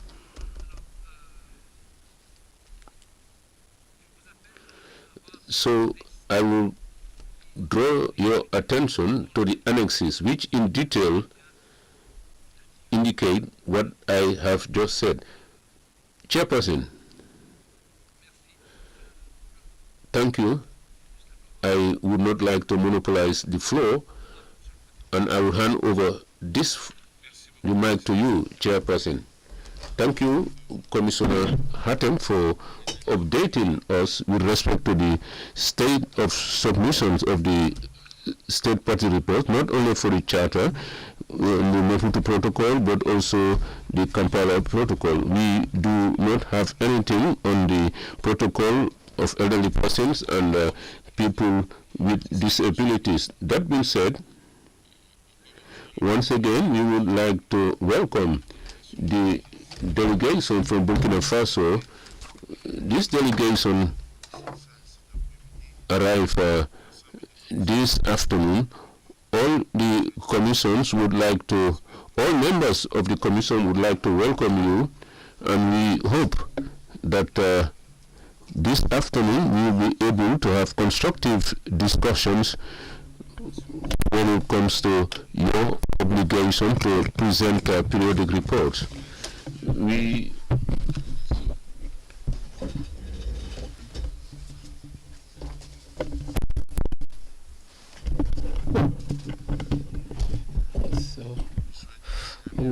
wish to welcome the delegation of Burkina Faso, the special voice in charge of Mr. Kabore, in charge of legal affairs, the Minister of Justice and Human Rights, in charge of relations with institutions. Also, we wish to welcome lawyer Banana, Mr. Marcel Zongo, and Mr. Adama Wadraugo, and Mr. Banse Abdullahi, with all protocols observed. I note that for this ministry is lawyer Idaso Bayasa, who is the Minister of Justice and Human Rights, who was expected to come, but I'm informed that he's not here. Under the Minister of Defense and War Veterans, we wish to welcome lawyer Captain Ahmed Fundura, who is the legal advisor of the Ministry of Justice, Ministry of Defense, and on the Ministry of Foreign Affairs and Regional Cooperation and Burkinabes abroad. We wish to welcome Mr. Issa Banse in his capacity as the advisor of Foreign Affairs, Director of the Regional Organization and Communities. Also, we wish to welcome Mr. Salufu Sarudogo, who is a magistrate and Minister of Mines and Energy Inquiry. We welcome Mr. Marcel Zanga, a lawyer at the Ministry of Energy and Quarries, and we wish to welcome you all. Now, before I give you the floor, we would like to inform you that Burkina Faso is a state of the African Union, member of ECOWAS, and state party to the African Charter on Human and People's Rights. And so you are entitled to come and present your report to us. At the level of the Commission, we work with country rapporteurs. So before I give you the floor, we normally give the floor to country rapporteur to make his welcome remarks. So it's your point of entry to the Commission, so it's appropriate we should give him the floor. Thank you, Chair. In line with, I would like to align myself with the welcome remarks to the delegation of Burkina Faso, and I want to thank them also for agreeing to come here within the framework of the implementation of Article 62 of the Charter to engage in a constructive dialogue which will enable us to ensure the enforcement of the freedoms and liberties enshrined in the African Charter on Human and People's Rights. So we would like to welcome you for this session to present your report. Thank you very much, Honorable Idrissa. I shall now make some procedural clarification so as to know what we would do. We shall give you 1 hour during which you will present the report, and you would present the main outlines of the text, because the entire text are available and they're on our website. So all the stakeholders, all those participating in this exercise, the commissioners are already aware of your full text. So we shall give you 1 hour, and thereafter I will come back to the country rapporteur, who would have 10 minutes to pose questions as the commissioner rapporteur for Burkina Faso. And thereafter I shall give the floor to the special rapporteur on women, who would have also 10 minutes. And thereafter we will have the other commissioners and the special mechanisms who would have 7 minutes each. For this exercise to beneficial to us all, I propose that members of the Commission, as well as the delegation, important delegation that we've received, that we all time ourselves so that we comply with the time allotted in line with our rules of procedure. Having said this, and without much ado, I shall give the floor to the delegation of Burkina Faso for 1 hour. You have the floor. Thank you very much, Chair of the Commission, Chairperson of the Commission. At the outset, I would like to draw your attention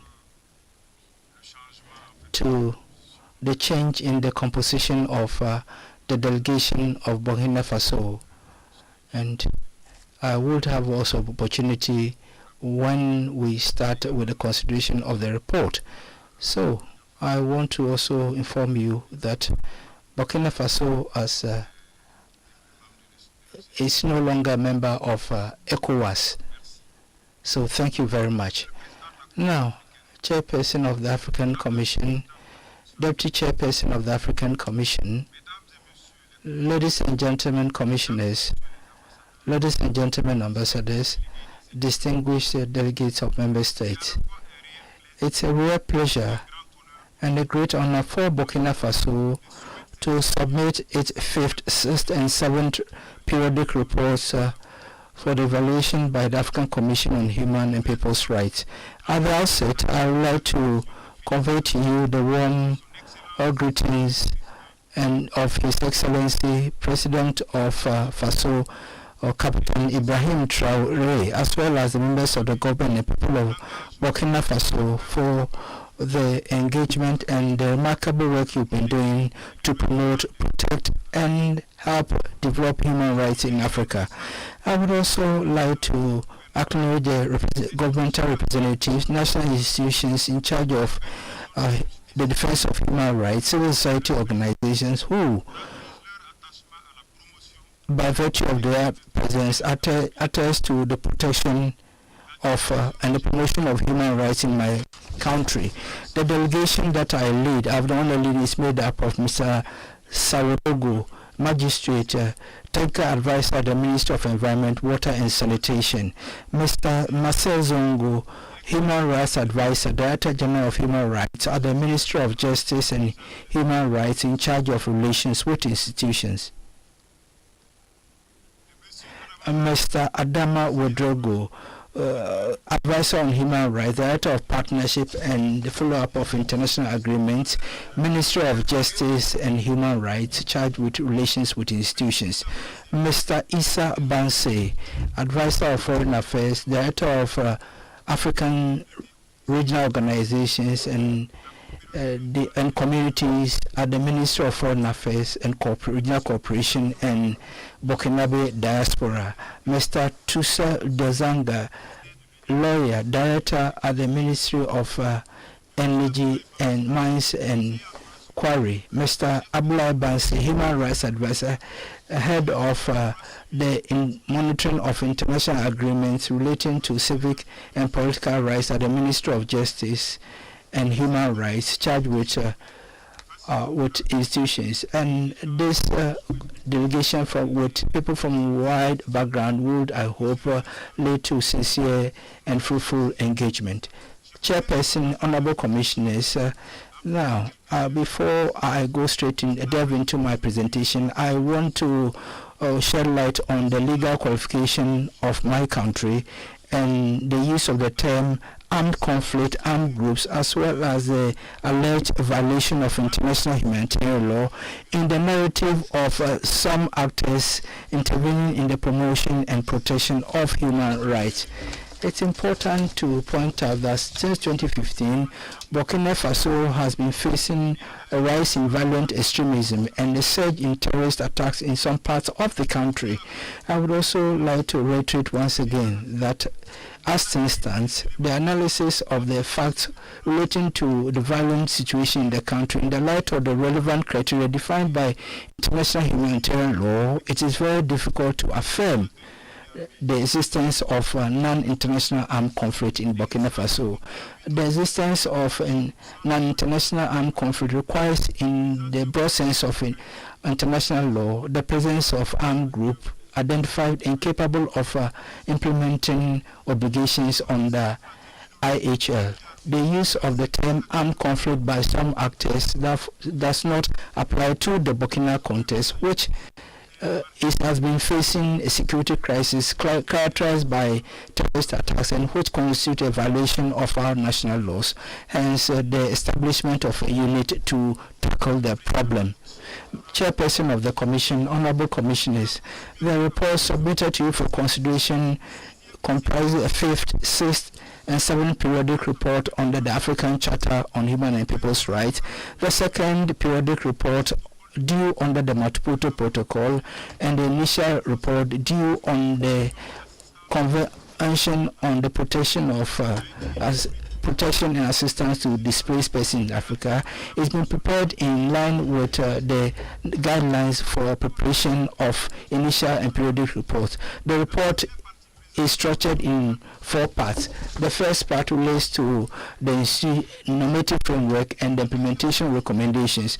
The second part deals with the implementation of African Charter on Human and People's Rights. The third part deals with the implementation of Maputo Protocol, and the fourth part deals with the implementation of the provisions of the Charter on the Protection and Assistance to Displaced Persons in Africa. Chairperson of the Commission, Commissioners, it must be stated that the implementation of recommendations made to my country in 2015 was done under a very difficult security situation characterized by surge in terrorist attacks, and the situation resulted in human rights violations and unprecedented humanitarian crisis.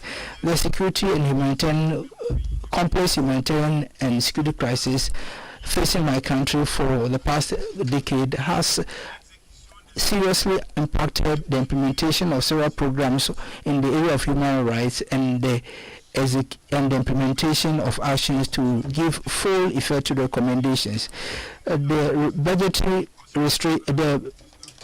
budget restrictions as well as some barriers have led to, such as the closure of borders due to COVID, led to undermine the implementation of some of the activities contained in the recommendation. In spite of the complexity of the security situation, which affected the realization of human rights, the efforts of the government and the promotion and protection of human rights, despite all these challenges, we've made some progress in the implementation of the recommendations. Chairperson of the Commission, Honorable Commissioners, the normative and institutional framework for the protection and promotion and protection of human rights in Burkina Faso has seen significant progress since the consideration of the previous report in 2015.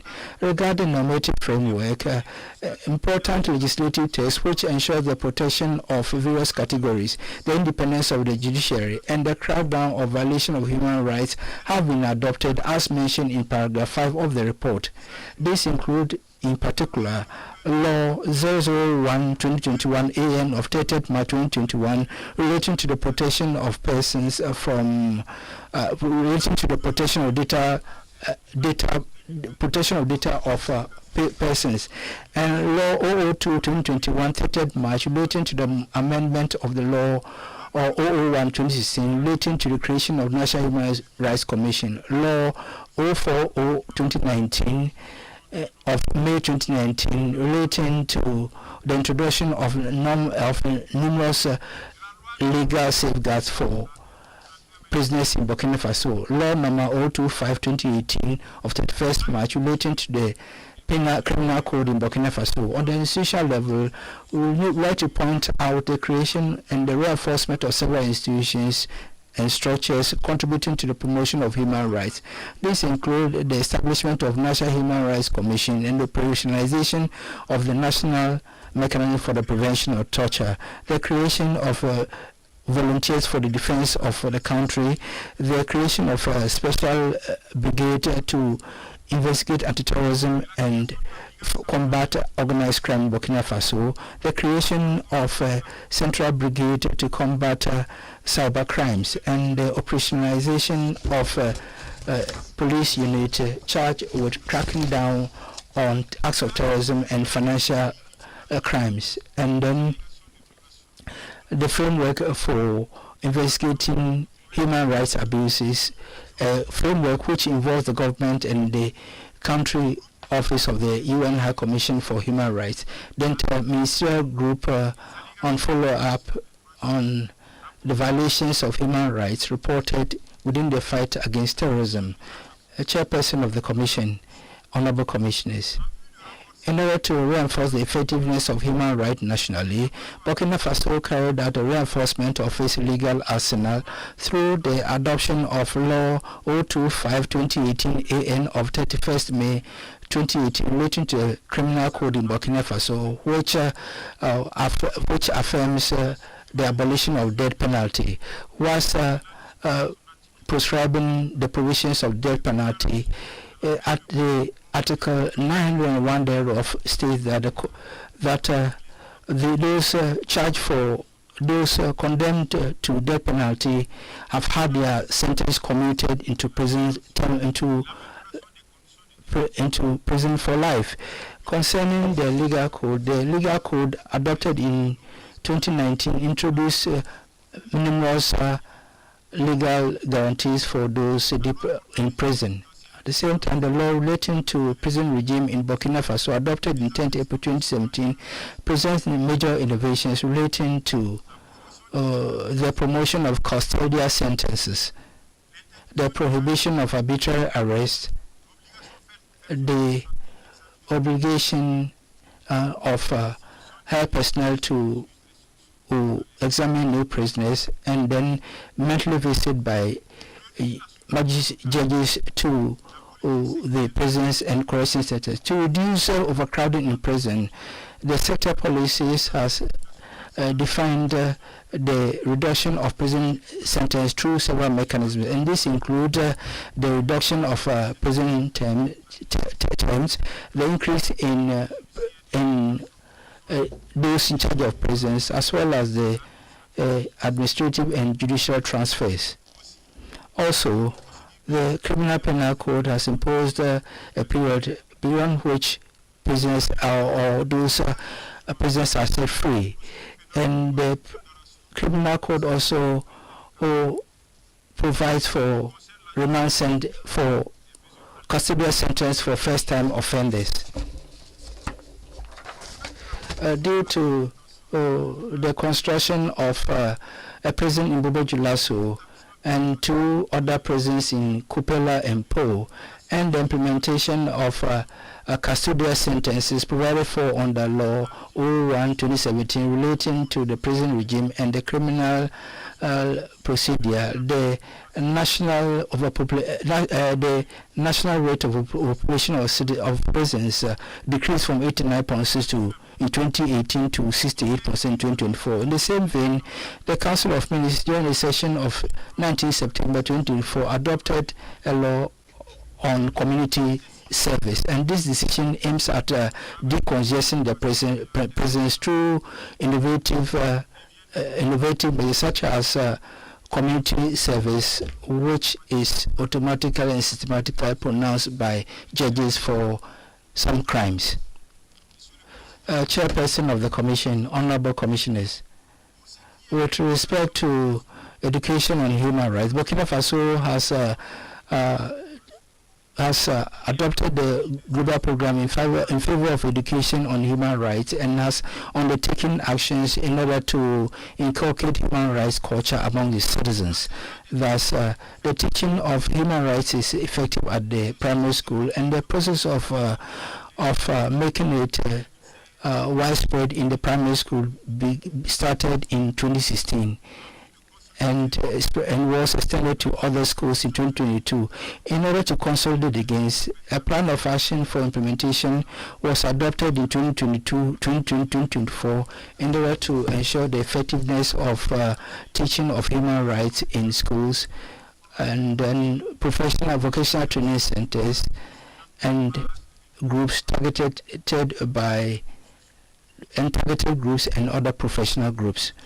The government continued its initial training program, as well as continuous program targeting armed forces and security forces, the prison guards, forestry officers, and health personnel on the protection of human rights, as well as the relevant instruments relating to the rights of those detained, the guidelines on conditions for arrest, and the fundamental principles of the United Nations on the protection of all persons from detention or arbitrary detention.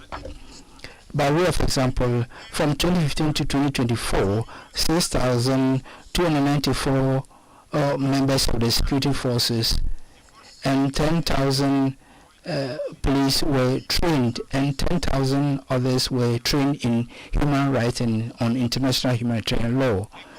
The initial training curricula of the national armed forces and police comprise modules on maintenance of order, human rights, and international humanitarian law.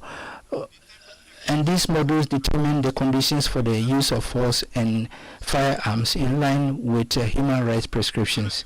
Furthermore, to ensure the respect of human rights by volunteers for the defense of the country, the government undertakes action on a daily basis to build their capacity.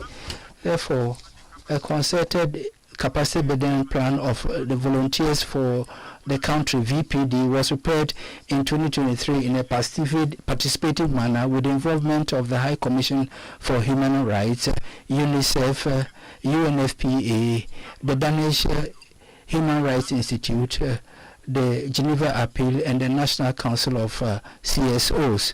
The plan is being implemented. Apart from their initial training, which includes human rights and international humanitarian law, the Volunteers for the Defense of the Country, VDP, are also given continuous training on the basis of the training manual prepared and the sensitization guide for defense and security forces engaged in the fight against terrorism. By way of illustration, to date, 400 supervisors of VDP have been trained, and more than 32,000 VDP have been sensitized on taking into account in their efforts to secure our territory. Chairperson of the Commission, Honorable Commissioners, with respect to the protection of the rights of human rights defenders, especially their right to freedom of expression, it must be stated that Burkina Faso gives a pride of place to the contribution of human rights defenders in the promotion and protection of the rights of our population. Despite the difficult security context, therefore, it implements several activities in order to ensure a favorable or conducive social and legal environment for the conduct of the activities.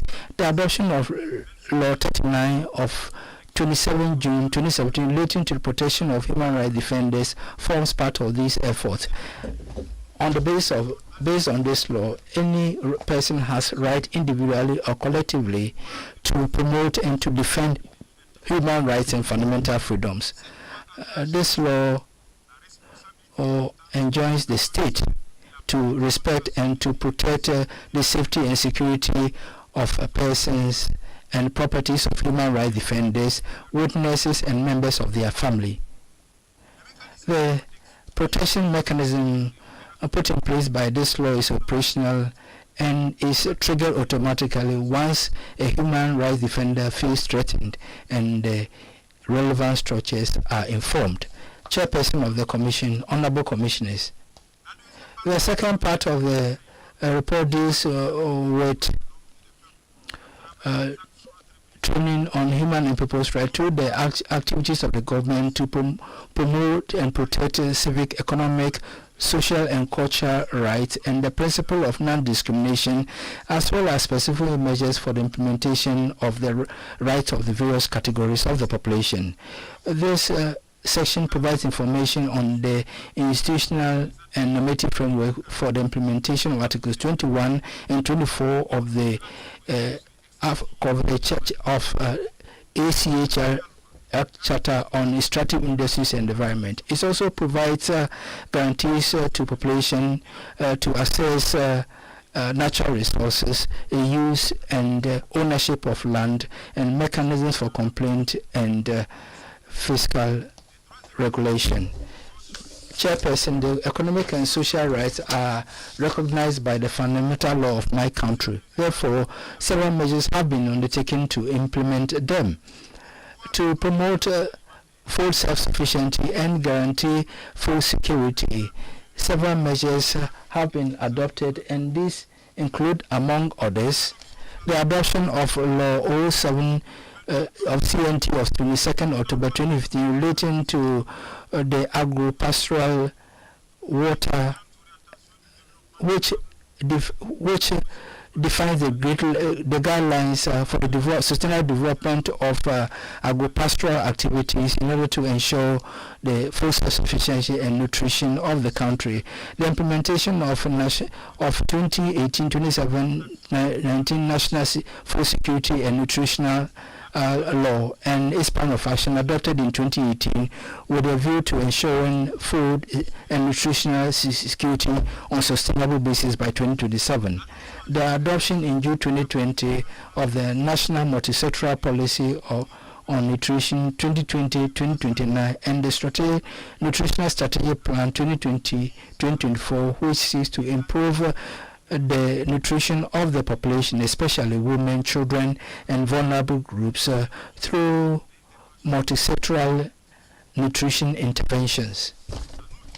Furthermore, the government adopted in September 23 a policy known as agro-pastoral and offensive in order to ensure food sovereignty and create 100,000 decent jobs in the agro-pastoral sector for the youth, displaced persons and volunteers for the defense of the country, VDP. In order to improve the quality of health and access to health, the budget allocated to health sector is constantly on the increase. It increased from 287,000 billion in 2020 to 371,209 billion CFA franc in 2024, marking an overall increase of 29.36% and an average increase of about 6.5% over the same period. Furthermore, the construction of health infrastructure by the government has enabled us to improve on health offer.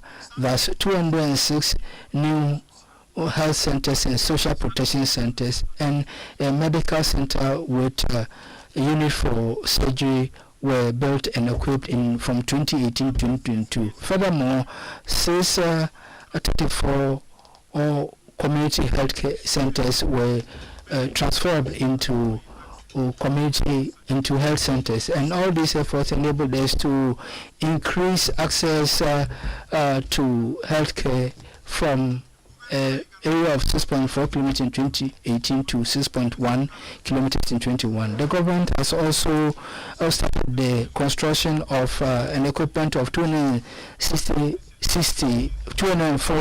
community health centers, 11 regional hospitals, and two regional hospitals, and 2 health hospitals. Furthermore, the operationalization of universal healthcare and the provision of healthcare for women and children of less than 5 years have enabled us to improve healthcare and decrease mortality. In a bid to modernize the health structure and to improve quality share and care offer, the government adopted the Presidential Initiative for Health. Within the implementation of this framework, mobile clinics and equipment for quality care have been availed to the health structures. In the same vein, the government has put in place health centers to take into account the security context and also to ensure that the health services are close to the population. When it comes to the right to drinkable water and sanitation, it is a social right recognized by the modern law in Article 18, which aims to promote it. In that regard, the sectorial policy, environment, water, and sanitation 2018-2027 was adopted. The efforts of the government when it comes to the implementation of this policy has allowed to increase the national access to drinkable water from 76.4 in 2020 to 78.3% in 2023. In the rural areas, this rate has gone from 69.5% to 71.3% in the same period. The rate of access to sanitation at the national level went from 23.6% in 2020 to 27.5% in 2023. In the rural areas, it was 17% in 2020 compared to 22.7% in 2023. With respect to the implementation of the right to education for all without discrimination, several activities have been initiated. Inter alia, the implementation of the Education and Training Sectorial Program 2017-2030, the National Strategy for the Development of Inclusive Education 2018-2022, and the National Education Strategy in times of emergency 2019-2024. Furthermore, the recruitment of teachers, the building of schools, reforms in the sector of education, funding of some educational activities have made it possible to increase the rate of schooling at secondary level from 17.6% in 2018 to 21.6% in 2022. When it comes to protecting of children, the criminal code represses slavery and also the bad forms of work and sexual exploitation. 28 to 2029, 448 persons were prosecuted before the courts for kidnapping. In the same vein, the courts in 2022 have looked at 125 case files for child kidnapping and 8 for trafficking in children, with a view to enhancing the protection and assistance to children against all types of government. The government has adopted policies, strategies, programs, and plans, thanks to which the National Strategy for the Prevention and Elimination of Early Marriages, covering 2016 to 2025, and the National Strategy for the Protection of Child in Burkina Faso, 2019 to 2022. Furthermore, a national strategy to fight against the child labor 2019-2023 was adopted on 7th of May 2019. Furthermore, 1,852,043 stakeholders, including 41,394 children, were sensitized on child labor. In the same vein, 15,974 children were withdrawn from this situation. In the same period, 27,270 children were rehabilitated and reintegrated. Chairperson of the Commission, Honorable Commissioners, when it comes to activities initiative to protect the right of people living with disability, Burkina Faso, with the participation of various ministerial departments, have prepared organizations of people with disabilities and NGOs who operate in this field have put in place a second national strategy for the protection and promotion of people living with disability over the period 2021-2025, and this was accompanied by an operational action plan. The implementation of this strategy has allowed to attain in 2022 the following results, among others. Number one, enhancement of the capacities of 494 public and private stakeholders when it comes to the inclusion of people with disabilities. Planning for the benefit of people living with disabilities, funding of economic activities for 5172 people, taking into account the needs of people with disabilities, and also the fact that 67733 children were taken to school, and also we have subsidies to more than 4,000 children living with disabilities for their schooling. Furthermore, in August 2024, Burkina Faso presented its initial report on account of the United Nations Conventions on the implementation of the rights of people living with disabilities before the Committee of People Living with Disability. Furthermore, on 17 October 2024, our country ratified the protocol to the African Charter on Human and People's Rights relating to the rights of people living with disabilities. Mr. Chairman of the Commission, Honorable Commissioners, with respect to the implementation of civic and political rights as devoted by the Charter, it should be underscored that the Constitution of Burkina Faso, in its first article, prohibits discrimination of any type and under any form, and also divorce the equality of all before the law. The acts of discrimination are defined and repressed in Burkina Faso by the Criminal Code in its article 3221 to 3325. The right to life, to physical and moral integrity is guaranteed by the Constitution in Article 2 and 2 other legislative texts, inter alia, the Criminal Code, which represses in its Article 411.2 to 411.8, as well as 512.11 to 512.28, all forms of prejudice to life, physical and moral integrity. When it comes to torture and assimilated practices, these are governed by the Burkinabe Criminal Code. Thus, acts of torture constitutive of crime against humanity or crimes of genocide are in Burkinabe law not subject to the statute of limitation. Evidence obtained under torture are inadmissible as provided for in a procedure, except to establish the liability of the perpetrator in accordance with Article 251/11 of the Criminal Procedural Code. In application of Article 5185 of the Criminal Procedural Code,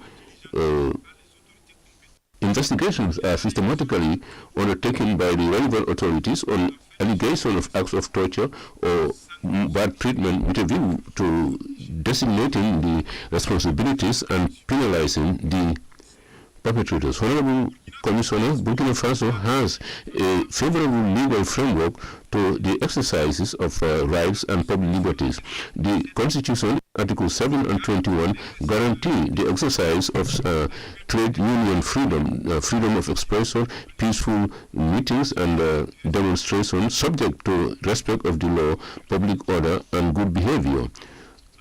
Furthermore, Burkina Faso has ratified several international and regional instruments which guarantee the freedom of press, meetings, and demonstration, especially the International Covenant relating to civic and political rights and the African Charter on Human and People's Rights.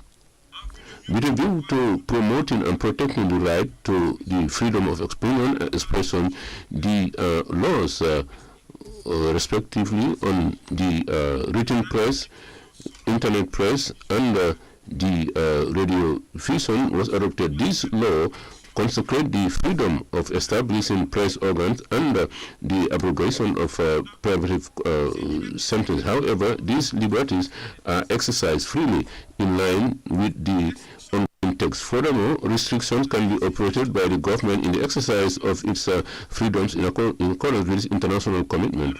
Let me just remind you, the International Covenant relating to the civic and political rights that Burkina Faso has subscribed to provides in its Article 40 measures relating to the waiver of obligations as long as these measures are not incompatible with their obligation vis-à-vis international law.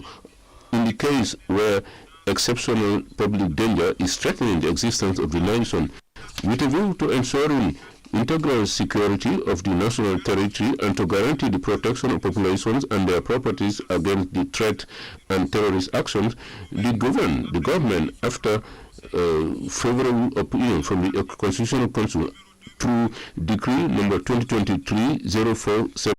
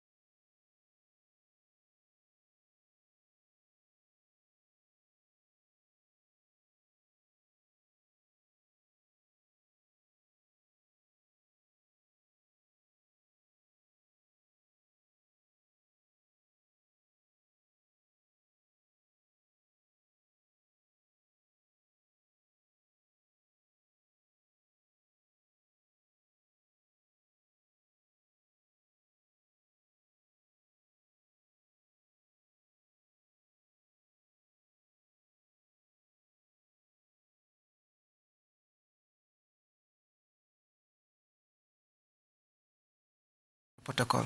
This is quite commendable because sometimes we receive reports but they're not in accordance with the guidelines, so we commend you for that.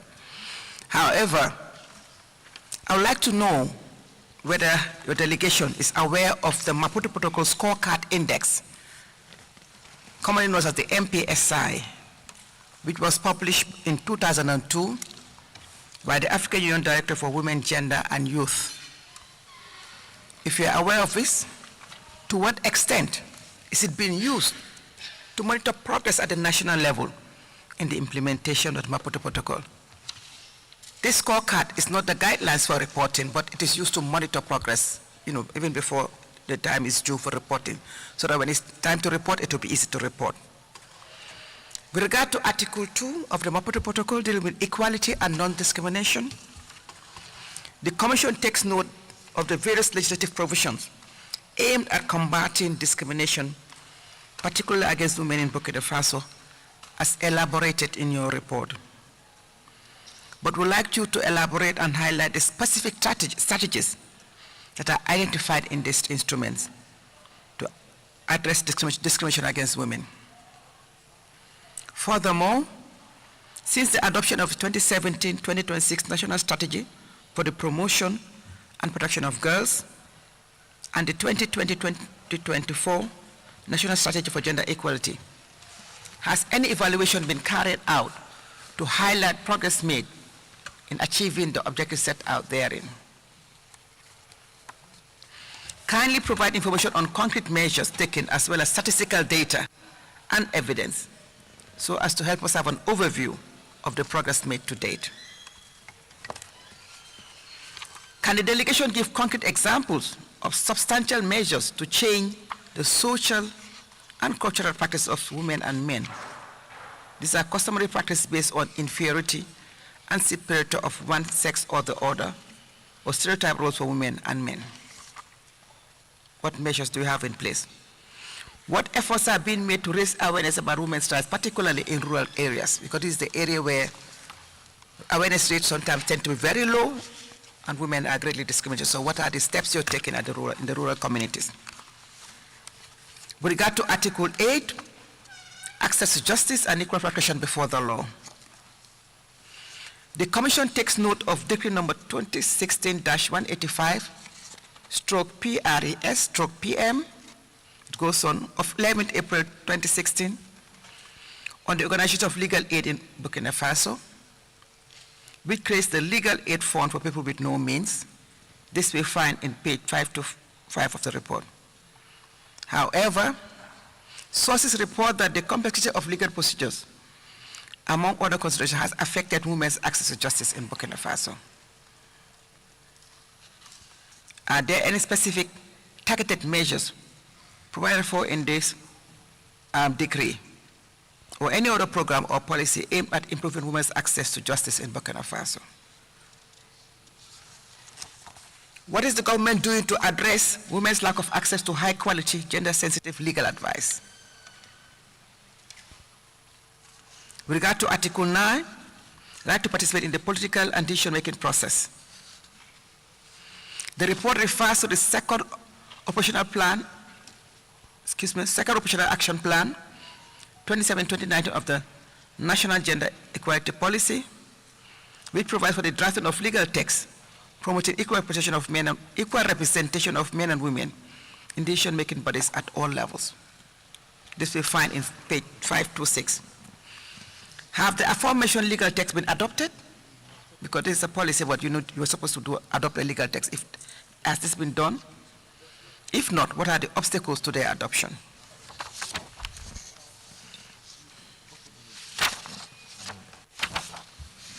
In Burkina Faso, Law number 10 of 2009, April 16, 2009, sets quota for legislative and municipal elections, and it sets a legal minimum of 30% for either sex on electoral list for legislative and municipal elections.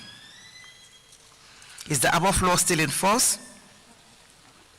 Has the 30% quota been met at all levels?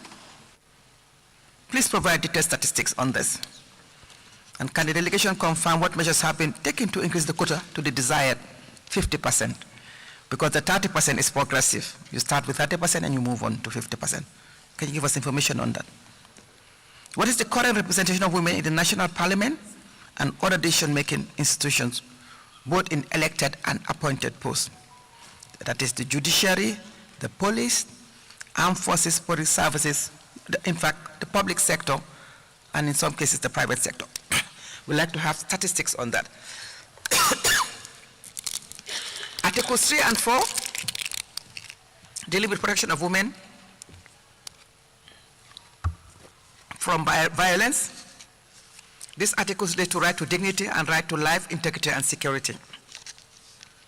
We take note of law number 061-2016 of 6 September 2015 on the prevention, punishment, and redress of violence against women and girls, and the provision of care for victims.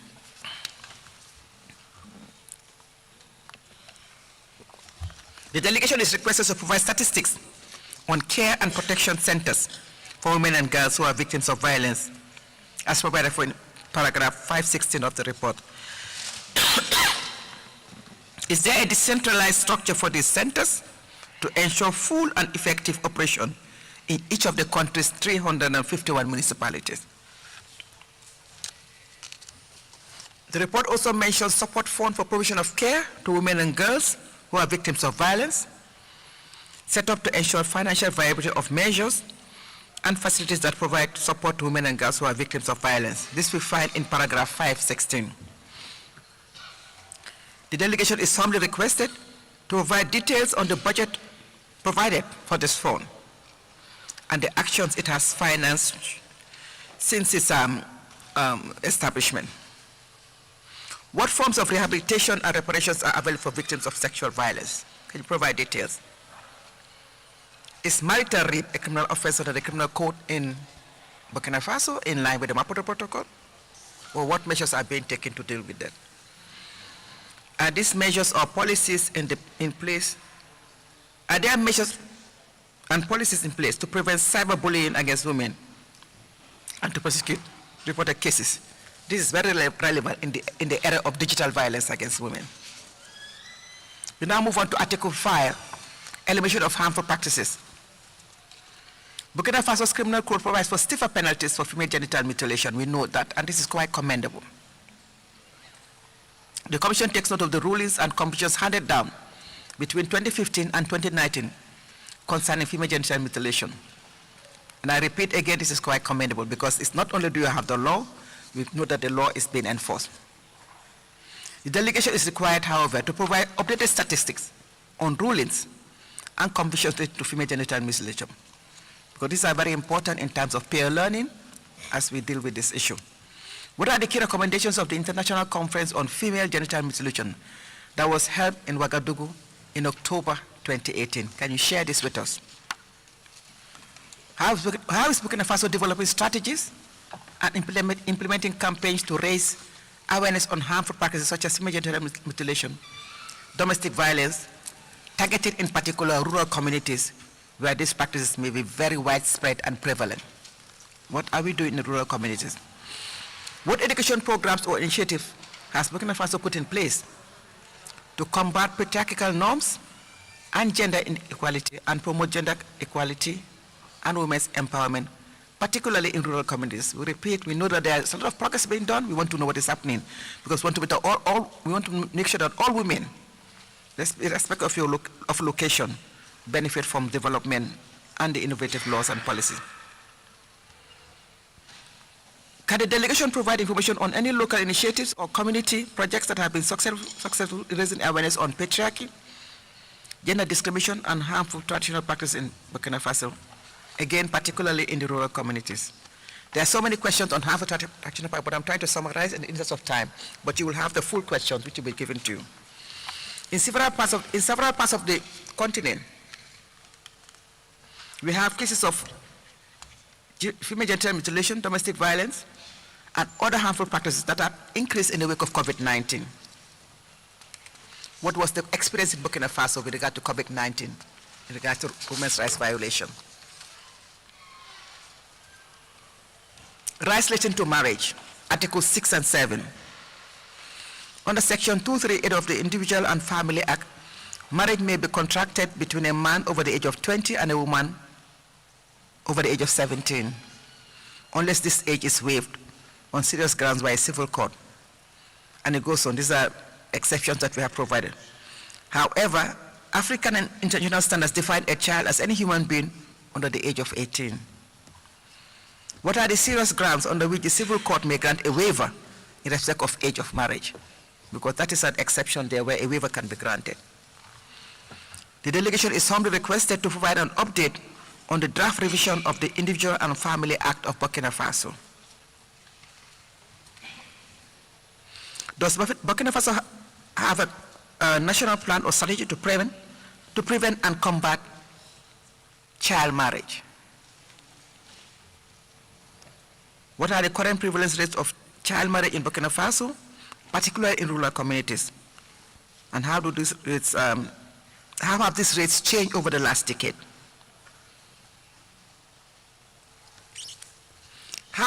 Does the delegation is humbly requested to shed light on how you can reconcile the disparity between the legal age of marriage and international standards defining childhood, and what steps are being taken to ensure that national legislation aligns with these standards.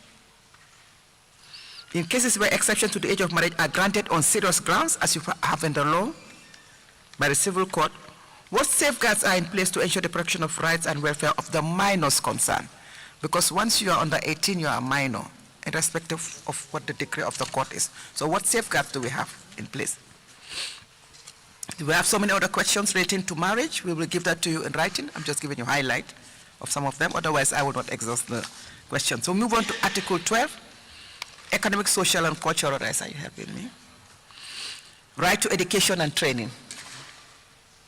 The delegation is requested to provide data on the proportion of girls at the various levels of the education system, elementary, secondary, and higher education. The delegation is also requested to provide an assessment of the results achieved in implementing the National Strategy to Accelerate Girls' Education, 2012-2021. What are the results? I think this question is very important. What particular steps and measures are being taken to protect pregnant girls and students from dropping out of school? Are there any measures to help young mothers go back to school? Are there any initiatives or public policies to encourage women and girls to choose non-traditional areas of education and careers such as science, technology, engineering, and maths, the STEM areas? Article 14, right to health. Are you helping me? How many more minutes? Right to health. 12 minutes? Oh my God. Right to health. The report states that free health care for pregnant women and children under age 5 is guaranteed. What is the government doing to counter the public misconception of voluntary interruption of pregnancy, particularly under the conditions set out in Article 14 of the Maputo Protocol? I have so many other questions relating to right to health, but I know that my time is fast running out. In fact, it has already run out, but I'll just round up. Right to peace and protection of women in armed conflict. Paragraph 3 of Article 10 of the Maputo Protocol stipulates the following. State parties shall take measures to reduce military expenditure significantly in favor of spending on social development in general and the promotion of women in particular. What measures has the government taken to enforce this article? The expenditure on military compared to what we're doing for economic and social rights, especially right to women's rights. Is there a national action plan on women, peace, and security currently in Burkina Faso in accordance with UN Security Council 1325? If so, can you highlight what these measures are and what actions have been taken? Now I move on finally to the rights of particularly protected groups of women. Can the delegation provide precise information on the number and situation of women in prison and the protection afforded to them, in particular pregnant women and nursing mothers that are in conflict with the law and find themselves in detention? The delegation is requested to provide information on sentences handed down under the laws relating to women under the criminal code and relevant to women, especially when it comes to embezzlement and especially dealing with widows and widowers. Are there any restrictions on women's inheritance rights in Burkina Faso, particularly those that may be based on customary law? Please elaborate on customary inheritance law and how this affects women. Distinguished delegation, I have just given you a summary of the questions. The detailed questions will be provided to you, and hopefully we'll have feedback from you tomorrow. Or if not, you cannot complete everything tomorrow. Maybe subsequently you can give us feedback. I thank you all. Thank you, Chair. Yes, thank you very much, Madam Special Rapporteur of Women, for your questions regarding with regard to the protocol of Maputo. Je tourne le regard maintenant sur le protocole de Kampala.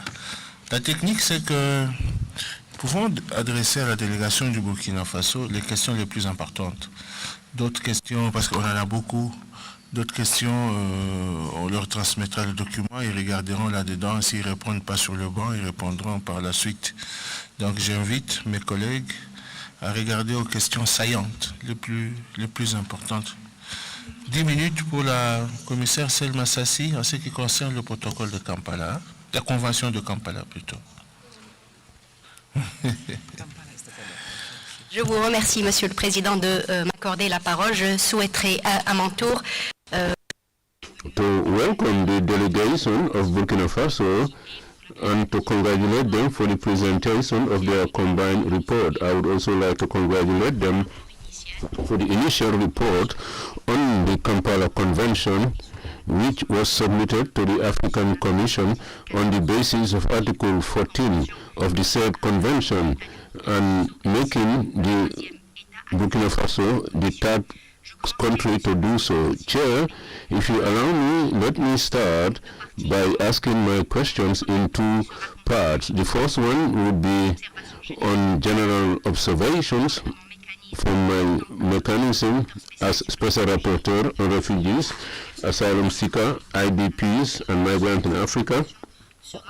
And a second series would be more specific to the Kampala Convention on IDPs. Let me start with the first series of questions under my mandate as a Special Rapporteur on refugees, asylum seekers, and migrants in Africa. Burkina Faso ratified the Convention on the Status of Refugees of 1951, 18 June 1981, as well as the Convention of the African Union Convention on Issues of Refugees in Africa of 1969, Law 049-208/AM, 23 October 2008, on the protection of Articles 11 and 10, that all the refugees who are based in Burkina Faso should benefit from the same laws, and they have to respect the same obligations without obligation. They benefit from the first the same treatment as citizens. First question, we would like to ask you, the delegation, to give us statistical data segregated on the refugees and asylum seekers in the country. Second question, Law 042/2008/AM, does it establish criteria for admissibility when it comes to rapid and impartial consideration of asylum seekers? Does the law deal with the issue of excessive time frame? The above law, does it allow for redress? Does it allow the concerned persons to appeal the expulsion decisions before the court or other administrative institutions? Furthermore, we have seen that 15th May 2020, the African Commission has expressed its concern following the attack on 2nd of May 2020, attacks perpetrated by the forces in Matao refugees, which receives Malian refugees, and violence meted on them, and 32 were wounded, especially some of them were in critical condition. And the ultimatum given to the refugees to leave this camp in 72 hours. The delegation is urged to to provide additional information on an inquiry on this incident. Besides, what are the measures that have been taken by the authorities, Burkinabe authorities, to preserve the protection of refugees during the transition period and in the context of insecurity in the country and the prolongation of the transition for the next 5 years? Do you, besides, have measures to facilitate the birth registrations for children born from asylum seekers? And finally, what are the measures that have been taken by the state to deal with the issue of long-term solution? The solution of local integration, was it envisaged or could it be envisaged by the state? Let me now move on to the category of migrants. Burkina Faso ratified the International Convention of 1990 on the rights of all migrant workers and members of their families in November 2023. The report does not provide any information on the situation of migrants in Burkina Faso. Furthermore, the Commission would like to have information, updated information on the legal and institutional framework governing migration in Burkina Faso. The delegation is urged also to provide statistical data, disaggregated statistical data divided by sex, age, nationality of the migrant. Furthermore, the National Human Rights Commission and civil society organizations they concretely involved in the protection of the rights of migrants. The Burkinabe delegation is urged to provide data on the recording registration of children born outside the country and also their right to Burkinabe nationality. Finally, the state party, does it have any plans to ratify the protocol instituting the African on the free movement and the freedom of movement adopted by the African Union? What are the measures that have been put in place by the Burkinabe government to fight against irregular immigration? Now, let me move on to category of stateless people. We have also noted that the report submitted before this commission does provide no substantial information on the situation of stateless people in Burkina Faso, against the background that the country has ratified the United Nations Convention on the Status of Statelessness of 1954, as well as the Convention of the United Nations on 61 on the reduction of cases of statelessness. The law adopted in February 2024 a new protocol to the African Charter on Human and People's Rights relating to specific aspects to the right to nationality and the eradication of statelessness in Africa. Burkina Faso, does it envisage to ratify this protocol? And furthermore, is there any legislation which deals with matters relating to statelessness in Burkina Faso? The delegation is also urged to give clarifications on the birth register in Burkina Faso. Is the registration free of charge? Is it accessible to the population, especially in the remote areas? Finally, women, Burkinabe women, are they authorized to transfer their nationality to their children and their spouses? Does the Burkinabe legislation allow for double nationality? Now, as I have said initially, these four series of questions relate to general questions. Let me now move on to specific questions, specific to the Kampala Convention. If you allow me, Chair, I will take a few additional meetings. Please do not go beyond 15 minutes. You only have 7 left. Thank you, Chairperson. Questions relating to the Kampala Convention on Assistance to IDP. Burkina Faso ratified the Union African Convention on Assistance to Internally Displaced Persons in Africa, known as the Kampala Convention, 5th July 2012. The Commission would like to congratulate Burkina Faso for being the third state to submit a report on the implementation of the Kampala Convention in accordance with Article 14, Paragraph 4 of this instrument. The first question is of a general nature. What are the measures that the government of Burkina Faso adopted to disseminate and propagate the Kampala Convention?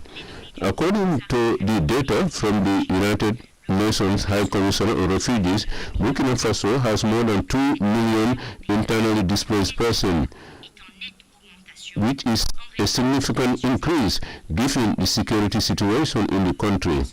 The number of internally displaced persons is more than 47,000 in November 2018. The report also indicates that among these IDPs, more than 61% are children, 21% women, and 16% men. The region of North and Central is the highest, North 10.5% and East with more than 10%. Let me now deal with Articles 2, 3 of the Kampala Convention relating to the objective and obligations to the member states. The Commission once again would like to reiterate its congratulations to Burkina Faso for having submitted its report, and in so doing complying with the obligations when it comes to the report in line with the three Convention, African Charter, Mobutu Protocol, Kampala Convention. The Commission also takes into account the legal framework which indirectly covers the issue of internally displaced people in Burkina Faso. First question, given the extent of the problem of internally displaced people, does the state party consider the adoption of a specific law to cater for the needs of all issues relating to the protection of internally displaced persons in conformity with provisions of Article 3(1)(a) of the Convention? The Commission also has taken due note of the institutional framework involved in the management of internally displaced people in Burkina Faso, especially the Ministry for Women's Affairs, National Solidarity and Family and Humanitarian Action. The ministry responsible for human rights and also the National Council for Rehabilitation.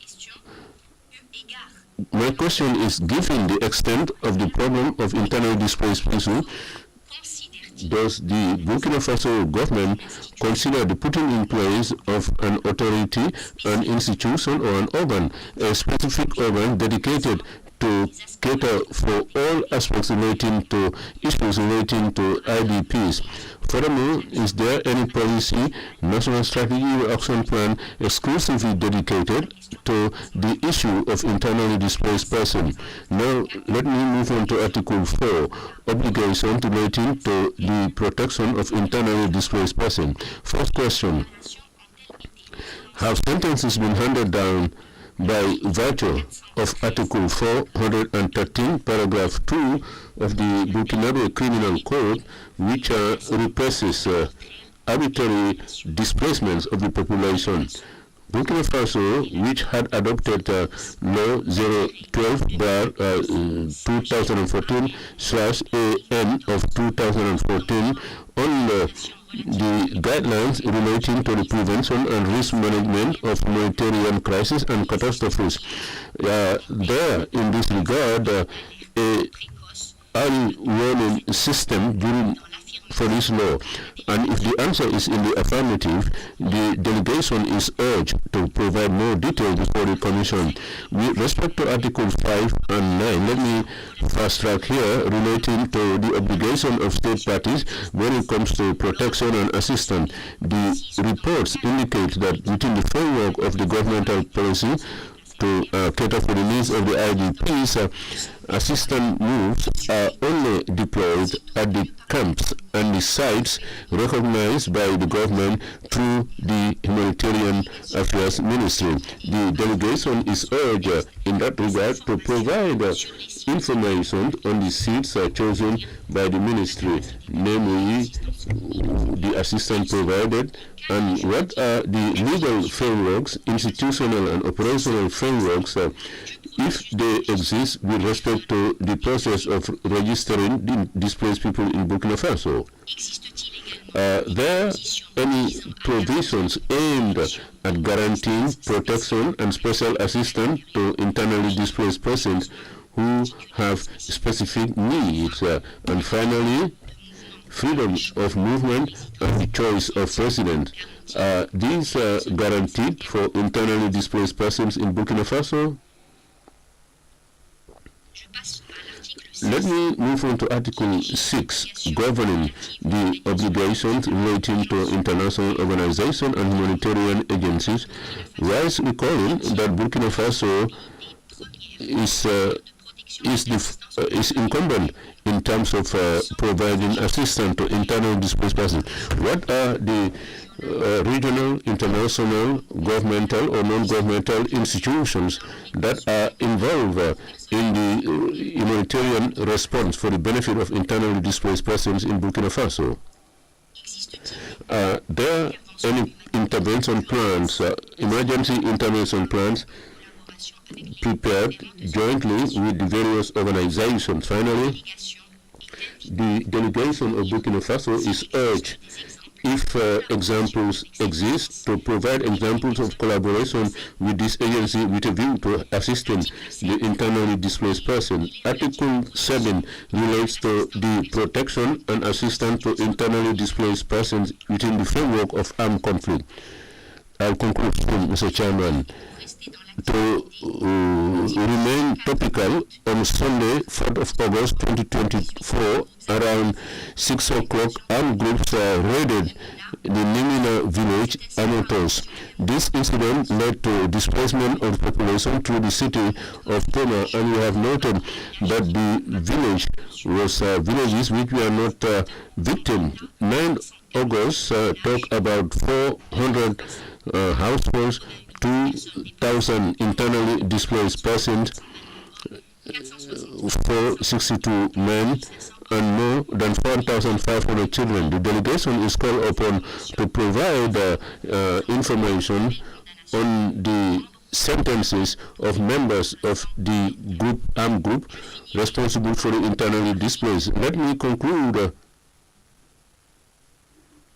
with Article 12 relating to redress, compensation.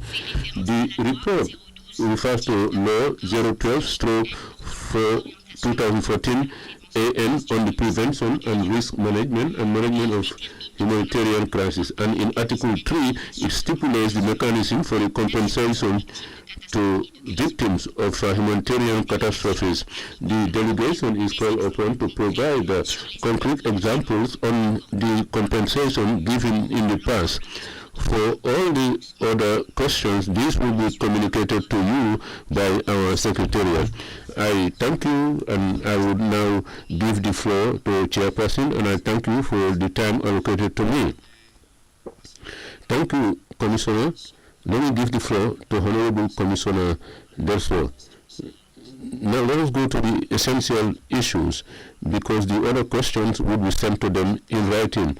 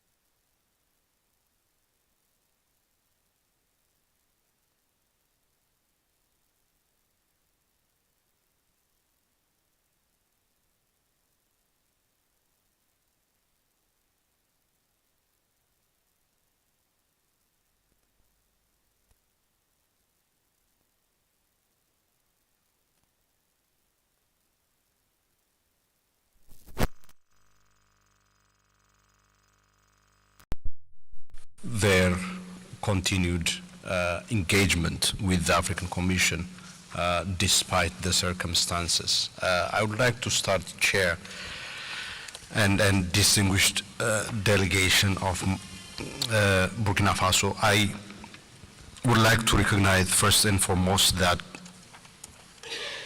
what you presented in terms of the difficult circumstance facing Burkina Faso are the result of the activities of terrorist groups is indeed something that is of profound concern for all of us here in the Commission, and I would say on the African continent. So I share Commissioner the country rapporteur's expression of solidarity and compassion with all the people of Burkina Faso who are affected as a result of this very concerning situation. One of the work of the African Commission on Human and People's Rights is to ensure that states comply with the African Charter on Human and People's Rights with a view to give effect to their obligations, including in what may be considered to be exceptional circumstances, such as the ones that Burkina Faso finds itself. And for this, the Commission has developed guidelines on adhering to human and people's rights under the African Charter in the context of states of emergency or disaster. These guidelines are developed with a view to provide the relevant guidance for states in order to ensure that they comply with certain requirements and principles, the principles of precaution, that when states implement certain emergency measures, that they take all the required precaution in order to limit and avoid violations that citizens may be subjected to as a result of the extraordinary measures states adopt in emergency situations. The principle of necessity, the principles of proportionality, and of course, importantly, the need for accountability when those principles, any of those principles are breached. And I would like to inquire from the delegation the extent to which the kind of measures that Burkina Faso is adopting and taking are actually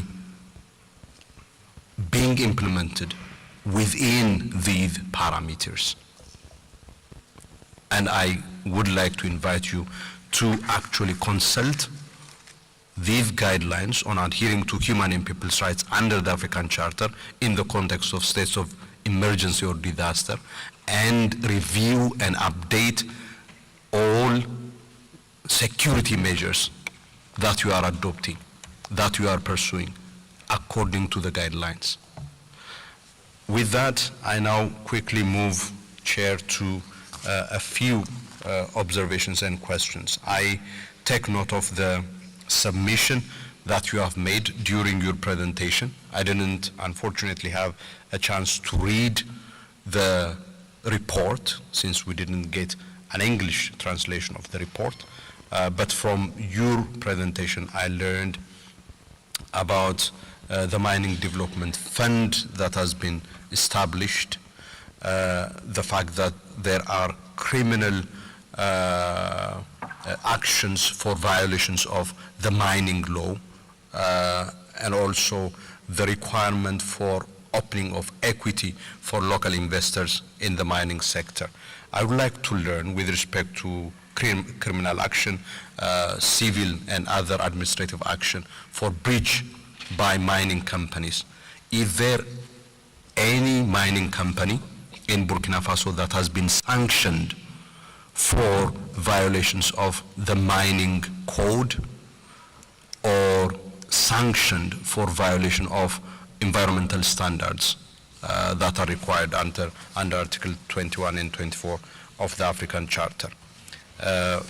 I would like to appreciate the fact that you have also consulted and tried to draw up the report on the basis of the state reporting guidelines under Article 21 and 24 of the African Charter on Human and People's Rights, which is very commendable.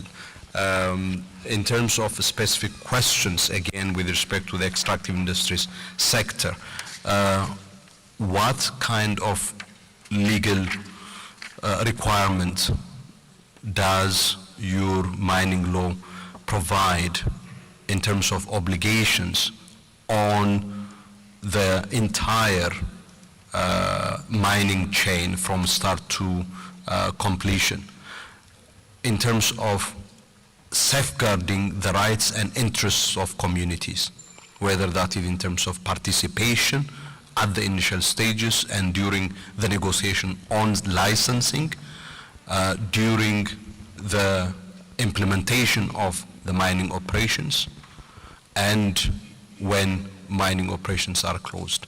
And what obligations does the mining law also impose on extractive companies with respect to their obligations towards communities, host communities, in areas where mining activities are undertaken and carried out. Does your law provide tax exemptions? And what kind of tax exemptions do you provide? Tax privileges or duty privileges do you provide?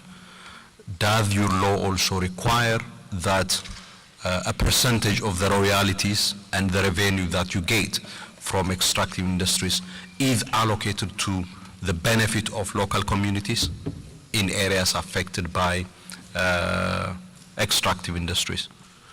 We would like also to know what kind of provisions in your legal system are available for purpose of adjudicating disputes relating to extractive industries.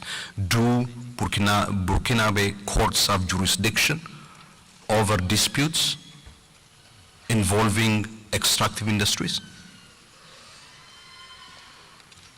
Do Burkinabes have a right to bring grievances and lodge cases against extractive industries in Burkinabe courts? With respect to the environment, Chair, I would like to know the obligation that Burkinabe law imposes as per Article 29 of the Constitution, which recognizes the right to environment as provided for also under Article 24 of the African Charter on Human and People's Rights. Does your law with respect to environment require environmental impact assessment? What kind of regulatory institutions exist in Burkina Faso that inspect compliance with environmental standards, that also enforce those environmental standards? I take note of the fact that there are various mining activities that are carried out informally as well. And what are the measures that you put in place in order to make those informal small-scale mining activities safe and secure for the well-being and welfare of those who are engaged in those small-scale mining activities in Burkina Faso? What requirements do you have in your law in the event of environmental degradation as a result of extractive industries for extractive companies to clean and rehabilitate environment or land that is degraded and spoiled by the activities of extractive industries, and for people who are affected by those environmental damage as a result of extractive companies? And I would appreciate if you share any experience of environmental damage that happened in Burkina Faso, which has led to measures required in that respect. I will quickly move now to also address Article 9 relating to freedom of expression and access to information on behalf of Commissioner Grisha. In Burkina Faso, the right to information is enshrined in Article 8 of the Constitution. Of course, with respect to the Constitution, a question had already been asked by Commissioner So, whether it is still in force and respected. But within that, the question is the government aware of the commissions, the African commissions, model law on access to information in Africa? And does it intend to amend law number 51/2015 of 30 August 2015 or to adopt a new law on access to information based on the Commission's model law? This is from the Special Rapporteur on freedom of expression and access to information. The Commission has been informed that Burkina Faso amended its criminal code in July 2019 through law number 044/2019. That section 312 to 11 of the code makes it an offense to demoralize the security forces, while other sections restrict access to or dissemination of information relating to military operations or weapons carried out by the armed forces. The delegation is requested to justify that the above-mentioned measures are not contrary to the right to receive information and freedom of expression enshrined in Article 9 of the Charter. How and whether basically these measures comply with the ground of security, which is the basis on which the restrictions might have been imposed. Do the above restrictions comply with Article 9 of the Declaration of Principles on Freedom of Expression and Access to Information? The delegation is requested to provide information on the law of November 2023, amending the statutes of the Higher Council for Communication. Does Burkina Faso have an independent and impartial oversight mechanism for the promotion, monitoring, and protection of the right of access to information, whether there is actually an independent, impartial oversight mechanism with respect to access to information? What efforts are being made to improve access to information for people living in rural and remote areas? Some sources claim that a number of measures have been taken to restrict the work of the media in Burkina Faso, including through suspension. Radio Omega, Radio France International, France Country, expulsion of journalists. The delegation is requested to provide information on these measures and their legitimacy. What concrete measures has the government taken to safeguard freedom of expression, including on the internet, in the context of the fight against terrorism? The delegation is requested to provide information on the media landscape in Burkina Faso. What measures have been taken to guarantee equal access to public advertising revenue for all media without distinction? With respect to safety of journalists, the Commission has received several reports of harassment and intimidation of journalists. On 29 July 2024, the Commission expressed its deep concern at the disappearance of the journalists Kalifare Sere, Sergei Olone, Adama Bayala, in Ouagadougou, Burkina Faso, between 18 and 28 June 2024, in circumstances that remain unclear.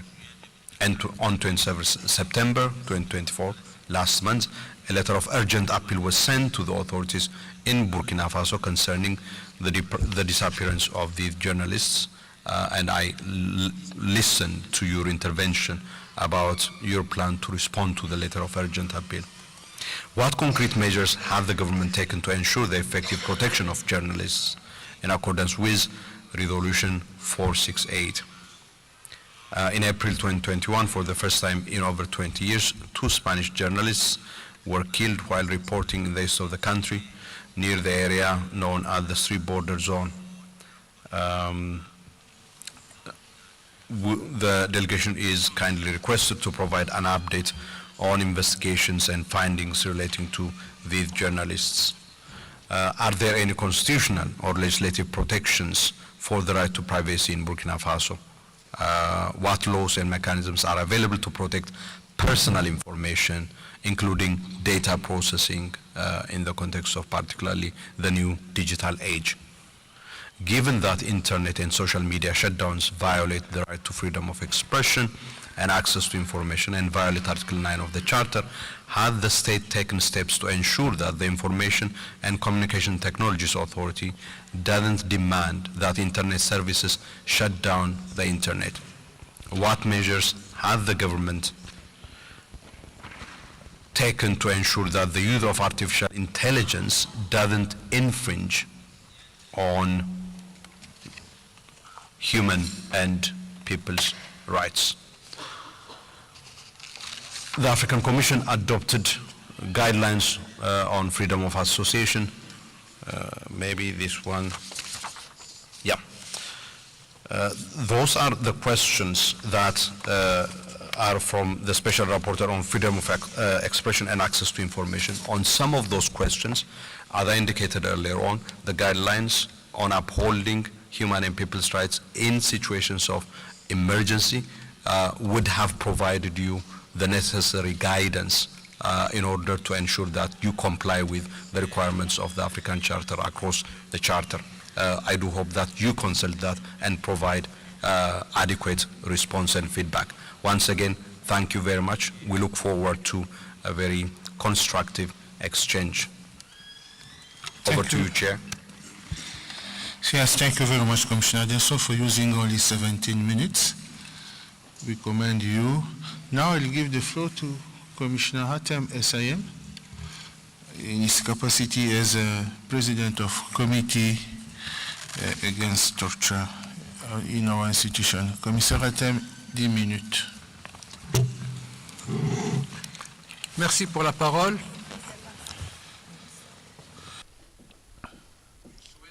Chair, once again, I would also welcome our brothers of Burkina Faso to this session. I shall be brief as possible. Regarding Article 5, who prohibits torture and cruel and or degrading treatment, we all know that Burkina Faso has ratified the Convention Against Torture and Other Cruel and Degrading Treatment since January 19.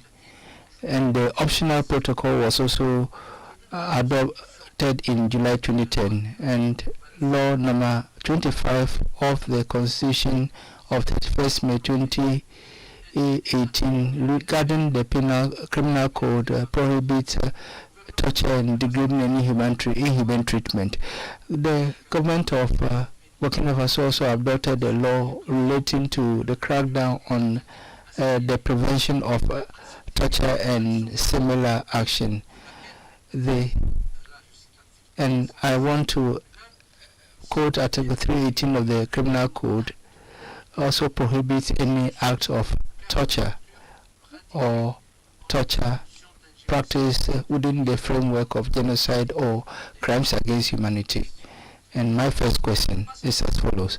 And I want to also, I will focus on prevention of torture. The National Human Rights Commission and National Committee for the Prevention of Torture in Burkina Faso, in line with Law 221 of March 2021. And I have two questions. The first, and here I'm talking of the National Commission, does it have adequate resources and unconditional access to prisons to enable it discharge on its mandate in preventing and cracking down on torture, knowing that Burkina Faso has ratified the optional protocol?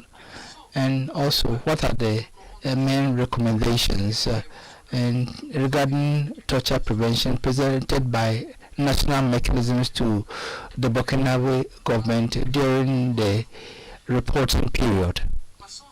Now, on investigation and prosecution in terms of torture and summary executions and enforced disappearance.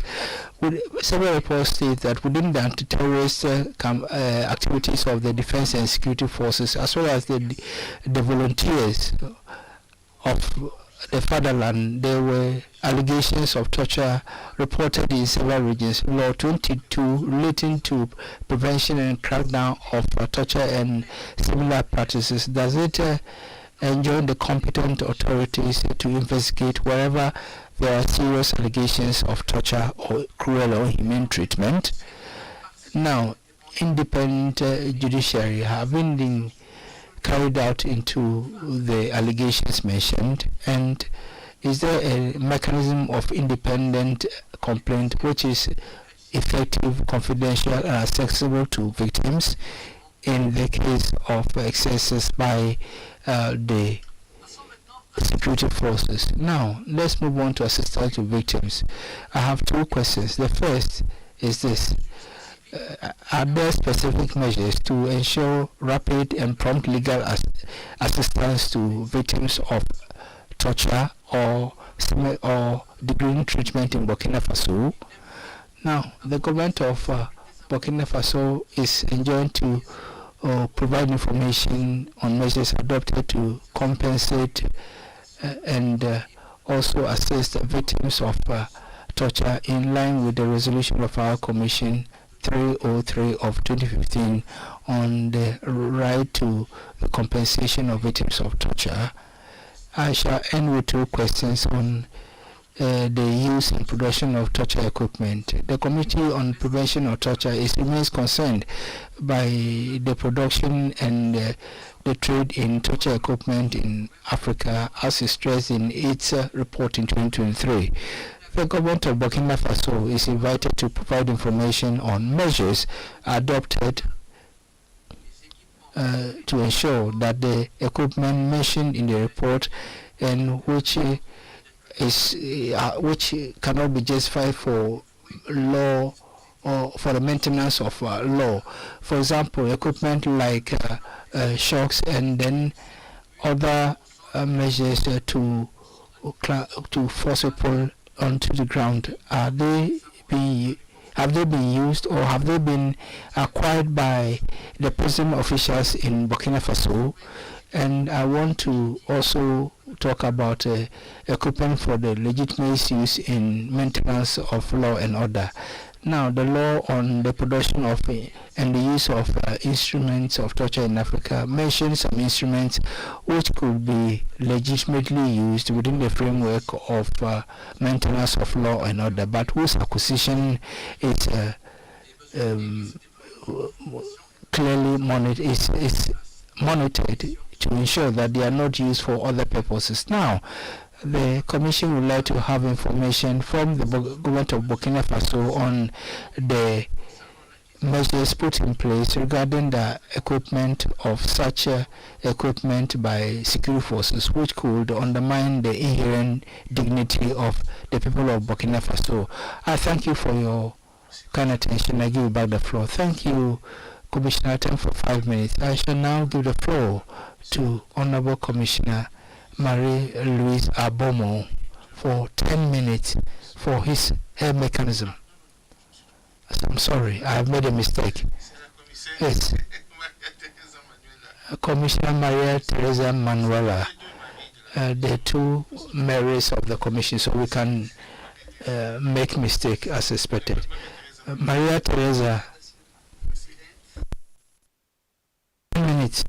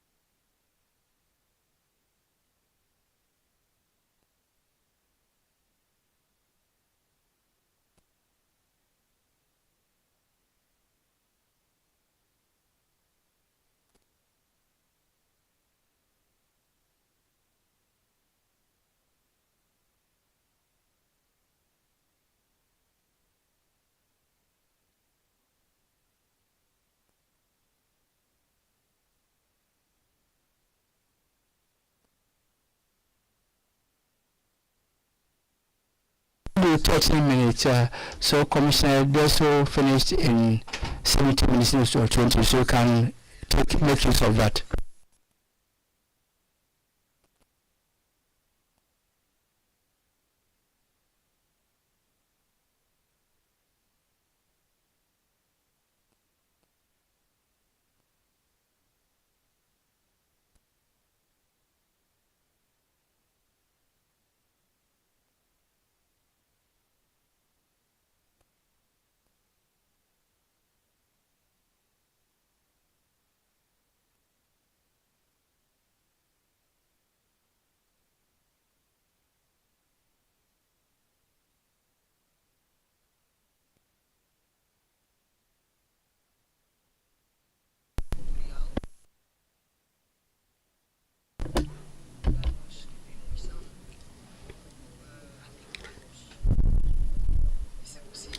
We would like to have data on infrastructure that exist or that are built to support the legal system.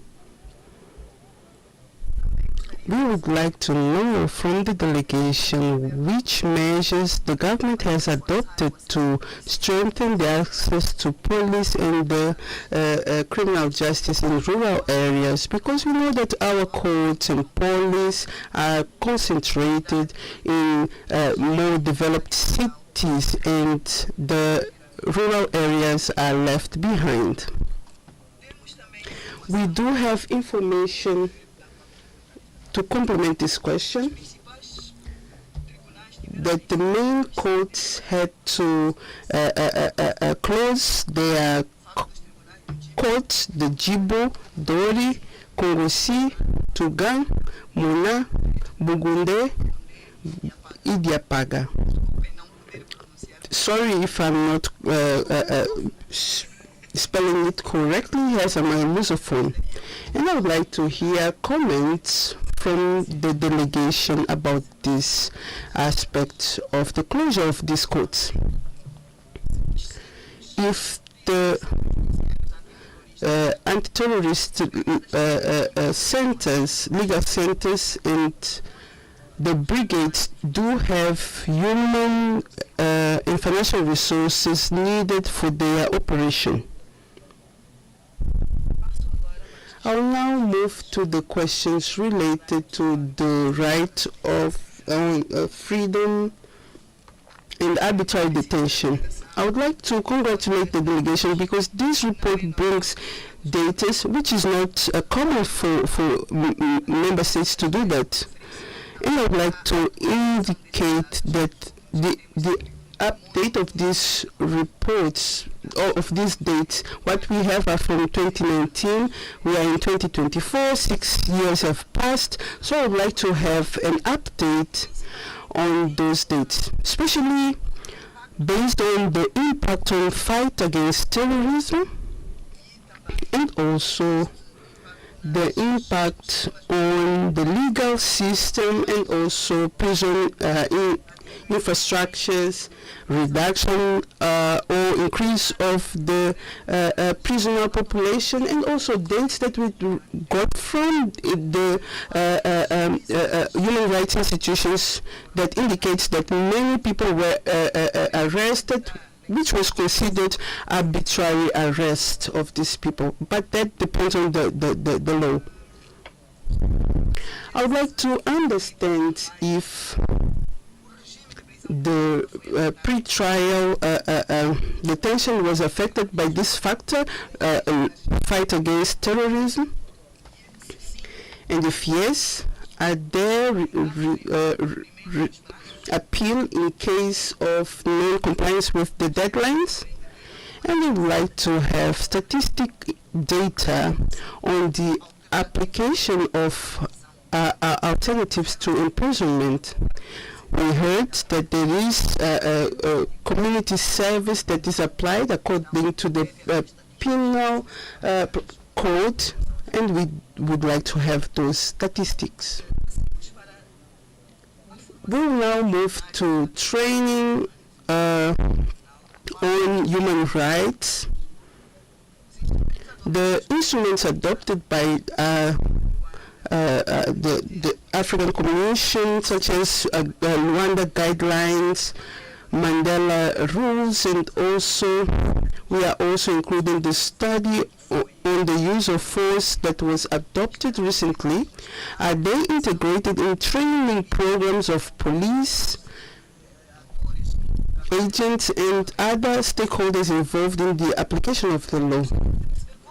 And we would like to understand how these elements are related if I followed your presentation well, in the follow-up of the journalists. Doesn't this create an imbalance according to our instruments? And this question was also raised by Commissioner Deso, but I'm putting that in a different manner due to the impact that this can have in the use of force in the prisonal system.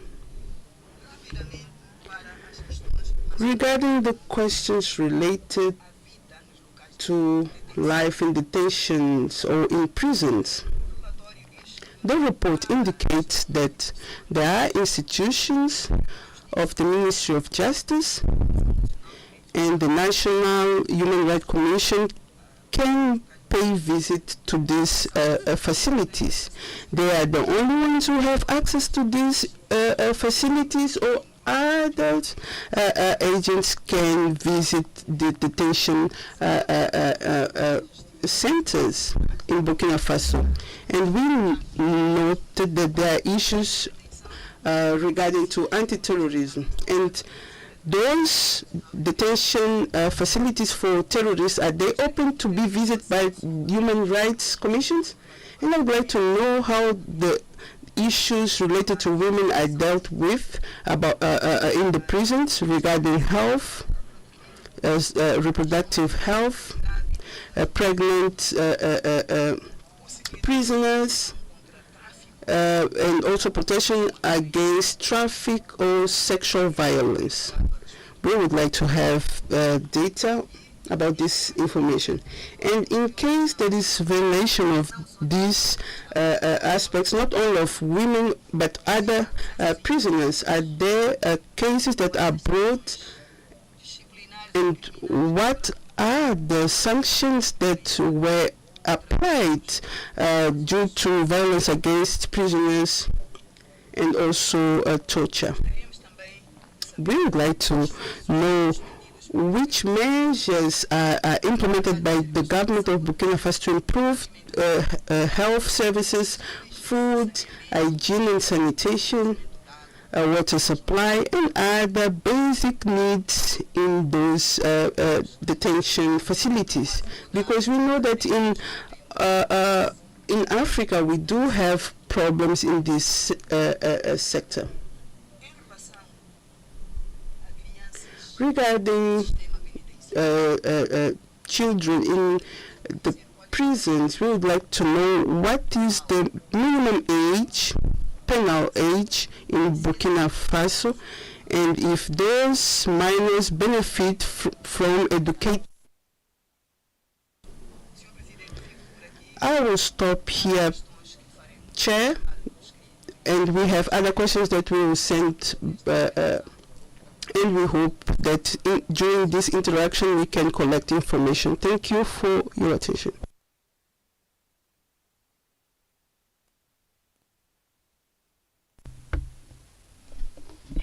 Thank you very much. You have left our 3 minutes intact, which is very good. So I shall now give the floor to Marie-Louise Abomo this time. 10 minutes. Thank you very much. Thank you very much for giving me the floor. Chair, I would like to pay my compliments to the distinguished delegation of Burkina Faso and align myself with the previous speakers and welcome them to the headquarters of the Commission. I am in charge of the mechanism relating to the rights of older persons and persons with disabilities, and this capacity that I will engage with you. And I know that Article 18 of your Constitution affirms assistance to the older persons and persons with disability. You have also ratified the UN Convention on the Persons with Disability in 2017, but you informed us that you have ratified the protocol relating to older persons, but have you deposited officially the instruments of ratification that will enable us to count the day of effective ratification? With respect to persons with disability, please provide a breakdown of persons with disability in your country. The Commission also notes that you've made efforts aimed at ensuring the social and integration of persons with disability. That is in 340 of your report, table 15 and 14. Can you provide information about the National Multisectoral Council for the Protection of the Rights of Persons with Disability? What is this mandate, its composition? Can you also provide information on the amendments made regarding the National Strategy for the Protection of Older Persons 2012-2021 and its rollover for 2021 from 2021 to 2025? Now it's in paragraph 348. Having said this, now persons with disability, are they involved in the process of decision making and the design of policies and measures concerning them? Also, do you have a program or plan of action to protect persons with albinism in Burkina Faso? And finally, regarding persons with disability, do you have specific measures promoting their access to justice and compensation for victims of various forms of discrimination based on their disability? Do you have specific measures for persons with disability in the case of war, conflict, and fight against terrorism? Because you talk of a protection system. Now, do you have some specific protection for persons with disability?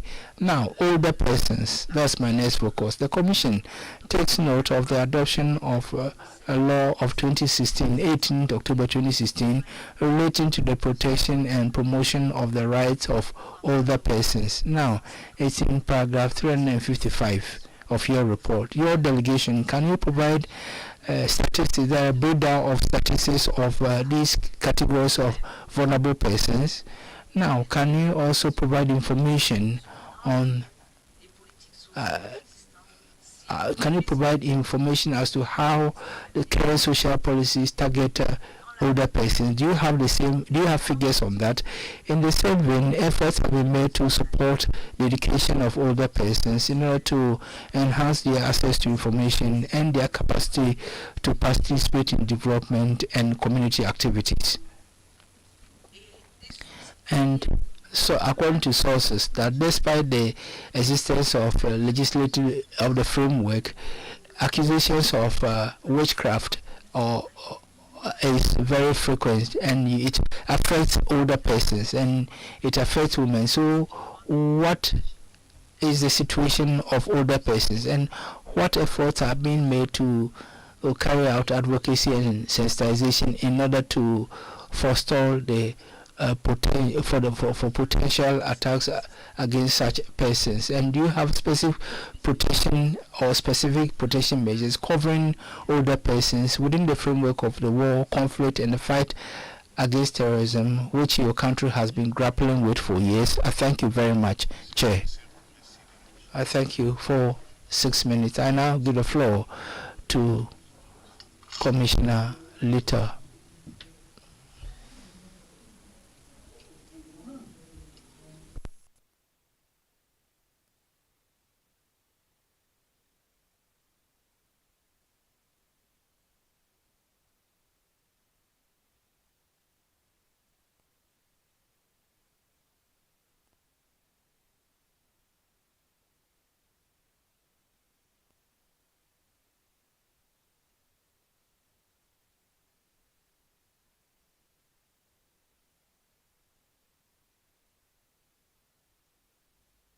delegation from Burkina Faso for a very brilliant report that they presented to us this afternoon, and to use the time that I have to pose a few questions.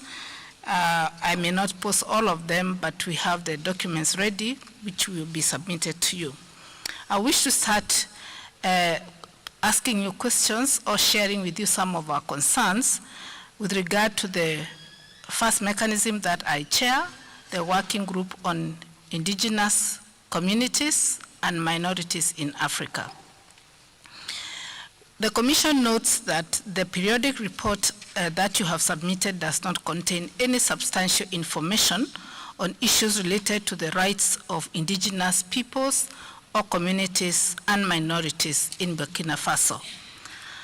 However, we note that you have mentioned in your report that your government is involved in promotion and protection of the languages of minority peoples and communities through the gradual transcription of national languages, followed by the introduction into the education system as languages taught for instructions. That is paragraph 278. In this regard, I would like to ask the following questions.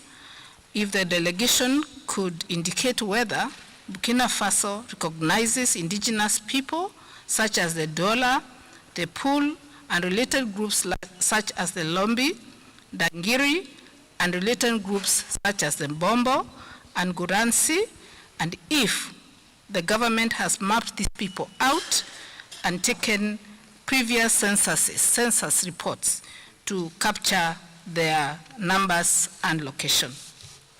Secondly, if the state has not done so, are there any obstacles? Does the state party wish to be assisted by the Commission in overcoming these problems, particularly in mapping indigenous communities in your country or including them in future census reports? Thirdly, given that Burkina Faso voted in favor of United Nations Declaration on the Rights of Indigenous Peoples on 13 September 2007, what measures has the government adopted to recognize and address the plight of indigenous people such as the Fulani pastoralists and the Tuaregs?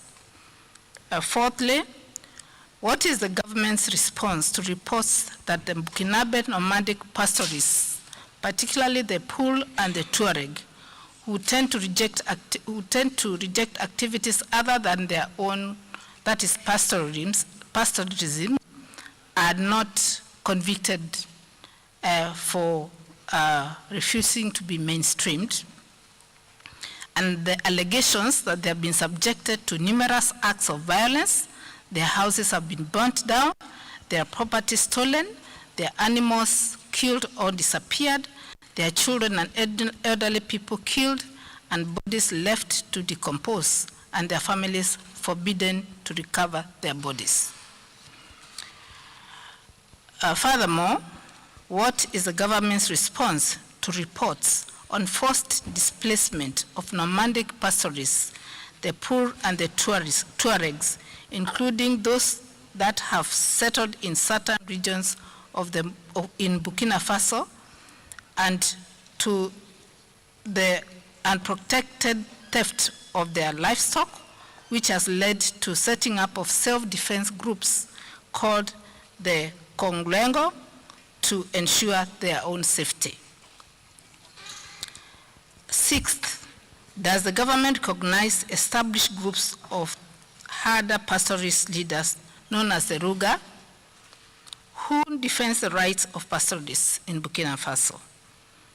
This group held a congress in Ouagadougou in October 2016, and we understand that the government is cooperating, and we understand that they have organized themselves. So the question is, how is the government cooperating with this group to guarantee their rights as nomadic pastoralists?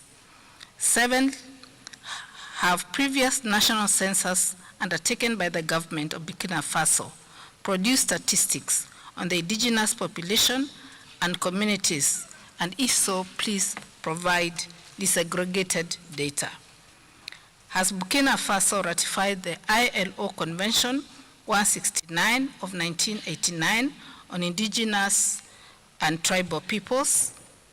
Is there a legal or administrative framework that expressly recognizes and protects the rights of indigenous people and communities in Burkina Faso, people belonging to national or ethnic, religious, and linguistic minorities, including their right to own, use, control, and manage their ancestral land?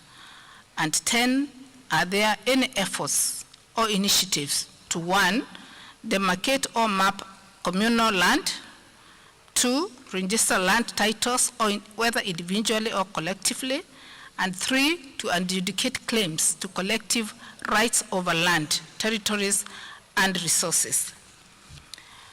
With regard to marginalization and discrimination, which is a major challenge faced by indigenous people in Africa and people belonging to national and ethnic, religious, and linguistic minorities in their daily lives, has the government of Burkina Faso adopted any laws or measures to raise awareness of and remedy the injustices and inequalities suffered by indigenous communities and people belonging to national or ethnic, religious, and linguistic minorities? Are there political quotas for indigenous people and or people belonging to national or ethnic, religious, and linguistic minorities as regards to access to civil service jobs and other public functions in order to enhance their political participation? What strategies have been introduced to improve access to basic services, in particular education, for indigenous people, as well as access to healthcare and other public services? We recognize that this report was written during the COVID-19 period, which led to significant changes in the delivery of essential services, and consequently would like to ask a few questions. First one is, what impact did COVID-19 have on the indigenous people and minorities in your country?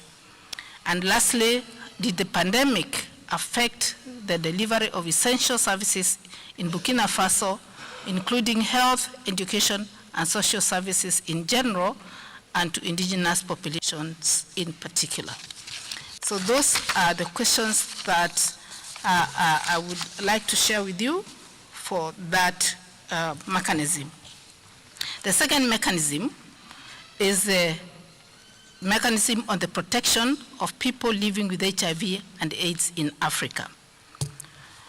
The Commission takes note of law number 030/2008 of 20 May 2008 on combating HIV/AIDS and protecting the rights of people living with HIV and AIDS, and is implementing decree number 2010-744 of December 10, particularly paragraph 224.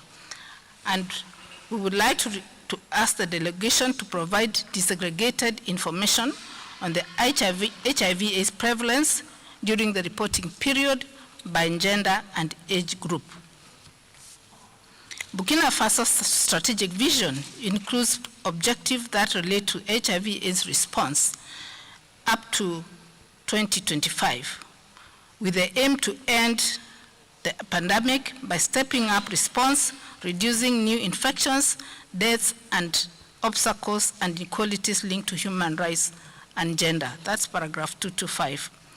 The question is, the delegation is requested to provide a midterm assessment on the progress made in implementing the above-mentioned objectives. Secondly, what are the main lessons learned from the implementation of the National Strategic Framework to combat HIV and AIDS and STIs, sexually transmitted diseases, covering the period 2016 to 2020? The report shows that in Burkina Faso, the number of people living with HIV and AIDS who know their HIV/AIDS status is 74%. The number of people living with HIV/AIDS receiving ARV treatment is 69%, and the number of people living with HIV and AIDS with reduced viral load is 20%. So the question is, what concrete measures is the government taking to achieve the target of 95% for awareness of the situation, 95% for people on treatment, and 95% on viral suppression by 2020? These are UN targets. In particular, what concrete target measures have been taken to improve the viral suppression, which is so low and stands at only 20%? What is the prevalence of HIV/AIDS in prisons, by gender, and in detention facilities? And what targeted interventions have the government adopted in this regard? With regard to discrimination against people living with HIV and AIDS, in addition to awareness raising, what concrete measures are being taken to remedy the negative effects of the stigmatization of people living with HIV and AIDS, particularly in the education sector? Are there any legislative or policy measures in Burkina Faso that criminalize the forced sterilization of people living with HIV and AIDS without their free, prior, and informed consent? Are there any legislative measures in place to criminalize the intentional, deliberate transmission of HIV and AIDS? And 9, what practical measures and arrangements, if any, have been put in place to ensure the availability and accessibility of pre-exposure prophylaxis, post-exposure prophylaxis, antiviral therapy, condoms, and other HIV/AIDS-related services in all parts of the country, particularly in the rural areas, remote areas, and what results have been achieved in this regard? What is the government's budget in provision of these services? The report under consideration also covers the 20 COVID period, and we would like to know what impact did COVID-19 have on the people living with HIV and AIDS in your country? And lastly, as the pandemic affected the delivery of health services in Burkina Faso, including access to antiretroviral drugs for people living with HIV and AIDS or at risk. So that is the second mechanism. And now I come to the last mechanism. And this is the questions for the working group on the economic, social, and cultural rights in Africa on behalf of Commissioner Mwandenga. Article 18 of the Constitution of Burkina Faso states that education, learning, training, employment, social security, housing, sport, leisure, health, maternity, and child protection are social and cultural rights recognized by the Constitution, which aims to promote them.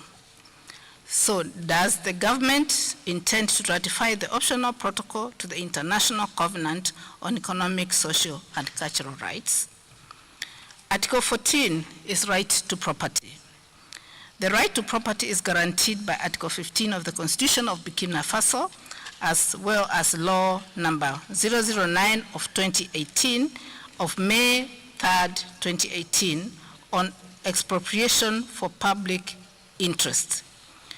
However, there have been reports of delays in implementing the programs for issuing land ownership documents provided for in the law and on rural land tenure. The question is the delegation is requested to provide more information in this regard. And secondly, has the government adopted an implementing decree for Article 74 of the law 34/2009 on rural land tenure relating to non-development of rural land acquired for profit? Also, how is the government responding to discriminatory practices based on customary law regarding access to land, particularly for women? With regard to rights to housing, The Commission takes note of the legislative measures taken to ensure that state refrains from and is compelled to protect households from forced evictions in Burkina Faso. That is paragraph 283 to 290.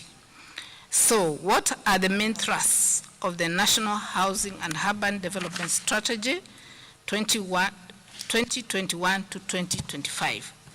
The delegation is requested to provide an update on the implementation of the National Housing Construction Program adopted in 2017 with the target of 40,000 housing units.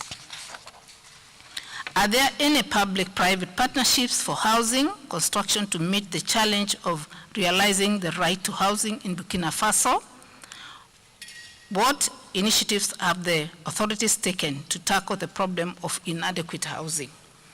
With regard to Article 15, that's right to work under equitable conditions, can the delegation provide statistics on employment and unemployment rates in Burkina Faso, the level of participation of young people and women in labor market, and unemployment rates among young people and women? The committee takes note of the government's effort to combat forced labor and child labor, that is paragraph 186 to 195. What is the official minimum age for unlimited access to work, and does it correspond to the compulsory school age? Is technical and vocational training adapted to the needs of the labor market in Burkina Faso? The Commission also notes the government's effort in addressing gender-based discrimination, working hours, health and safety standards, and the minimum age, that is paragraph 212 to 223. In that regard, what is the proportion of informal employment in Burkina Faso? What measures have the authorities taken to extend social protection to people working in this sector, particularly domestic workers? Has Burkina Faso ratified ILO Convention 189 of 2011 on the rights of domestic workers? Article 16 is right to the highest attainable standards of physical and mental health. The Commission takes note of the plans to extend the national health map and increase the human resources devoted to health sector in Burkina Faso, detailed in paragraphs 238 to 242. Is the National Health Policy and Action Plan or Strategy currently being implemented in Burkina Faso, and what are its objectives? In terms of financial resources, the Abuja Declaration requires that 15% of the national budget be allocated to health sector. The report indicates that between 2016 and 2020, the national budget allocated to this sector varied between 11% and 13%, that is paragraph 80. Does the government intend to put additional measures to bring Burkina Faso's health budget up to the level required in the Abuja Declaration? With regard to human resources, for health, the Commission takes note of the involvement of local population in the management of health problems through the appointment of 17,668 community health workers across all villages in Burkina Faso. That is paragraph 243. What role, if any, do private stakeholders play in healthcare provision in your country? Secondly, the delegation is requested to provide information and gender disaggregated data on the number of doctors in hospitals and health facilities and the per capita ratio. Lastly, on this item, what efforts is the government making to remedy the following problems relating to the realization of the right to health: access to health care in rural and remote areas, access to quality health care, teenage pregnancies and safe abortions, maternal and infant mortality rates? Thank you. Lastly, Your Excellency, this is not my report. I'm struggling to deal with it. Yes, the other question you are going to send the document to them. This is the last one. Right to education. This is a year of education, Your Excellencies. The report states that Article 4 and Article 6 of the law number 13 of 2007, dated July 30th, The Education Orientation Law establishes the principle of compulsory schooling for all children aged 6 to 16 and free education in Burkina Faso, paragraph 5253. Does free education apply to all levels of education, meaning primary, intermediate, secondary, and university? Are there any hidden or indirect costs for education in Burkina Faso? Secondly, is free and compulsory education, primary education universal? Commissioner, please ask 2 or 3 last questions. We will send the document to them. Okay, Chair, I'll skip that, but let me say that there is Article 22 on right to socio-economic and cultural development, which is the last item, and the delegation is requested to provide an update on the current poverty rates and concrete measures taken to address this issue. The only things that I've left out, Chair, is 3-4 questions, and so I'll just stop there because you say so, and wish the delegation good luck in responding to these questions. I thank you. Thank you very much, Commissioner Lita. We are going to finish now. Nous allons finir maintenant sur les défenseurs des droits de l'homme. Je vais simplement résumer le peu de minutes que j'allais utiliser. Je crois que la collègue a tout pris. Je voudrais simplement, en termes de liberté de réunion et d'association, l'article 21 de la Constitution a déjà prévu cette question et vous avez une loi de 2015 sur le sujet. Quel est le régime de formation ou accréditation des bureaux d'ONG étrangères au Burkina Faso lorsqu'elles veulent travailler? Dites-nous également, Excellence, s'il existe des restrictions sur le financement des associations de droit burkinabé par des sources étrangères. Pour la liberté de manifestation, comme vous l'avez dit, régie par les articles 354 du Code pénal, est-ce que vous pouvez nous apporter quelques précisions sur les critères de détermination de la licéité d'une manifestation? The list of demonstrations according to the Burkinabe Criminal Code, and that is when you decide that a demonstration is illegal. And I also want to provide guidelines, whether you have the guidelines of freedom of association in Africa, and whether you've taken the guidelines on freedom of association and meetings in Africa into account. Also, the guidelines on maintenance of order assembly. Are you aware of the soft law, and whether the government intends to amend its legislation in order to reflect the guidelines? We also request Your Excellency to provide details on sensitization and training activities given to security forces and other stakeholders on the norms relating to freedom of association and freedom of assembly. We would also have information on the independent investigation into the case of a number of human rights defenders whose cases have been mentioned. But I will give another name of a human rights defender, Binta Sidibe, who and her family were threatened. Do you have information to provide to us?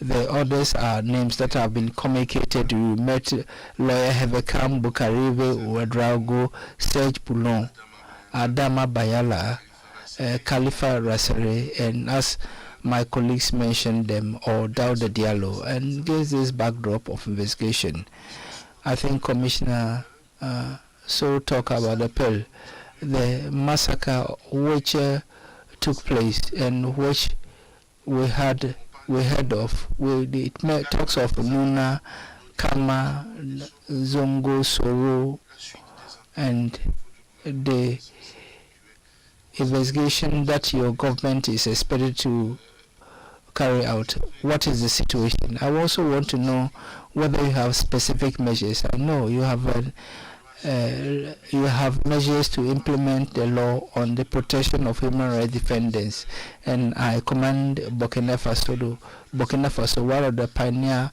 countries to have promulgated this law. Now, do you have other specific measures aimed at protecting human rights defenders during this transition period?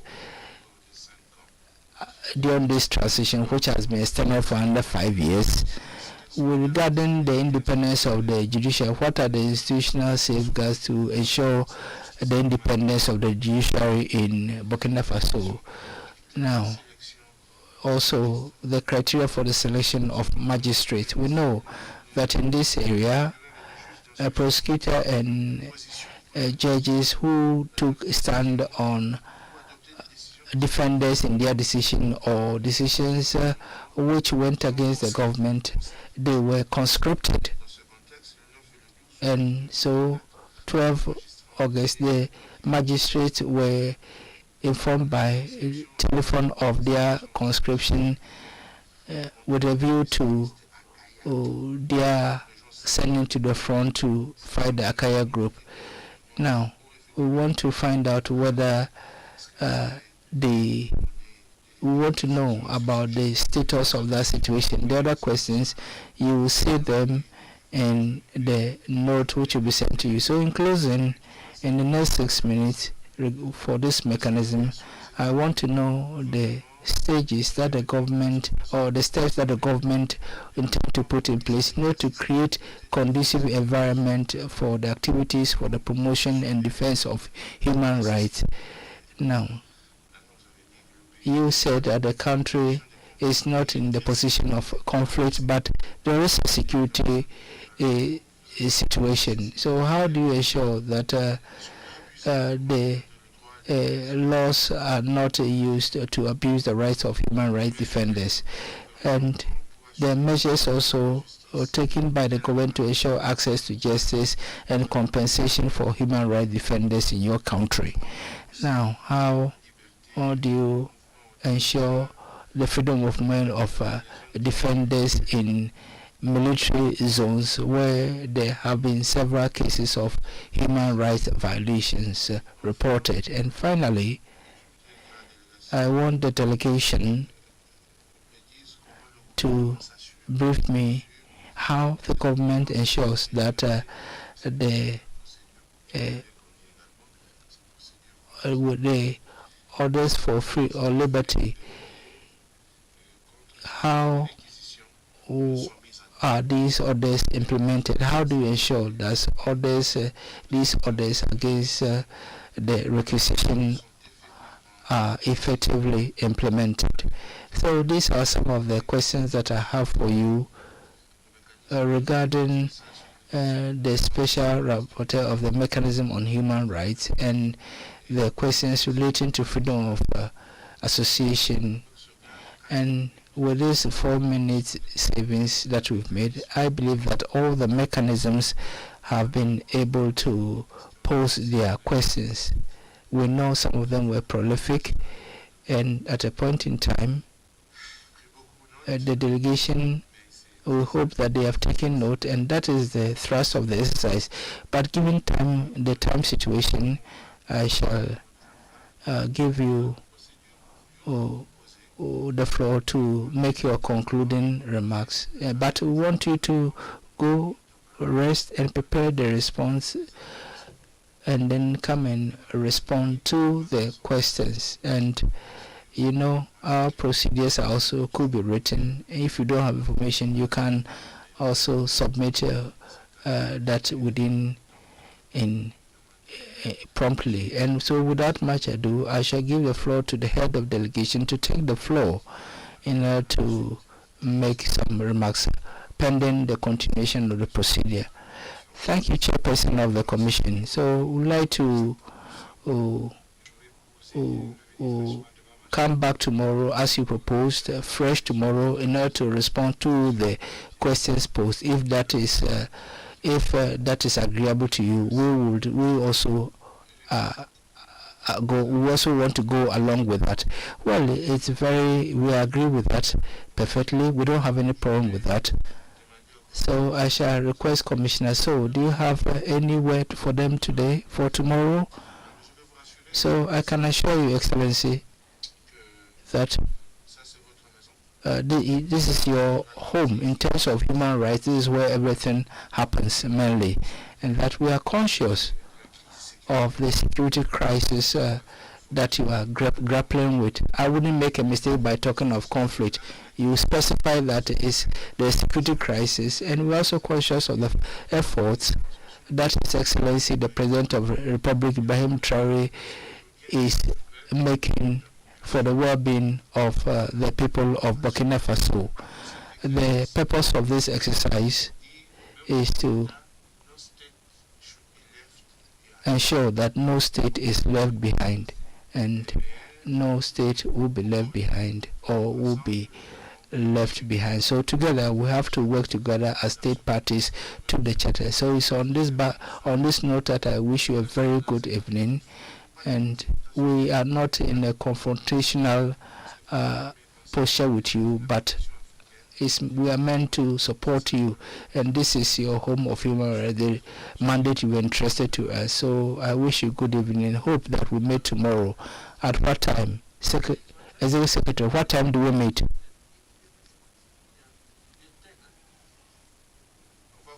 So we shall communicate the time with you, to you, so that you know the exact time tomorrow that you come for the response.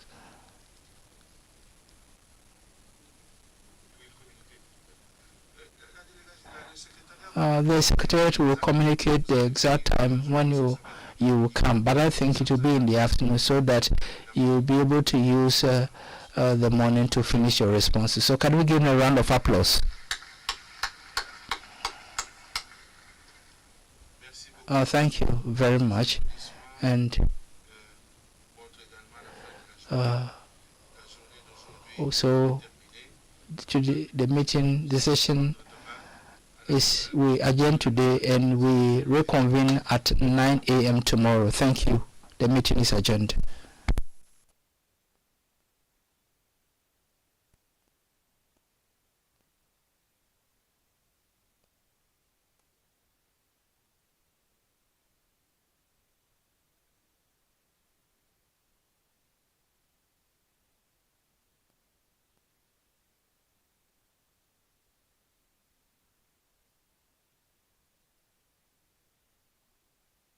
Between 12 and 1:30. Check the barcodes at the back of your badges.